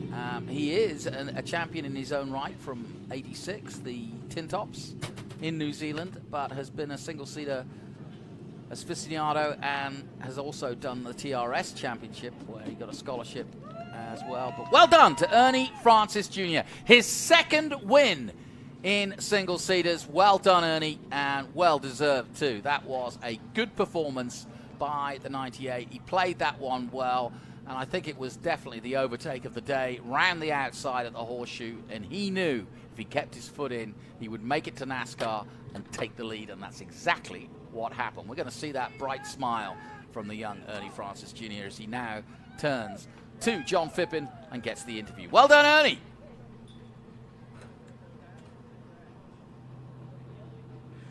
Ernie Francis Jr., your second win on the season. You had to earn this one, my friend. Yeah, I really had to work hard for it. You know, started 8th. Didn't have the first race we wanted. Had some contact out there and really put us on the back foot for the weekend. But yeah, car felt really awesome. The whole team with Future Star Racing and Wings and Wheels did a great job. Put a new setup on it for the second race. Mitch Davis, man, he knocked it out of the park. The car was on fire. We went from 8th to 1st. Still in shock, really awesome with that. And but it's not over yet. Still got qualifying and Trans Am coming up in like 30 minutes. So ready for that and ready for the next race tomorrow. Jonathan, he's a busy guy and a 2-time winner in Formula Regional Americas. Yeah, talk about having a busy season, but he seems to just take it in his stride, and that's the class of the man, and he works so hard, so does his small team, his family, effectively, and it's a real family affair, and probably one of the most popular families in the paddock for the work they do and the way they go about their racing. It's a joy to be around them. So he'll be in action later today. We'll take a short break from VIR. We'll be back, and don't forget, Trans Am is coming very soon.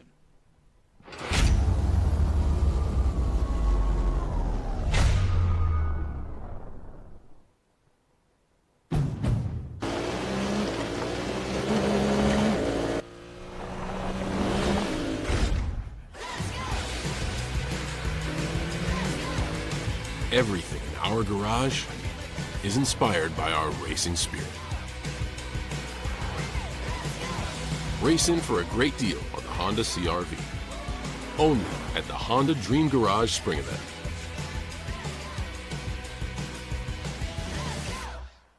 Hungry for SVRA action? Well, the best way to enjoy classic auto racing is with a delicious classic from Mission Foods. Green flag your race-watching snacks with Mission's mouth-watering race day recipes. Try some of our tasty tacos, piled high nachos, fresh chips with guac, and more. So gear up your ride and fuel up those stomachs with delicious Mission Foods. Now that's too fast, too tasty.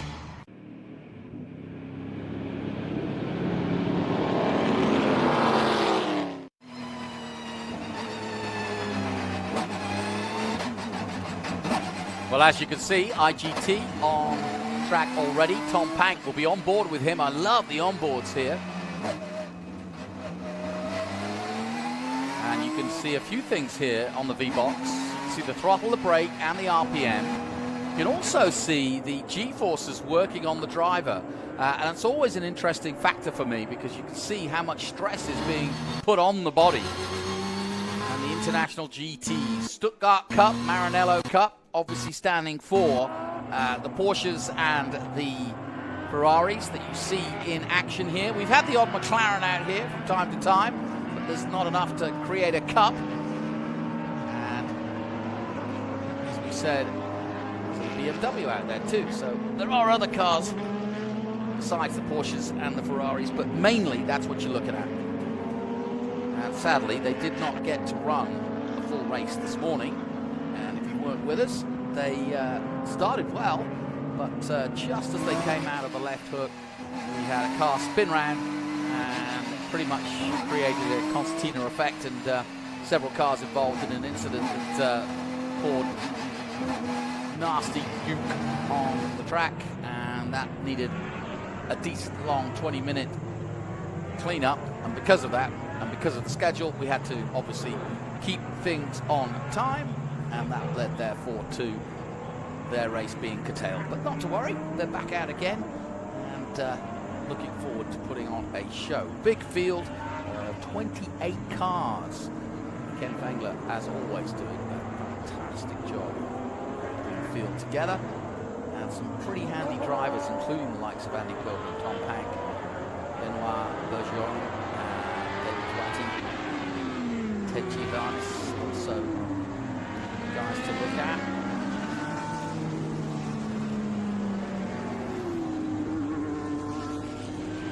And mostly cars ranging from, well, as early as, what, 2011 up to 2020, 2019. And GT3 Cup cars, the odd 458, that BMW M3 we saw, 458s, Porsche Caymans as well. involved in this, but the favourites will be the GT3 Cup cars from Porsche and the Ferrari 458s. And it is the 458 Vandy Pilgrim leading them round in his 2014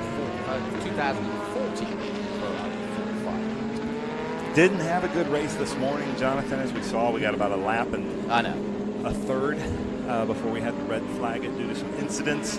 But I got to give it up for my man Ken Finkler. He really runs a tight ship with International GT. Instead of doing a podium celebration, he brought them all in and had a talk with them and said, look, like we explained in the first race, we got to make good decisions and drive correctly. And he kind of laid down the law. So let's see what they do here on this beautiful day at VIR as we look in on Tom Pank's car right behind the legend Andy Pilgrim. Yeah, beautiful sight looking down on this huge field. 28 cars in all. And, yep, I think I hope these guys get a proper run, because it's really, really frustrating for all of them when they have worked around the clock over the week to get here and then to get prepared and then to go racing, qualifying, practice and so on, and then they just get a couple of laps. So I can understand Ken and at least reading them the riot act, but these are professionals. They know what they're doing, and it's not as though they planned to stop the first race. But words had to be said. Now, here we go, 2x2, and it's Ferrari and Porsche side by side, both front row and second row. Should be a cracking start. Let's see what happens as they line themselves up to get ready for our International GT Race 2. Look at that. That is a good show, International GT. Packed up bunch for the start. I wish we learned that in all of our groups. Nice job. Yeah, really nice, especially the front three rows. They are ready to go. But it's a long way down that front straight. And away they go. Good start from the 42 of Tom Pank. He got away really well. And Pank could have a chance of taking the corner, but the line is definitely with the Ferrari. Look at David Tuati, though, ahead of Benoit Bergeron. Tom Pank's going to take the long way around Andy Pilgrim, but if he can get out ahead of Andy Pilgrim, it's going to be a long road for Andy Pilgrim, and Tom doesn't quite have it, but David Tuati got a great start. On board with Pank now in second place as he sees the Ferrari in his sights through NASCAR. Great onboard shot from Tom Pank. Good clean start, Ben. Really good start. Really impressed with David Tuati there in third, followed by Benoit Bergeron. And I can't tell, but that looks like maybe Lucas Pank right behind Benoit Bergeron. And Lucas, a couple of years ago, did get the best of his dad, Tom Pank, here at VIR. Yeah, Lucas has come on over the season for sure. 3 Panks, is there? Yeah, but the other son isn't here this weekend. Okay. But look at this huge field. Porsches. There's Mark Matisse there with the headlights on. We've got a BMW out there from the WRL series, but Andy Pilgrim looks like those tires are coming to him. He's going to be tough to get here.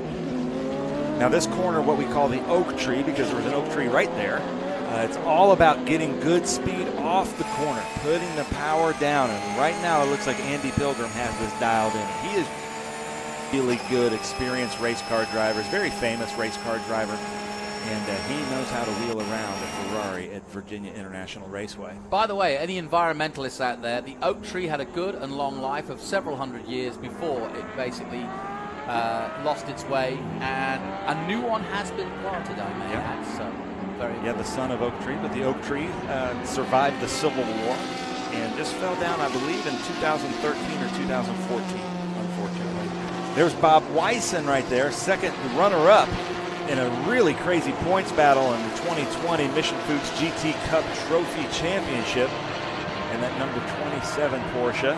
And look at that, Lucas Pank turning on, and there's Ted Giovannis. Is that Ted Giovannis or Hugh Plum? I got to look at the scoring. Well, I don't know who's in the car. It's either Ted Giovannis or Hugh Plum. I'll know if we get the in-car from that, because I can tell their helmets, but Ted Giovannis or Hugh Plum is really turning it on, as Tom Pank is still in the sights of David Tuati, and then Benoit Bergeron's wanting to get around. Now watch that red Ferrari behind that white Porsche there on that right-hander going through the snake. Look for Benoit to try to get something here going up these uphill S's, one of the famous parts of VIR. That's Tom Pank followed by David Tuati, then Benoit Bergeron in that Ferrari. Yeah, they don't have long to get it done here. Just a 9-lap race, and so it's a really all-out sprint with these guys. And actually the cars will be trimmed perfectly, not needing a full load of fuel. You can get by on 9 laps pretty well. But that was a good exit by the 127. Somebody's parked up, it's the 56. And that's Nicholas Groombridge, whichever you prefer, but he's able to keep it going anyway, and it doesn't look as though he's got any damage to it, so I think he just slid off. Yeah. Where is that? I don't know. His fuel door was a little bit open, but that's not his fuel door, I think. As we look down what we call the back straight to the roller coaster, and look at this roller coaster right here. Tom Pank, David Tuwadi, Benoit Bergeron. Great racing. So we've got Maryland, Miami, and Canada. Look for Bergeron to duck out here. He's in the draft. Then there's Lucas Pank coming into sight. There's our starter Steve up there in the stand. Tuwadi looking inside of Pank. This is incredible. 5 seconds already Pilgrim has built. We go back on board with Pank into the horseshoe and out.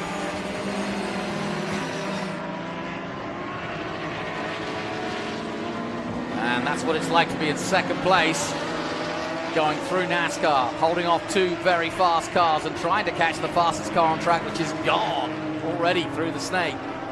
Some 5 seconds up the road now, Andy Pilgrim. What a start he's made. He just did a 150.0 compared to 53 from those chasing him. Yeah, that is a seasoned veteran professional race car driver, taking care of his equipment and doing a really good job at this race right here for 2nd, 3rd, and 4th overall. And Lucas Pank is making some. Yep, doing a good job. So David Tuwadi is in a 4-liter Porsche. You can see that on the front right of his windshield. And then there's Benoit Bergeron. Ferrari 458, but not a Ferrari Challenge car. That's a 458 GT. Tom Pank coming up the hill. It goes over this crest here. The car's going to get a little bit light. Then it goes down into this valley.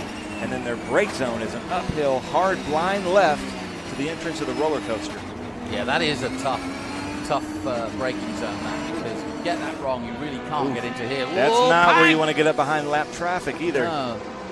Well, that was the 56 that just got back on track, and that was not a nice place to meet him, but he had no choice, because he's got the 2 cars behind him. Holmpen into the main straight again, but they've got past the slower car down the main straight. Let's have a look at the gap this time.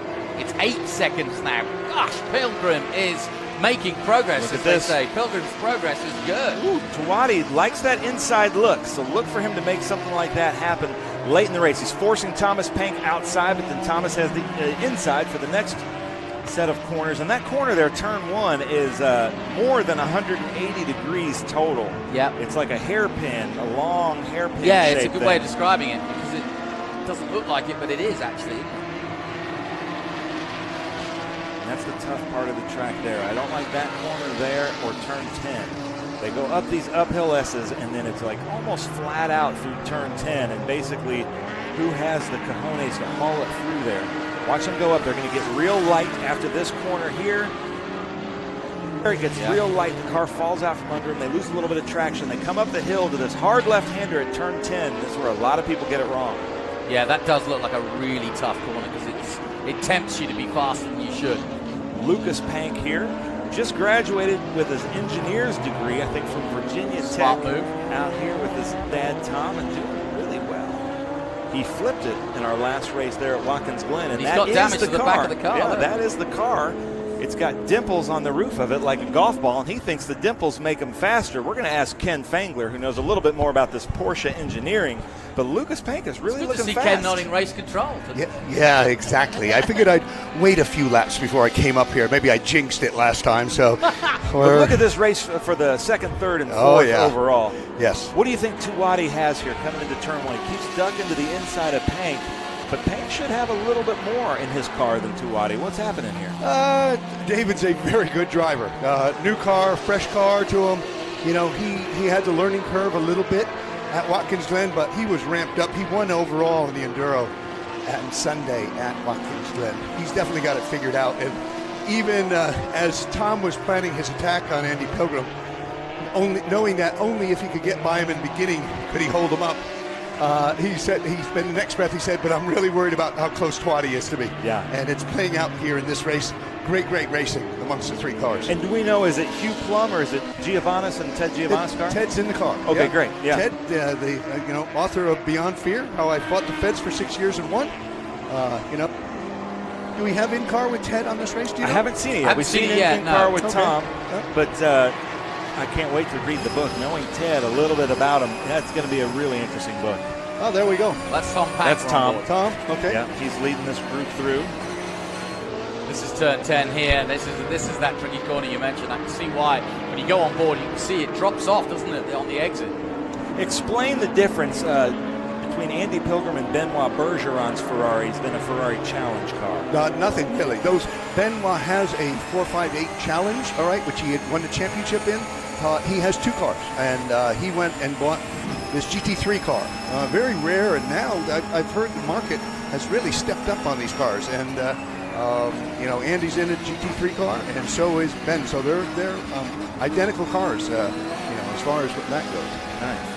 Well, here they come down the roller coaster, a really treacherous part of the track. That's Tom Pank ahead there. This is the fight for second, third, and fourth.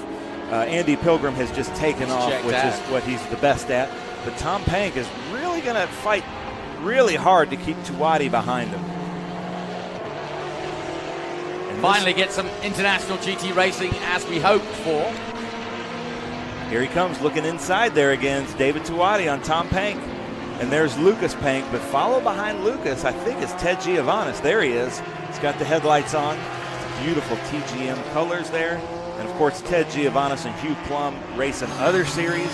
And they love racing in International GT because it gives them track time on where they can race in their other series. Here's our in-car. There you go. Yep. Here's our in-car with Ted. I like that when you see the driver over the wheel. No, somebody's gone Looks like that's Geronimo. No, Geronimo's not here. That is, that's the Navy car, number 76, spun off there. Commentator's curse, because I've been talking about Geronimo treacherous. Isn't here. Didn't get his car fixed from Watkins Glen. Okay. So here they come up. There should be a yellow flag there. Tom can't make this pass. There's a yellow flag, and did he see it? I don't know. To look at that. Yeah, that's Nicholas Karenjan in the 76 car who's off there. At turn 10, we were talking about a lot of guys go off to the right, drivers right at turn 10, try to overcorrect it, and then they end up spinning to the inside, and that might have been what happened there. Well, the lucky news is that he didn't hit anything. Yes. That's the good news. I saw the 122 car off, new customer with us, down in 1, and a big cloud of dust as he went off in 1. Fortunately, Here we go. Looks like, it goes a little bit wide and just loops tries to tighten it in a little bit. Yeah, he not bad. Could have unwound the wheel a little more there, but that's okay. He lived to tell about it another day. So. Yeah, that's a gentle spin. But it got his attention. Yeah. Great replay there from Green Light. But here we go, back to this battle up front. And when I say up front, Andy Pilgrim has a very good lead, but Tuati now, first time we see him duck out to the left. Yeah. Maybe he was playing chicken with Tom Pank, kind of faking his move. It's all going to happen at the horseshoe. As we go back on board with Pank, he's still ahead. Yeah. Just. As they come down to NASCAR again. 7 of the 9 done. Into NASCAR. Second place, Tom Pank, holding off these two as he has done now for, 5 laps? Meanwhile, Andy Pilgrim leading this race and almost checking out so far. Benoit just got that right-hander, just got right behind Tuati. Wasn't expecting him to be that hard on the brakes, I think. Almost a little contact there. Good job avoiding that. But here they come up, the uphill S's. Like we said, they get real light here. Great shots of Benoit Bergeron and his NetJets red Ferrari.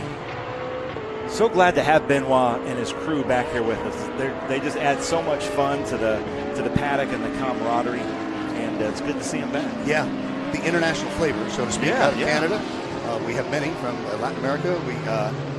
Mexico. Yes, we got Juan Gonzalez. Yeah. Right. Alejandro Chitron from Argentina. Is with us this weekend in a 122 car. There's Ted Giovannis there. Yep. So, Ken, I saw you talking to a potential signee earlier in the weekend. You were like, you know, just sign up here and go to the website. And I was like, yeah, he's bringing them in. We've had interest. There's a couple of new people that have been watching the series and so forth and have interest in it. And so, anyway, you know, we do welcome them, you know, and hopefully they find a home to race in. Maybe it's with us. I said attitude, altitude, and good skills, or learning, or willing to learn skill set is what you need to bring here. I like it. Yeah. Great to have these onboard shots, because you can really see, when you see the V-Box coverage, you know, where the throttle is on, where it's off, where the braking is, and where the zones are, really illustrative of what's going on inside. And of course, from above, you can also see who does the best braking. Looks Ferrari like, was doing a good job yeah, there. Benoit's out-handling Tuati right now. Yeah, the car might have come more into its own. The tires might be better at this point, you know. A number of guys, and Andy was talking about it we had a drivers meeting after the first race, you know, just to kind of reorganize. The paddock has heard. And but the idea being, and everybody gets it, every once in a while they need to hear it and be reminded. But one of the things is that, you know, in these first few laps, how critical is, we have guys who use tire warmers and guys who don't. We allow them. And tomorrow morning is Enduro. I'm requesting 2 pace laps. It's going to be cold, 50 degrees. Yeah. And, you know, if you're not using tire warmers on this track and it's cool, it's a noticeable difference for cars that are not in the first few laps. Andy was saying it took his car at least 3 laps to really get hooked up. He said in the beginning he's just hanging on. He said, I'm not trying to block. He said, I'm just driving the car as best as I can at that point. So into roller coaster goes Pang, coming down to the white flag after this. Oh, we got word from Caffeine here at YouTube, and he or she is right. The oak tree didn't just fall down; it did get struck by lightning. And then when they were uncovering it and digging it, they found a well under the oak tree that kind of hurt its roots a little bit. Yeah. Billy was telling me about that. Was Timmy in the well? He was. I thought it was the Fountain of Youth. I thought, really, I've been drinking from it, and it hasn't helped one bit. No. Okay, so starter Steve is given the LL sign for final lap, and now these guys are spread out a little bit. Let's see what Benoit can do here in that red Ferrari.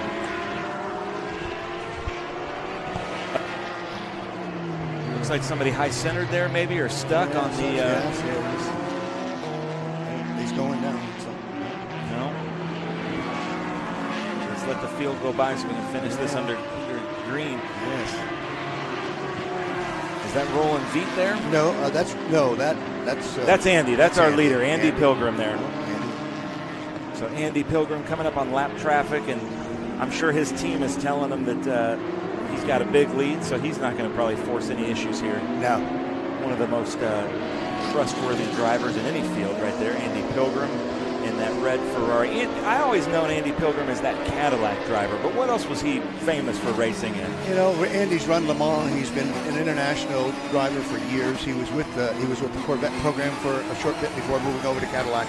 And you know, his probably best success was with the GM driver, but like a lot of drivers, you know, has a storied history from, you know, sports cars, single seaters, and all that. There isn't anything they won't drive.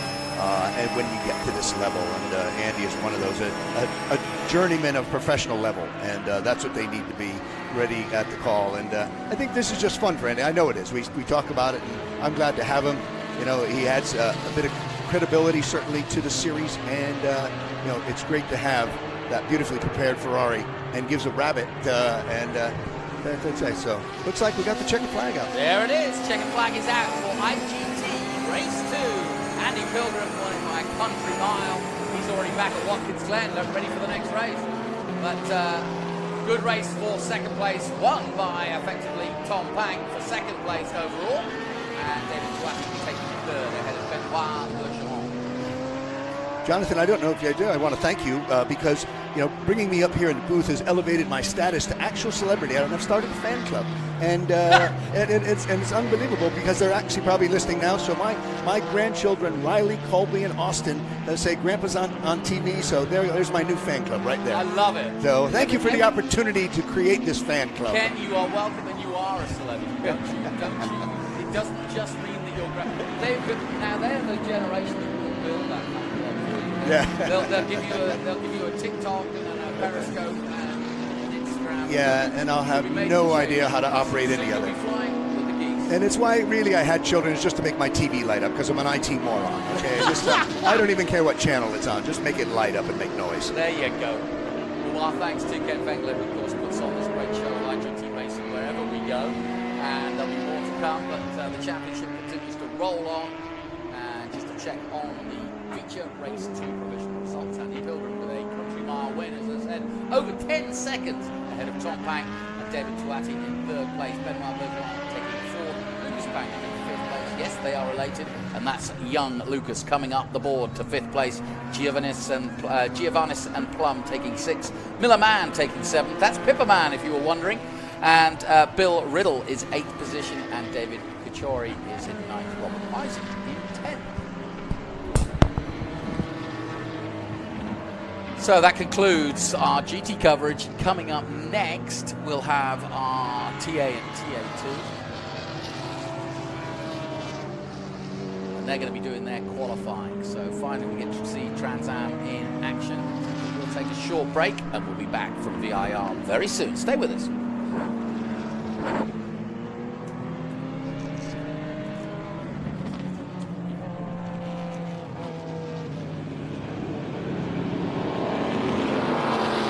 Hawk Performance packs 100 years of friction dynamics into every product. Backed by Carlisle Brake and Friction, the world's premier innovator of industrial brake and friction components, Hawk leverages R&D tools and motorsports experience to deliver uncompromising performance on the street. There's no reason to settle for less. Choose pads that are race-proven and street legal. Find the Hawk Performance brake dealer near you at hawkperformance.com. Smash it!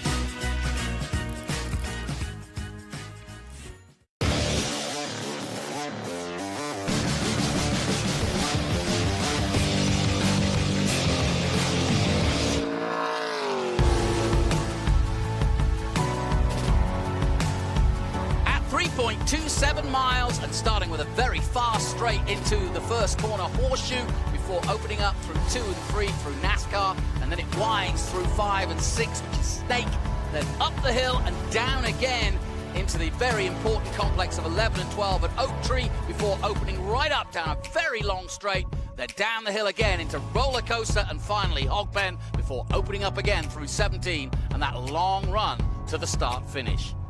Nestled in the gorgeous countryside of the North Carolina-Virginia border, this is without doubt one of the drivers' favorites.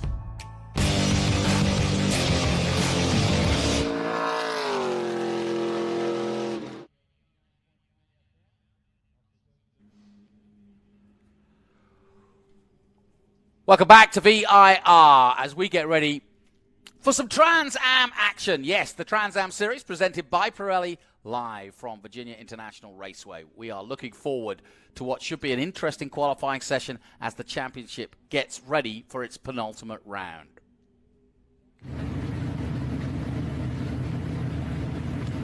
Down in the pre-grid, and guess what? Yes, it is the 98, and yes, it's the same fella. The guy that won the last race is in this one. And I don't mean race because, of course, it's qualifying, but it is Ernie Francis Jr., and he's back where he is more comfortable, perhaps. Having said that, he's won 2 single-seater races, but he's cooled down, taken a drink, I'm sure, and got the sweat off his brow, and he gets ready to race one of the greats in sports car racing in America, the mighty Boris Said. They said he retired. Ha. No, he didn't. He's right there. Poncho Weaver. The more Poncho prepares good cars, the more Boris doesn't retire. Chris Dyson looking for the championship with the Altwell CBD car, number 20. It's been a good season for Chris. He's been on great form. And looking to wrap up the championship. But of course, when you've got guys like Ernie and Boris out there, it makes it a little bit harder. Chris has had to be on his money. But he has been. Since Lime Rock, he hasn't really looked back. He's been the man to watch. And while It's been a very competitive season. Dyson hasn't dropped any of his skill at all. We'll be looking at the onboard of Chris Dyson during qualifying and the race.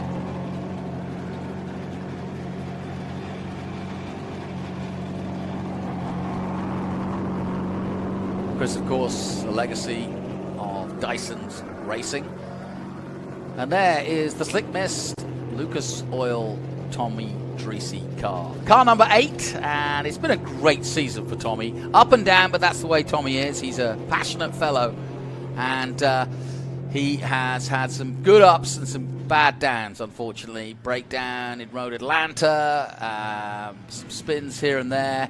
Always in the thick of it, though, and Tommy never giving up. And he's just a joy to watch. The Greek wonder, we call him. Tommy Dreese. Lives in Hollywood and lives the lifestyle of a Hollywood star, for sure. He's involved in the movie business, in fact. And Simon Gregg, the number 59, and certainly a man who knows how to get around here very well. And Simon's been on the podium here, and he's had a good season too. He's had a very competitive season in TA. And this is the qualifying for the TA, and if you're new to Trans Am, TA is our unlimited class, so these are 850 brake horsepower more.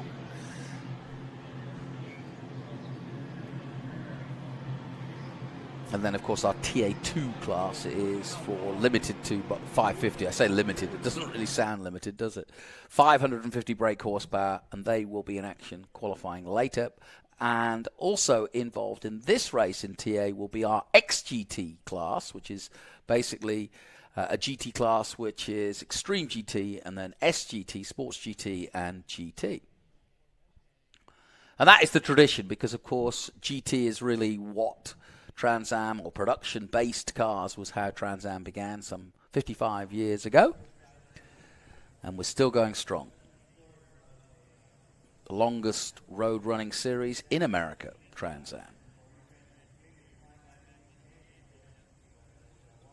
Been a long day. It's been a hot day.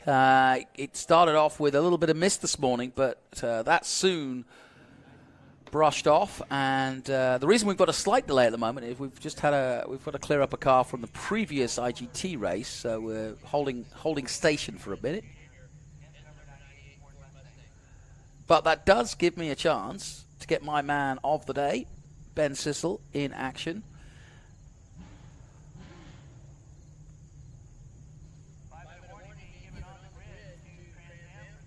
Let's head down to Ben Sissel now and find out what the latest is. Well, here I am at qualifying here at the grid at Virginia International Raceway for TA, XGT, SGT, and we're here with Ken Twaits. Ken is here. He's been here all weekend. He was practicing in his TA2 car just to get more seat time here at VIR. But Ken, I know you love VIR. What's your strategy here in qualifying? Well, we had a problem in practice earlier with our power steering, but we've got it all fixed. And, you know, you've got 2 warm-up laps and 3 flyers, and that's all we have time for. So you got to really plan it out, make sure you have a gap, and then go lay it down. Nice. Yeah, so what he was saying there is, you know, these are like 15-minute sessions, so it's really hard on a track like this to get good flyers.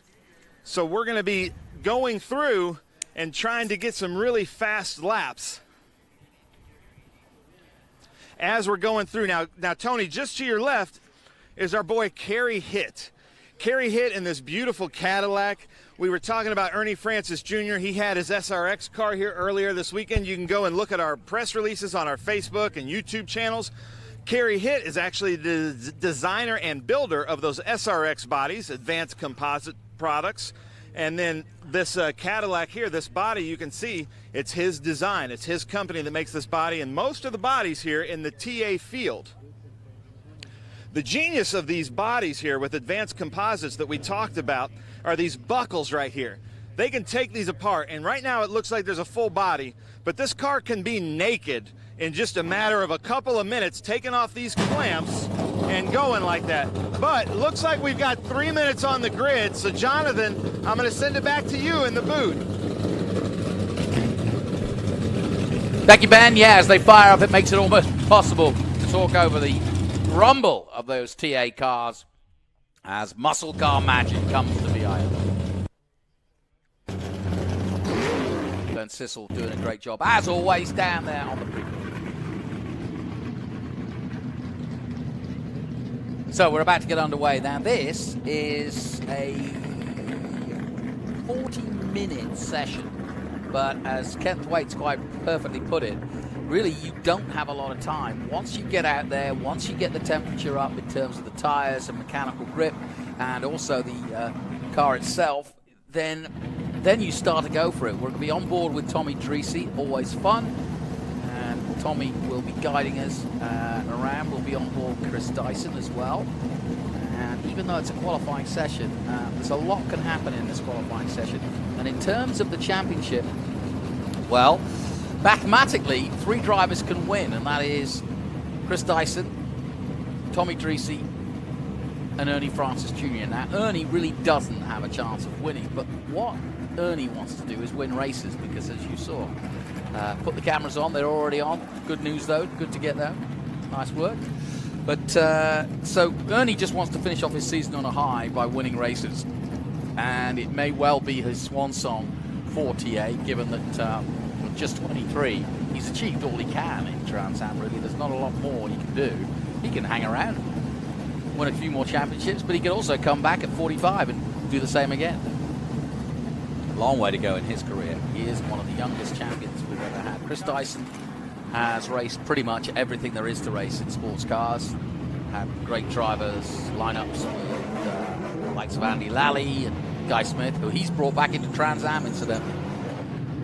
Boris Said, former NASCAR, former sports car and IMSA driver, done the lot, done Le Mans. Simon Gregg racing for the Peter Gregg Foundation. Peter Gregg, of course, one of the greats of Trans Am. Chris Dyson, his father, also likewise another great racer. So we've got some real established families. Sadly, Amy Ruman not here this weekend. Got some illness that she's put her away from racing for the weekend. Just doesn't feel up to it. And we wish her well, as we do all the Rumans. And Amy will be back with that McNichols 23 very soon. So out of the pit lane they go. The green flag waves, and we are qualifying here at VIR. First time we've seen Trans Am on track, and it's going to be an interesting session, this, because all of the drivers at the sharp end love to race at VIR.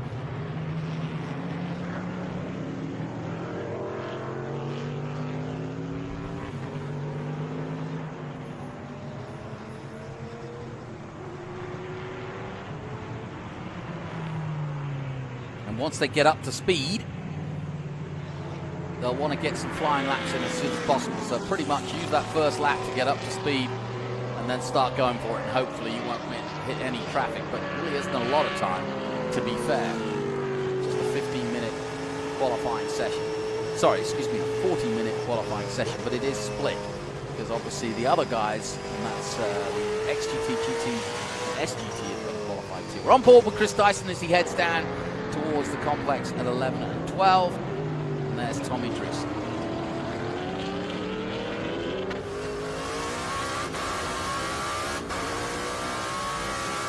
Sun's slightly going down now, so we're starting to get the shadows, but kind of adds to the drama and certainly adds to the dimension of speed that you can see how quickly 160, 170, just hitting 176 miles an hour at the end of the straight, and I reckon that's only the first lap, remember, so we might go even faster than that. As Ernie Francis Jr. kicks us off, and he will try to get a flyer in as early as he can.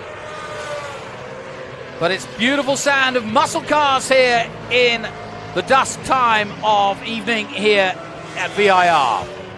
The Dodge Challenger of Boris Said, from the Weaver Racing Technique SRI Dodge, right there and looking for a pole position. And Chris Dyson, likewise in his Ford Mustang.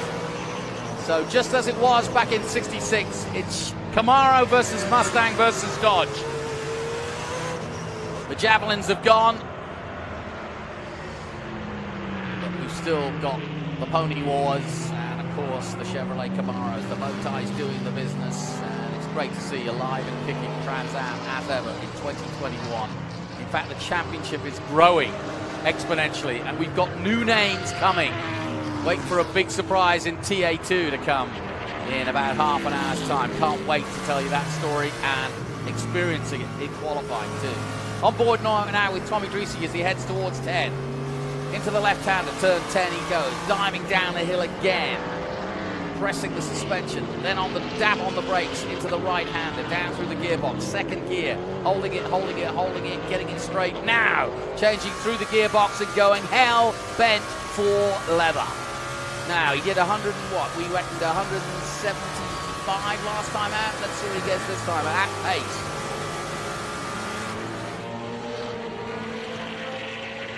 It's 178 this time. Will anybody hit 180 down that back straight?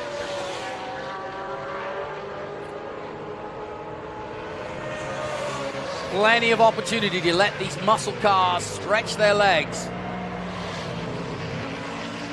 So 13 minutes left in this session, and so far Chris Dyson has set the quickest time, a 1:45.587. Boris said second with a 1:46.052. Ernie Francis Jr. right there with a 46.3. He's in third. Tommy Dreesy with that last lap, a 47.1. Simon Gregg in fourth at the moment. Then it's Ken Thwaites, Kerry Hitt, Matthew Butson, Lee Saunders coming in SGT for this weekend. So we're looking forward to him coming out in a moment. The former champion of SGT, based in Florida, but hasn't raced with us this season. And now on board again with Tommy Dreesy as he heads up the hill again through the snake.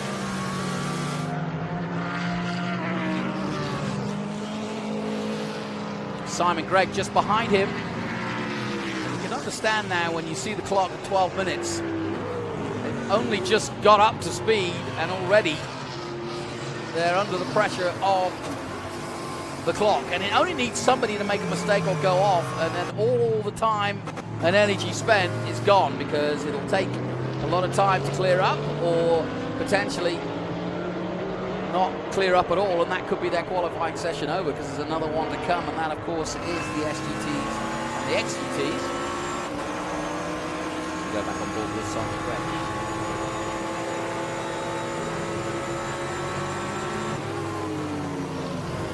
He reaches 180, first man to do so. So 180 miles an hour for Simon Gregg. And if you were wondering, yeah, that's about the speed of a Formula One car, guys. These guys aren't holding back. There's Boris Said in the Dago yellow and blue. Chris Dyson still holding on to pole and improving his time as everybody else does too. Dreesy goes to second with a 1:45.6, but what a great lap from Dyson. Dyson does a 44.7. A really impressive lap by Dyson. Boris Said still in third place. Ernie Francis Jr. drops down to fourth and is in the pits at the moment.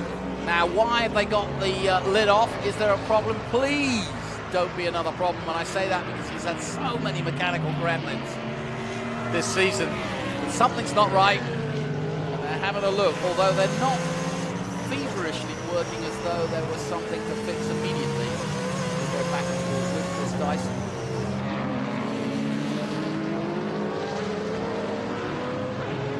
And new sponsor this season, the Altwell CBD, an interesting sponsor for motor racing. Very few CBD oil products involved, but delighted to have them on board. And Chris, who was also sponsored by Plaid, has been for many years, but it's got Altwell on for the first time this season.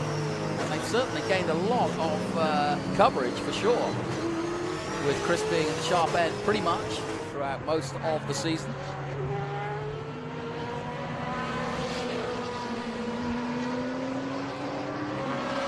Now, can he improve on his 44.7? Clock ticking down, 9 minutes. Here comes Dyson, crosses the line.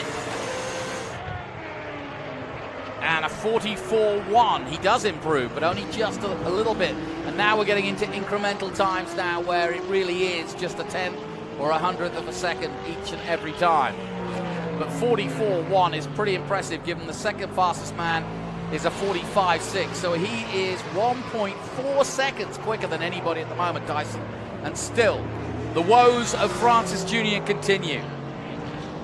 I can understand why they call themselves breathless racing. They're pretty much out of breath most of the time because they're working all the time. You've got several cars involved in the championship, but the one that matters most has had the most problems, and that's Ernie Francis Jr.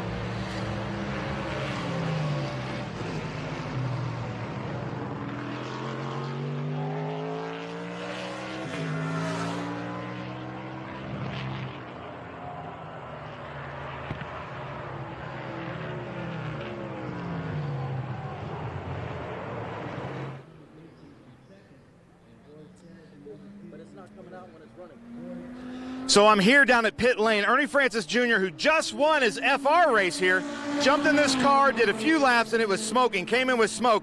I'm going to see if I can get Ernie to make some comments. Ernie, do you know what's wrong with the car out there? No, not sure. I don't know. This thing seems to have a mind of its own lately. I don't know. He doesn't know what's going on. That is a frustrated champion in Ernie Francis Jr. right now. We're going to leave this team to work it out here. Back to you, Jonathan.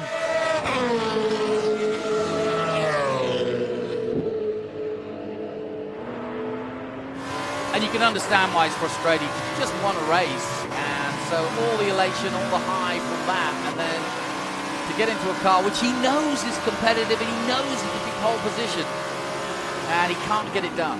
Just can't get it done. He slipped down to 4th place. His lap at 1:46.3, but it won't be good enough. And he now may fall into the clutches of Simon Gregg or Ken Thwaites. We're on board with Ken coming down through the roller coaster.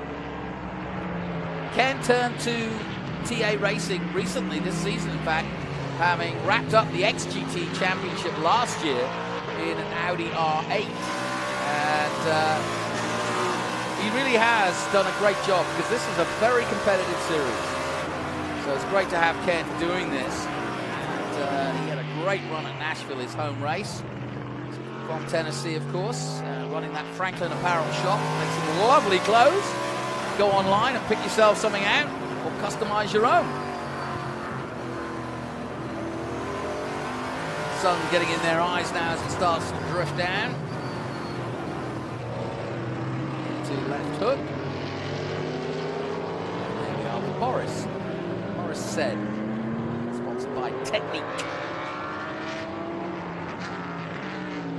Weaver Racing Concepts. And Poncho Weaver, you'll hear us talk about him a lot. He was involved in the design of the Gen 2 NASCAR that's coming in next year. So a very important man in the world of motorsports, and Boris said always loves to drive anything that Poncho Weaver has either designed or prepared. So their sort of team combination has been a very good one. And at times Boris will come in just for a one-off race. He's been with us quite a lot of the season this year, but yeah, amazing how he just literally jumps in the car and makes it happen. Coming into the pits now. Maybe make a few changes and make one last gasp at qualifying. But it's Dyson at the moment with that 44.1 leading the way.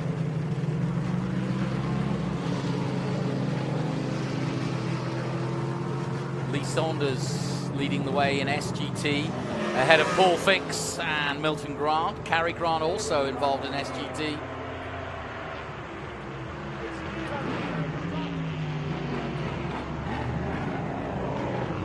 So the pole man, or the provisional pole man, in the pits. No drama at the moment for Dyson. Ernie has now gone back out. That's Ernie Francis Jr. in the 98. Breathless racing car. So he doesn't know what's wrong with it.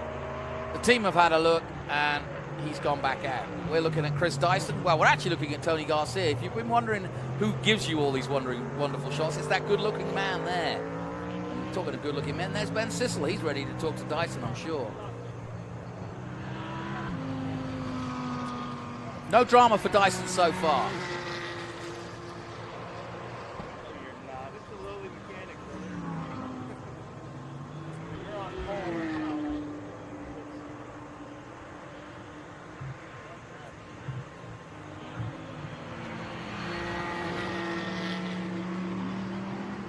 So this is the calm before the storm, I think, because that last couple of minutes is going to be a last chance to go for it. And I think that's what Dyson's preparing himself to do. Doesn't want to waste his tyres, just going round and round for the sake of it. Just give himself a look over, maybe make the odd adjustment. There's not a lot you can do in qualifying, and probably not a lot you want to do either.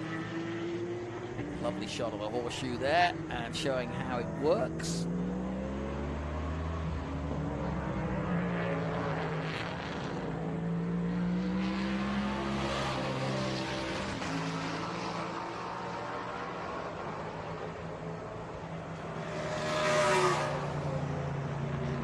So the clock ticking down. Just 3 minutes to go now in our qualifying session for TA, SGT, GT, and XGT.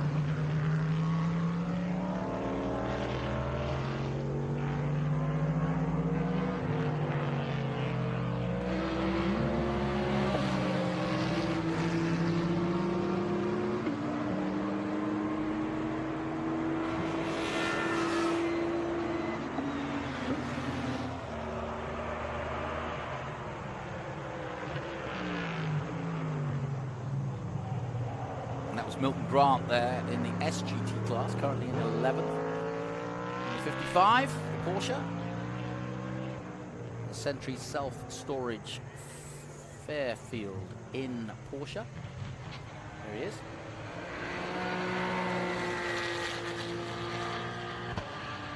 And the Grants have been a long time member of the VIR Trans Am fraternity. Carey and Milton, and they're often taking each other on, and again they're very close at times, currently 11th and 12th. Good rivalry, as you'd imagine, with the family.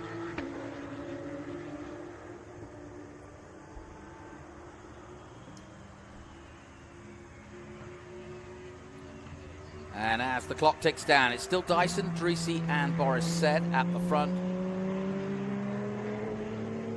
Lee Saunders leading SGT with Paul Fix behind him. Milton Grant the fastest of the Grants. John Bokum with the 86 in 13th position.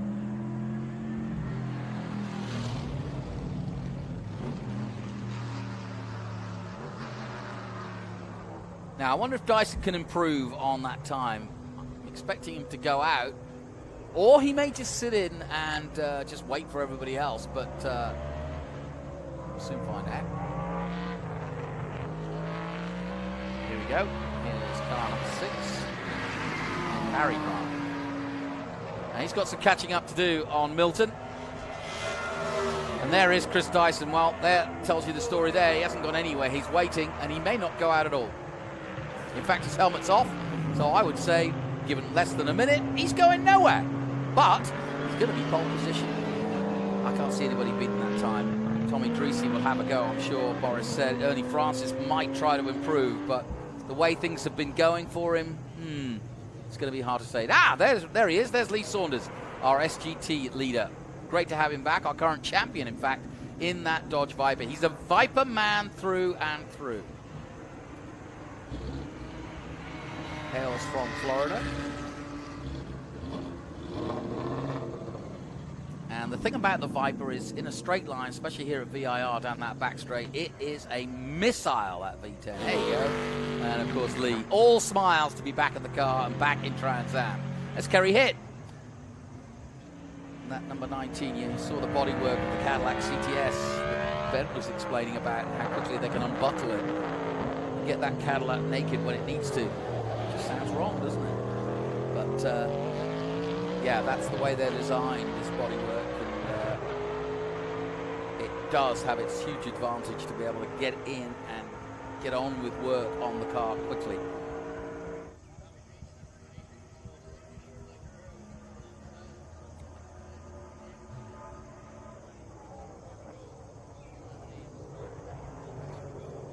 So Chris Dyson is going to take the pole position, and it was a 1:44.182 on his third lap, and that's all it was. Like you heard Kenneth Wade say, just 3 laps is all.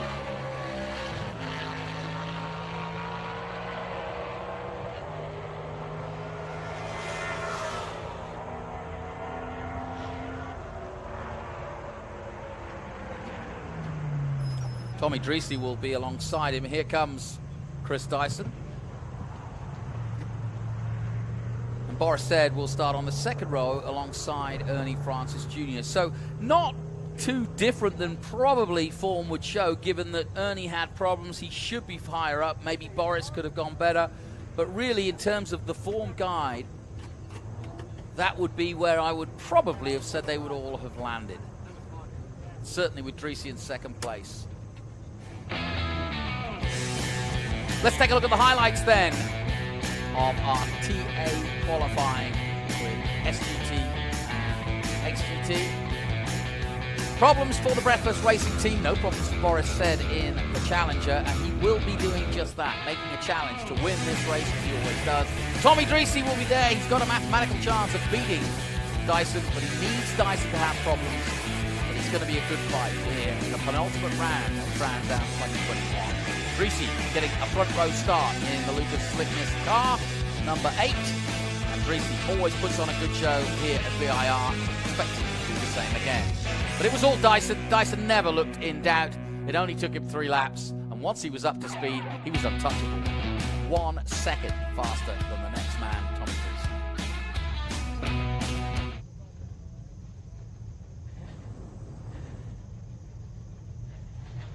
So here's how they qualified. Chris Dyson takes the pole with the Altwell CBD car, the Ford Mustang, just ahead of the Chevrolet of Tommy Dreesy. Boris Said in the Challenger in 3rd position. Ernie Francis Jr. 4th. Simon Gregg 5th. Ken Waits in 6th place. Matthew Butson in 7th. Kerry Hitt in 8th position. Lee Saunders leading the charge in SGT, and he picks up where he left off as champion and fastest man, beating Paul Fix. And in the battle between the Grants, it was Milton who beat Carey.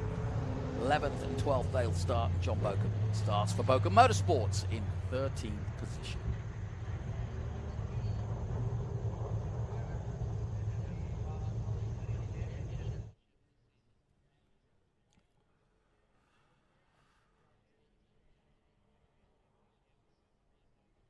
You have a changing day here. The light has changed dramatically since we started this morning. We were here at 8 o'clock looking down as we are now, but it's quite a different shot, obviously, with the sun in a completely different place. And yeah, packed paddock this weekend with the single-seaters, SVRA and Trans Am all packed in. And in fact, we've had to use the second car park to get some of the single-seater cars in. That's how crowded it is. But there's a great little fraternity down there of young and old, and it really makes for a great weekend.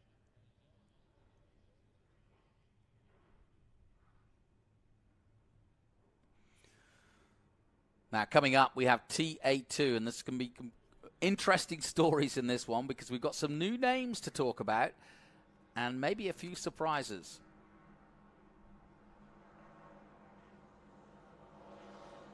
And as you see them coming out of the pre-grid, let's head down to Ben. He's got our pole position man for TA. So here we are, Chris Dyson, another Motul Pole Award winner. And VIR in these conditions, it's tough to get right because as far as I remember, TA hasn't raced in these conditions in the last 5 years. Yeah, I'll tell you what, it's kind of treacherous out there. And after this morning, I felt like I'd forgotten how to drive, but I think the track had just gotten so oiled down. We were back to form this afternoon. The Altwell Mustang, we rolled off the truck yesterday, and it was fast. It was really, really quick, and it was great to be able to put it all together here in qualifying. I'm delighted to be starting this race from the front row and on pole. You know, this is a tough place to pass, so if we can get a good start tomorrow, stay out front, that's the objective, is just try to bring home another one. This is a really tough start because if you get the green, you've got a drag race into more than a 180-degree turn. you've got to be in the lead, because after that it's tough to get by anybody. Well, you know, Ernie and I had a great race here last year, and you know, I think anybody will tell you it's better to lead here than to follow. And you know, we've got a full field here, so you know, if you can get out and control, you can control the pace, stay out front. That's really the objective. Obviously, easier said than done, but we've been doing it a good amount this year, and I'm hopeful to bring it home tomorrow. Nice. All right. So we have to ceremoniously do the sticker slap on the windshield of your car, and then we're going to do the flag. But Chris Dyson, another Motul Pole Award winner here at Virginia International Raceway. That has got to feel really good. And then, Chris, we'll step back out here into the light, if you don't mind, for our photographer, Chris Clark. We'll hold up the flag for Chris there. And, Jonathan, I'm going to send this back to you. Chris Dyson, another Motul Pole Award winner here at Virginia. It never gets old when you're getting pole positions, and Chris Dyson, the smile on his face said it all. A great job done. Now, how about this? We turn our attention now to TA2. So much interest in our flagship series with Mike Skeen and the rest of the boys all fighting for position. Tyler Casera returning to the place where he won his first Trans Am race. Great story, Tyler Casera. And then you've got the likes of Brett Barco looking for the Rookie Cup as well, as we go on board with Adrian Lostowski, new to TA2, having come up from SGT. He was runner-up to Lee Saunders last year in SGT and then moved up to TA2, and it's been a really good start to his campaign, to be fair.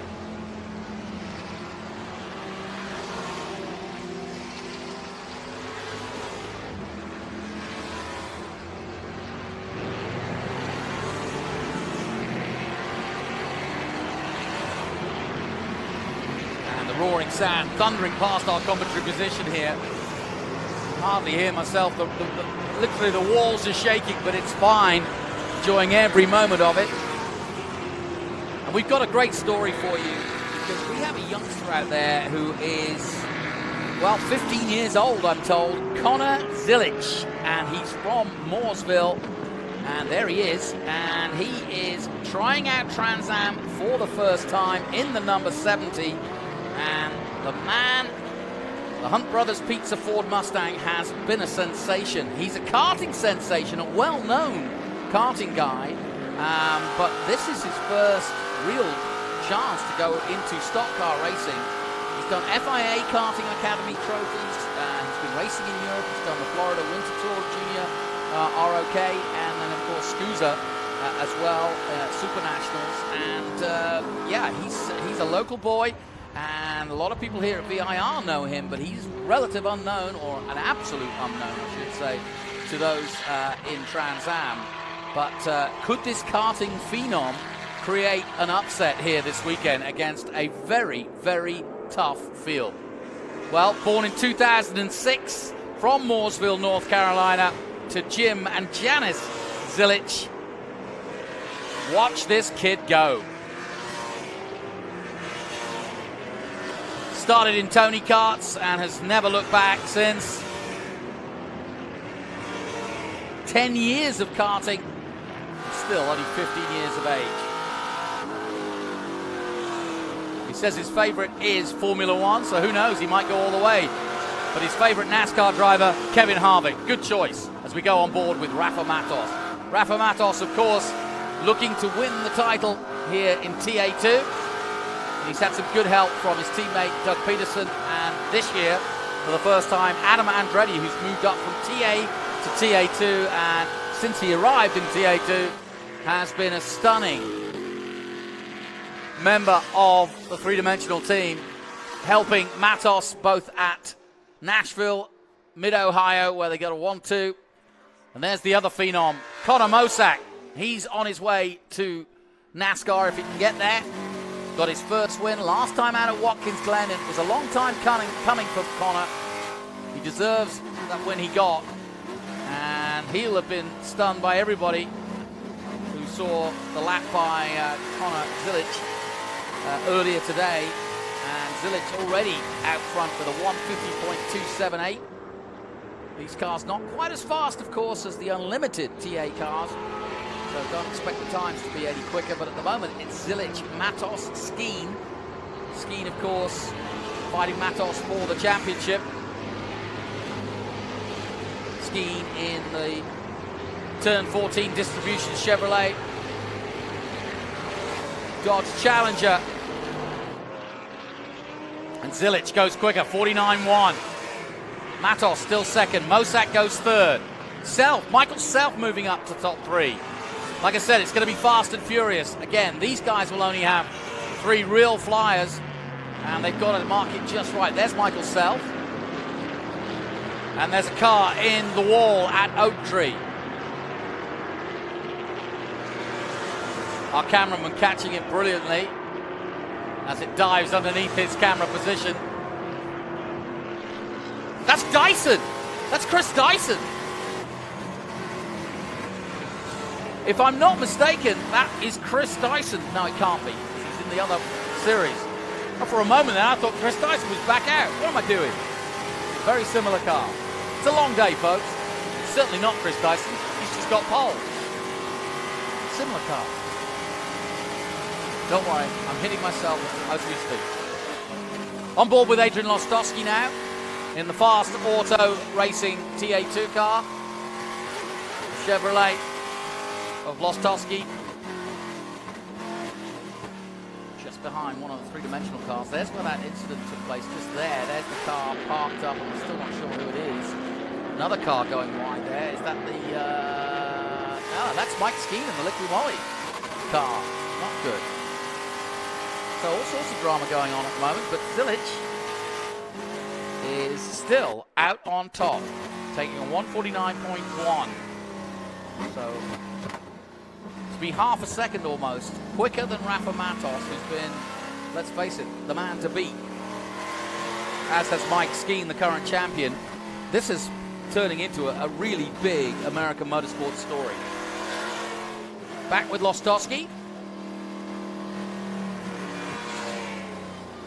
Tyler Casera yet to show his hand properly. He's in 5th at the moment. I think he'll improve.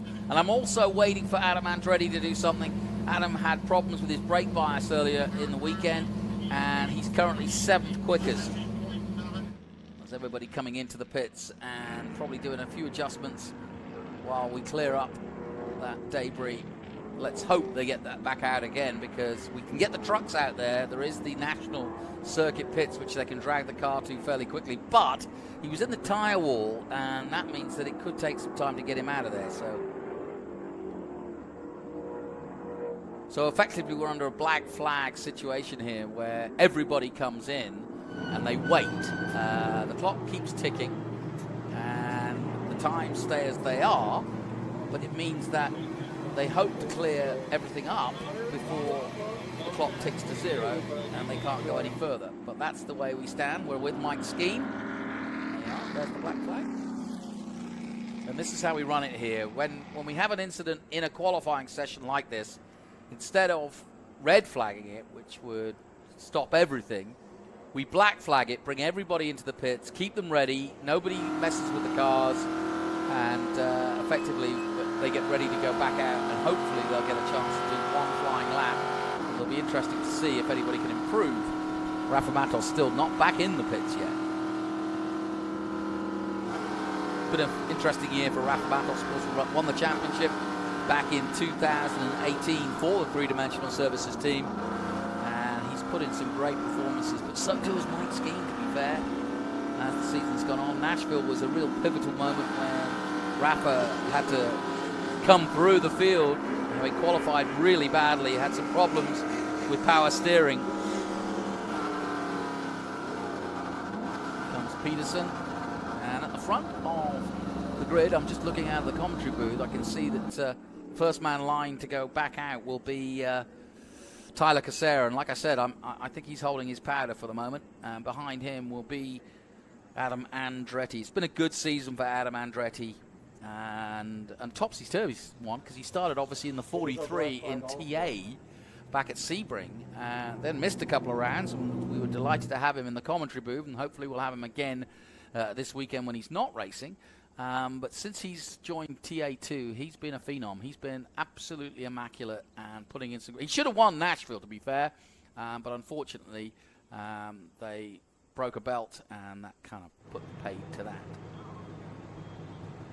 And there is the Andretti car. Like I said, they hauled it off after practice, and he's just complaining of brake balance. Gives us away. Hey, Adam, we're watching. He's a great showman, too. Typical Andretti. There's definitely a chip off the old block. Of course, the son of Aldo. Twin brother to Mario, of course. If you're wondering how it all fits together, the Andretti family kind of split, really, between the twin brothers, Mario and Aldo Andretti. And, of course, you know Mario's son, Michael. And then, of course, you've got Adam's side with John Andretti and now Jarrett also racing. So if you're an Andretti, you don't really have much of a choice. Marco Racing, of course, son of Michael. He's kind of semi-retired, but I think Marco's going to kind of pick up something. He's been doing SRX. Let's head down to Ben. He's got Tyler Casera.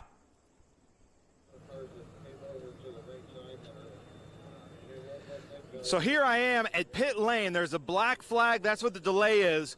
Tyler Casera, who's doing really well here. He won in race 1 here last year. He knows VIR really well. I'm hoping to get some comments. Tyler, what are the conditions out there? Yeah, it's qualifying conditions. It cooled off a little bit. Little slick to start, but the track seems like it's got a lot of grip right now. So I think we're seeing a lot of guys go quicker than probably anybody ever has here. So hoping to. My car was just coming to me right there at the black flag, so I'm hoping to show them what I got here if we get some more time. Nice. Thank you for those comments. If you don't mind, let's talk to Adam Andretti also. Adam Andretti, I'm coming to you for some comments. I just talked to Tyler Casera, who won here last year. He said the track conditions are really good. He's getting more grip than he has in any other session. Are you feeling the same thing? Well, for sure the conditions are perfect. We're later in the evening and ambient temperature's about right. If we could get rid of some of the sun and we get a little cloud cover, they would even wake up more. So, hopefully maybe we get blessed with a couple clouds and that could bring this number 86 three-dimensional services, Peterson Racing Ford Mustang up front. So that's what we're working on right now, bud. Perfect. Thank you very much. So we're at a black flag. I think they're clearing from what I hear. We've got 15-year-old Evan Slater was into the wall or off of track. So it's been a story of 15-year-olds. We've got our new 15-year-old that we've been talking about who's had a really good top score. And then Evan Slater, unfortunately, was off at 3. That's our delay here with the black flag. As I come back here to this Hawk Performance Racing Camaro that's really come to. His buddy Lee Saunders is out here in SGT doing really well. But Adrian Lostowski's here with us in TA2, the top 5 in points, I believe. Now, the other drivers, Adrian, were telling me they're getting more grip now than they have all weekend long. How's it feeling for you? Yeah, we did a little bit of adjustment right before this session, and we went from being loose to getting tight this session, so we went a little bit too far. Probably the track conditions are changing. There's a lot of rubber laid down, so that's probably why everyone's feeling more grip now. Nice. So good comments there from Adrian Lostowski.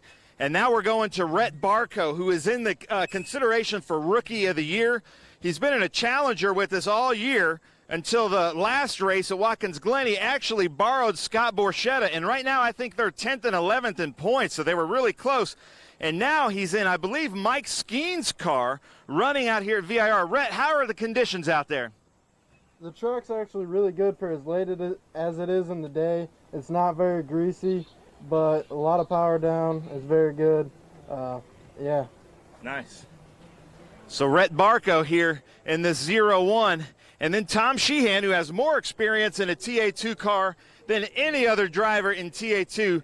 Tom, what are the conditions out there at VIR? I know you have a lot of experience here. Yeah, weather's great. Track's in pretty good shape. Guess someone had a little trouble on our first flyer or something, but we'll get back out there and get going again. Perfect.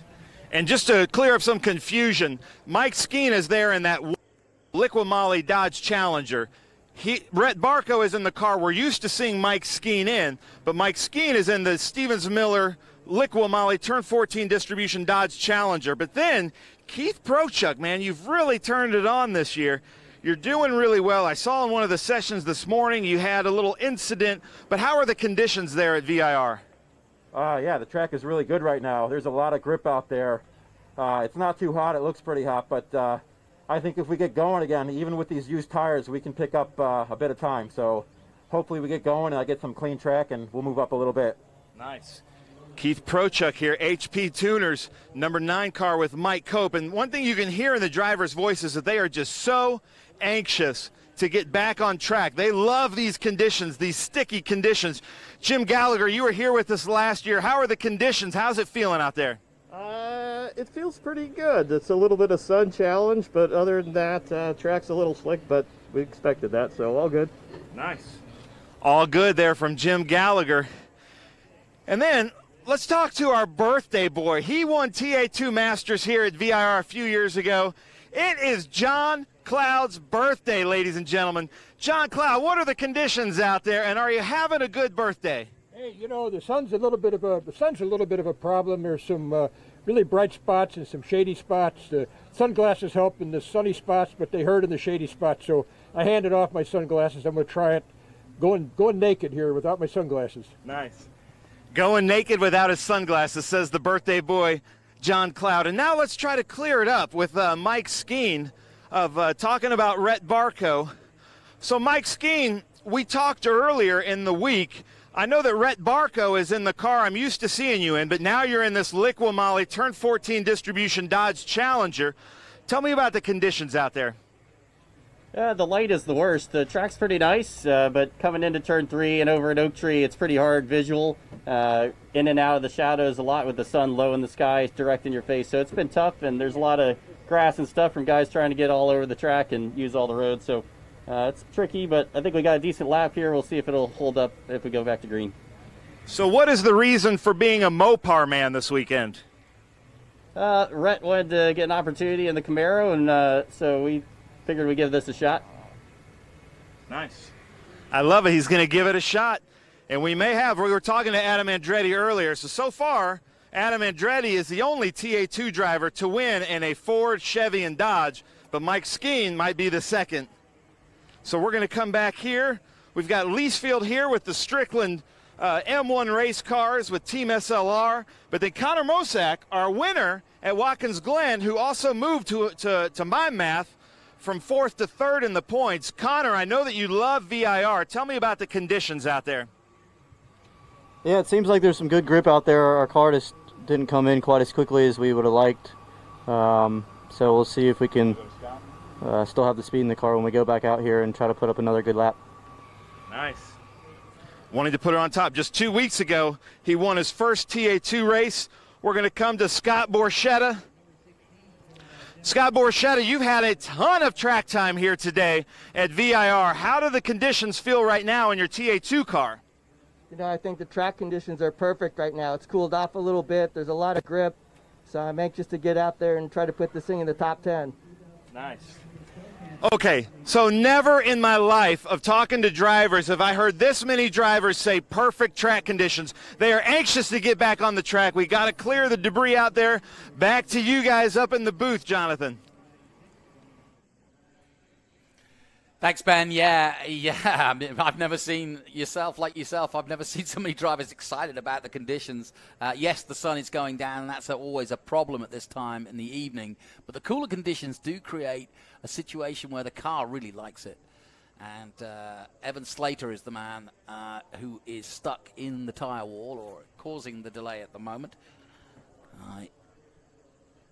And that, of course, is at turn 11 and 12, or just between the two at Oak Tree. And they did stop the clock, so therefore we should get going again, and we should. And I was right when I said that Tyler Casera hasn't shown us his hand, and he kind of admitted, he said he was just getting into a situation where he thought he could go fast when the black flag came out. So expect him and maybe a couple of others to improve. But right now it's a really interesting situation where we have a 15-year-old ahead and usurping the limelight of Rafa Matos, the Brazilian, and Mike Skeen, both champions in their own right, and Tyler Casera, last year's winner, all not as quick as the first time Mooresville sensation from North Carolina, Connor Zilich.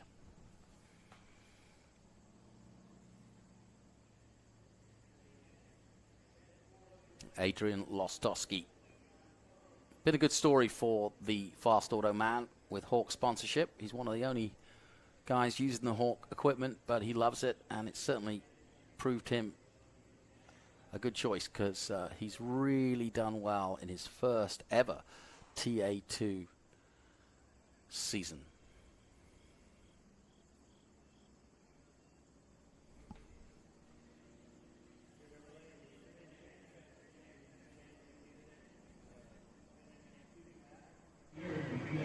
So we wait, just as you do if you're tuning in, and there's car 41. Getting ready to go out too. Great to hear from these drivers in the middle of a session, it's really good. And that's John Cloud, of course. And it's his birthday today, and we had Debbie, his wife, here in the booth earlier. And so he's been a busy boy, just as Scott Borchett, as you heard, because both of these two men involved in SVRA racing as well as Trans Am. But if you want busy, Ernie Francis is your man. He has done a race win in single-seaters, and now he's a stock car racer, which is pretty impressive all in one day. But he takes it all in his stride.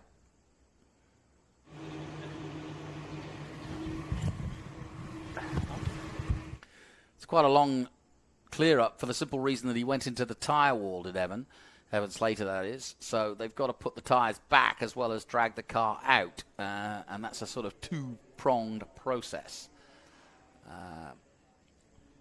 Local time, 6:30 at night. And so that sun is dramatically going down. But we've probably still got another hour yet. Not that we'll be on that long because it's only a couple of minutes of the session to go. Officially, it's 8 minutes to go, but it could be less, obviously, given when the black flag fell.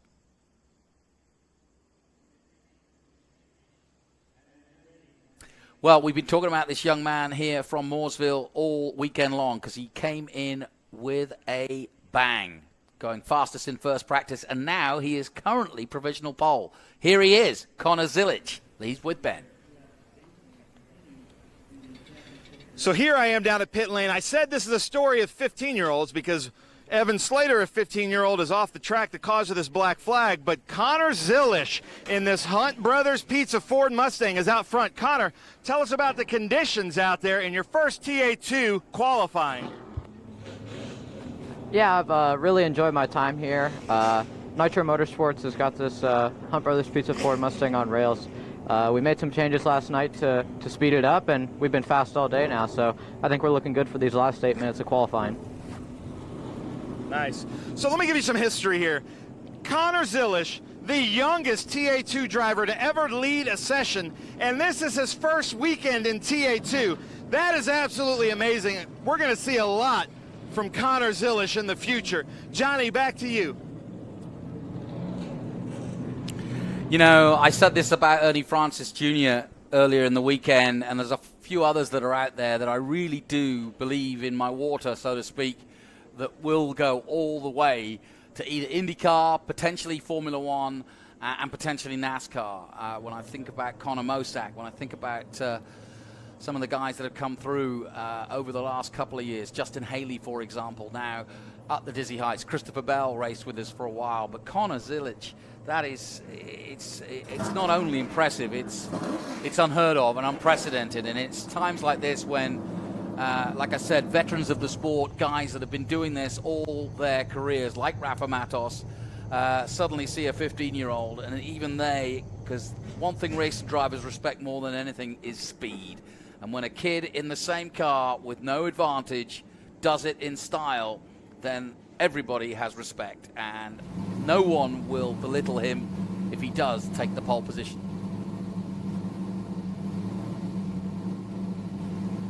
Adrian Lostowski ready to go. 8 minutes then, the session. The sun will be in their eyes, but I wear my sunglasses at night, says John Cloud. Or was that a song?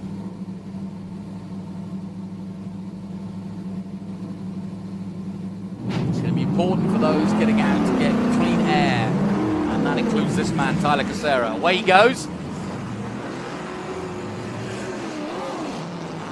And I think the two three-dimensional cars will try and play together if they can. That's Rafa and Peterson. And they'll go out in the second wave, if you will. We're on board with Lostowski as he heads out to the horseshoe. And this is going to be frenetic, folks. The sun's going down. They've got little time to do it. And it only needs one more mistake and this session's over. And so everybody's going to be really going hell-bent for leather to get it done, so to speak. Zilic leads with a 1:49.1. What a sensational time. Half a second quicker than Matos, but Matos isn't done just yet. Skeen in third position and very close to Matos' time, 49.7. Casera, 50, 1:50.078, but yet to go his quickest time. The car just coming to him. Likewise, Andretti, he is comfortable, feels as though he can go quicker too. We haven't really heard from 9th place Thomas Merrill in the championship hunt throughout the season, but yet to show. Barco heading for the Rookies Cup in 10th position with that 1:51.3. Tommy Sheehan in the run, then Bose, Slater. Evan Slater is the man that caused the stoppage. He is out of qualifying, having parked it in the time. The clock ticks down to just 6 minutes. No one has hit a flyer just yet because obviously they've got to get round before they can do that.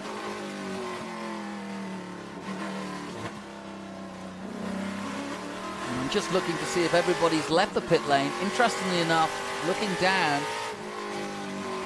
I've got a feeling that Zilic could be the only... No, it's actually Mike Skeen in the Dodge Challenger is the only man who hasn't gone out yet. And he may well be just waiting to just do one flyer and get some clean air. So here we go.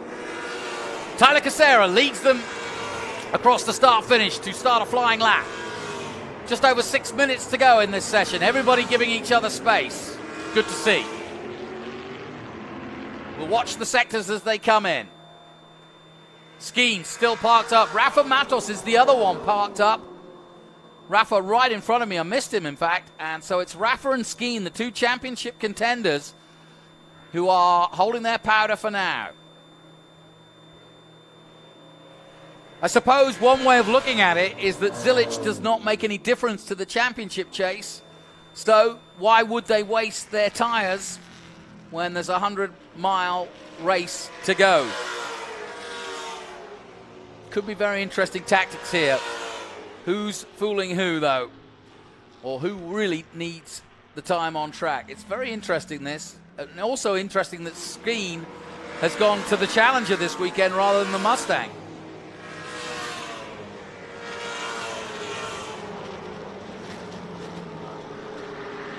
Now, we'll start to see them come down the back straight and to complete their first flyers. 5 minutes left in the session. Everybody but Skeen and Matos out there.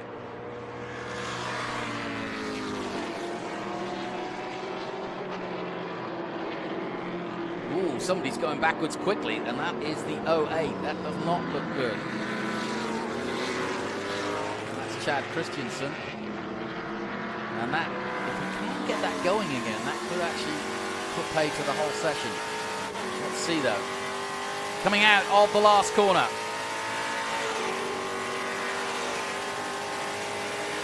Andretti improves to 6. Lostowski stays 8. Casera improves to 4. Thomas Merrill up into the top 10, but doesn't improve greatly.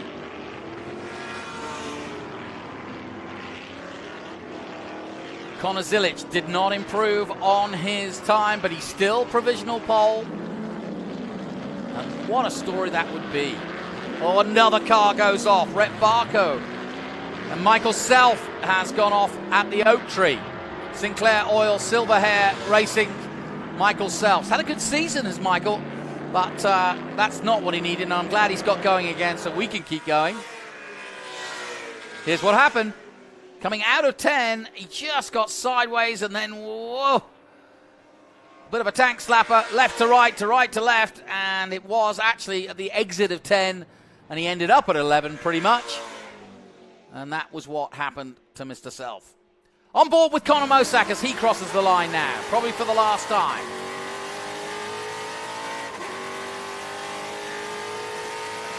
Mosak, winner at Watkins Glen, his first win, and it's surprising to say that because he's been so quick, so good, and in every race he's been vying for a podium, if not the win, and definitely a one for the future. Spoke to him this morning and said what's his ambition, and he definitely wants to be a NASCAR driver. And given that the era of NASCAR with its road racing courses now more prevalent, this could be the perfect time for Conor to step up to Xfinity or Camping World Truck Series. Conor Mosak currently in 7th, and he goes over the brow at 10. He's got clear road ahead of him. He's got one car ahead of him. That won't be a problem. Thomas Merrill improves to 5th place. That's a good result for him.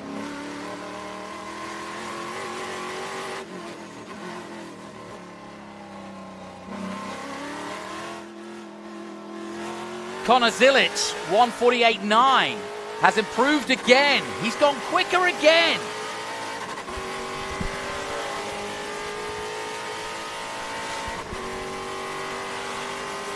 This is quite an incredible qualifying session, the likes of which we've never seen here. A 15-year-old is ruling the roost here at the famous VIR. It's got a long history, has VIR, but I don't think a 15-year-old has lit this place up like this young man. From Mooresville, North Carolina, a local star. I asked one of the marshals if they knew him, and they said, yeah, they'd heard of him because he's a local kid. But only from karting, not in Trans Am, and he had never turned a wheel in Trans Am until this weekend.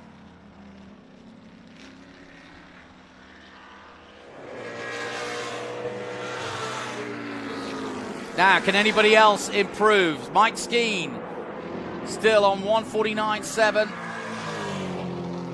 and not going out by the looks of things. With a minute to go.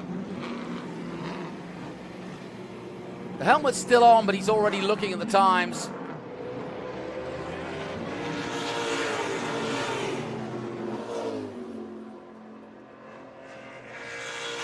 Can anybody throw in a last hurrah? Matos isn't going to go out either. The only man who could improve probably of the leading group is Zilic. But that's why Matos and Skeen have chose not to go out. They know the kid can't really get in their championship fight. He might win the race, but that won't make any difference to the championship. Conor Mosak moves up to 5th place now, getting ahead of Thomas Merrill. Andretti still struggling in 9th. Here comes your pole man. Down. Somebody else going off in the distance there. Barry Bowes by the looks of things. But into the pits comes our pole position man. The clock ticks down to 0. Will anybody improve? What a session this has turned out to be for young Connor Zilic. The Ford Mustang Hunt Brothers Pizza, as cool as you like, is doing the business. We're on board with Lostowski down the back straight. Can he improve? Lostowski in 11th at the moment.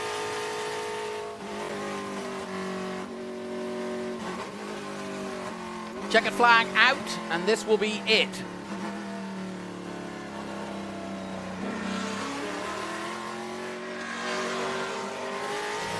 Down roller coaster and towards the hog pen for the last time. Can anybody improve? At the moment, it's Zilic, Rafa Matos, Mike Skeen, Tyler Caseri, your first 2 rows. Conor Mosak improved brilliantly to 5th place. Thomas Merrill 6th. Michael Self, who went off 7th.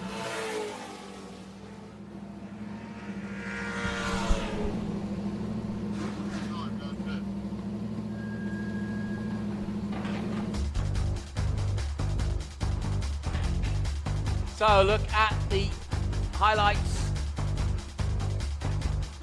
Tyler Casera was going well, but didn't really get the chance before the black flag. Skeen came in for the black flag, but he was currently then in 3rd place. And likewise, Rafa Matos had put in the 2nd fastest time by then. But no one, not even 2 champions, no less, in Matos and Skeen, could stop this man. I think I might order a Hunt's Pizza tonight if that's what the go is, because this man is on it. Connor Zilic is absolutely sensational at VIR. Takes the pole, just 15 years of age, the local man from Mooresville, North Carolina. Pole position in his first try at Trans Am.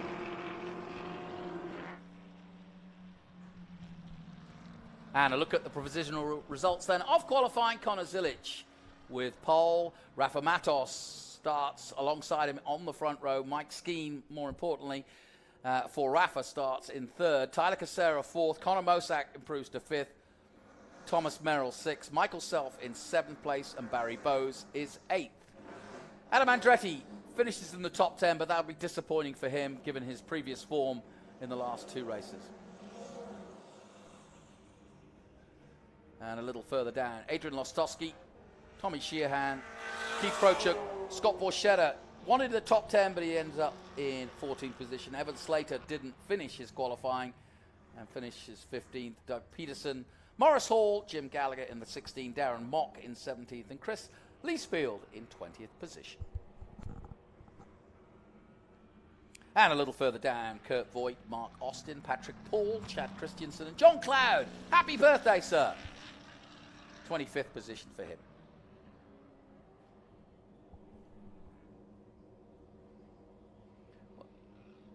Well, the sun is trying to go down over North Carolina, but I tell you what, it's just about to shine on one of its native suns, because tomorrow morning is going to be a big day for Connor Zilic. The man from Mooresville in NASCAR country is starting his move towards potentially any form of racing. Yes, he may be from NASCAR country, but I looked at his profile and he says his favorite sport is Formula One. And at 15, the world is your oyster, Mr. Zilic. Left hand down, okay? Right hand down, even it out. And he's going to go on the scales, and this is going to be a scary moment for him, because right obviously everything's got to be right. All right, there you go. Everything's so different. When you've been karting, it couldn't be more different. Great. To be in a huge muscle we're about to go live with you, and I'll just kind of what would be, 150cc go-kart to a 500 brake horsepower monster. Quite a transition.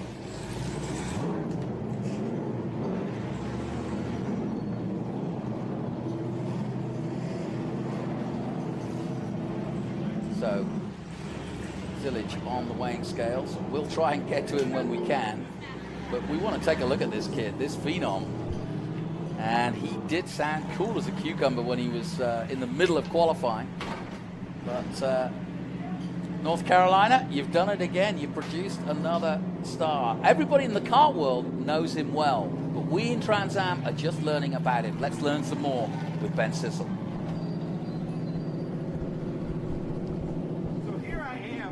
Connor Zilic, you just made history. I don't know how official this is, but I've heard, sir, that you just smashed the record here in TA2 at VIR. You're also the youngest person in TA2 to ever get pole. This is also your first event. You are the Motul Pole Award winner. Now I'm going to walk you through this, and it's my honor to walk you through this because you're incredible. You're going to take that, peel it off, and you're going to slap it up here like it's a fighter plane that you just took down. Look at that.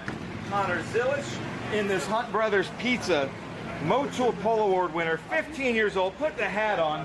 We've got a flag for you, but tell us about your laps out there. I've talked to a lot of drivers there in pit lane. I've never had so many drivers say, other than the sun, perfect conditions. How did it feel for you? Yeah, the track was amazing. There was plenty of grip out there. The Nitro Motorsports guys set up my car perfectly. I was flying out there. I went out the second lap and I knew that thing was going to be fast. And the black flag kind of hindered our performance, I think. But I went back out there and went a little faster. And I can't complain. I'm just really happy for this. Nice.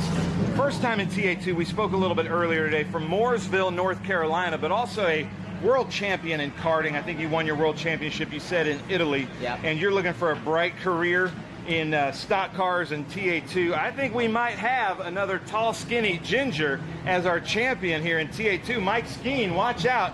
He might be coming for you. Connor Zilich, how do you describe to your friends that you're about to go up north to Virginia and race in TA2?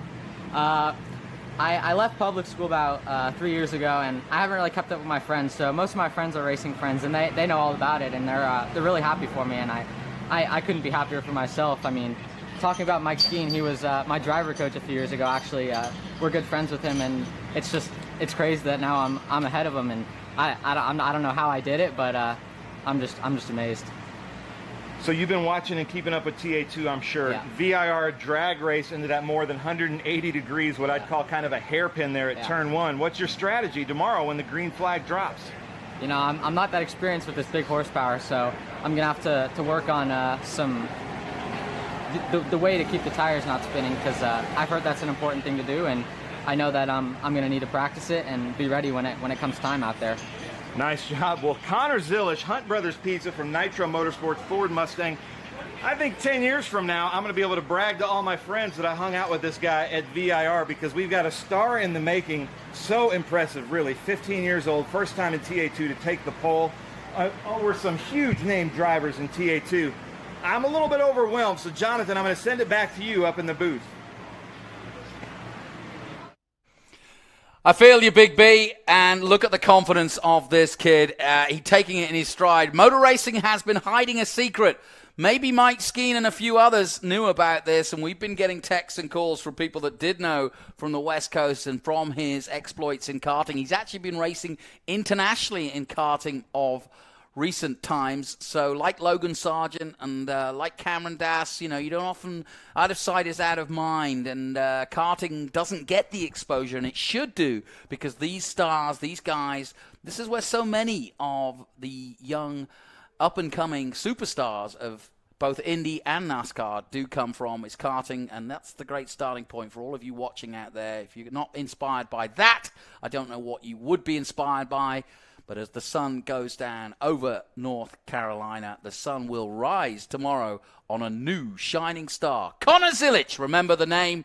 He is in the right place at the right time. He's come to Trans Am, smashed the track lap record, and beaten two former champions in Rafa Matos and Mike Skeen. Skeen was his driver coach. It doesn't get better than that. What a story to end our first day.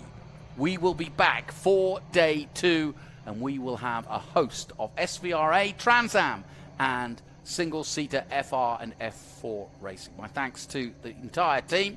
We're off to get some Hunt Brothers Pizza. It must be fast-moving pizza for sure, because one man, Connor Zilich, has made his name, and he's back to race tomorrow. We'll see you then.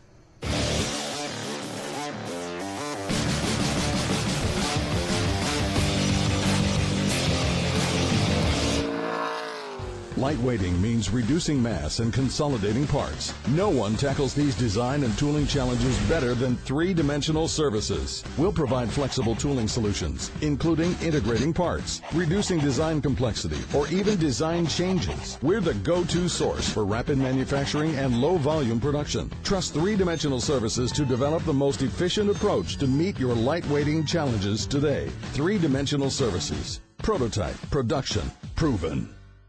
Speed, endurance, desire. For 160 years, Motul has helped engines and drivers go faster, further, and stronger. Tested in the heat of battle, driven with passion, with one aim: to give you superior powertrain protection and performance. Motul.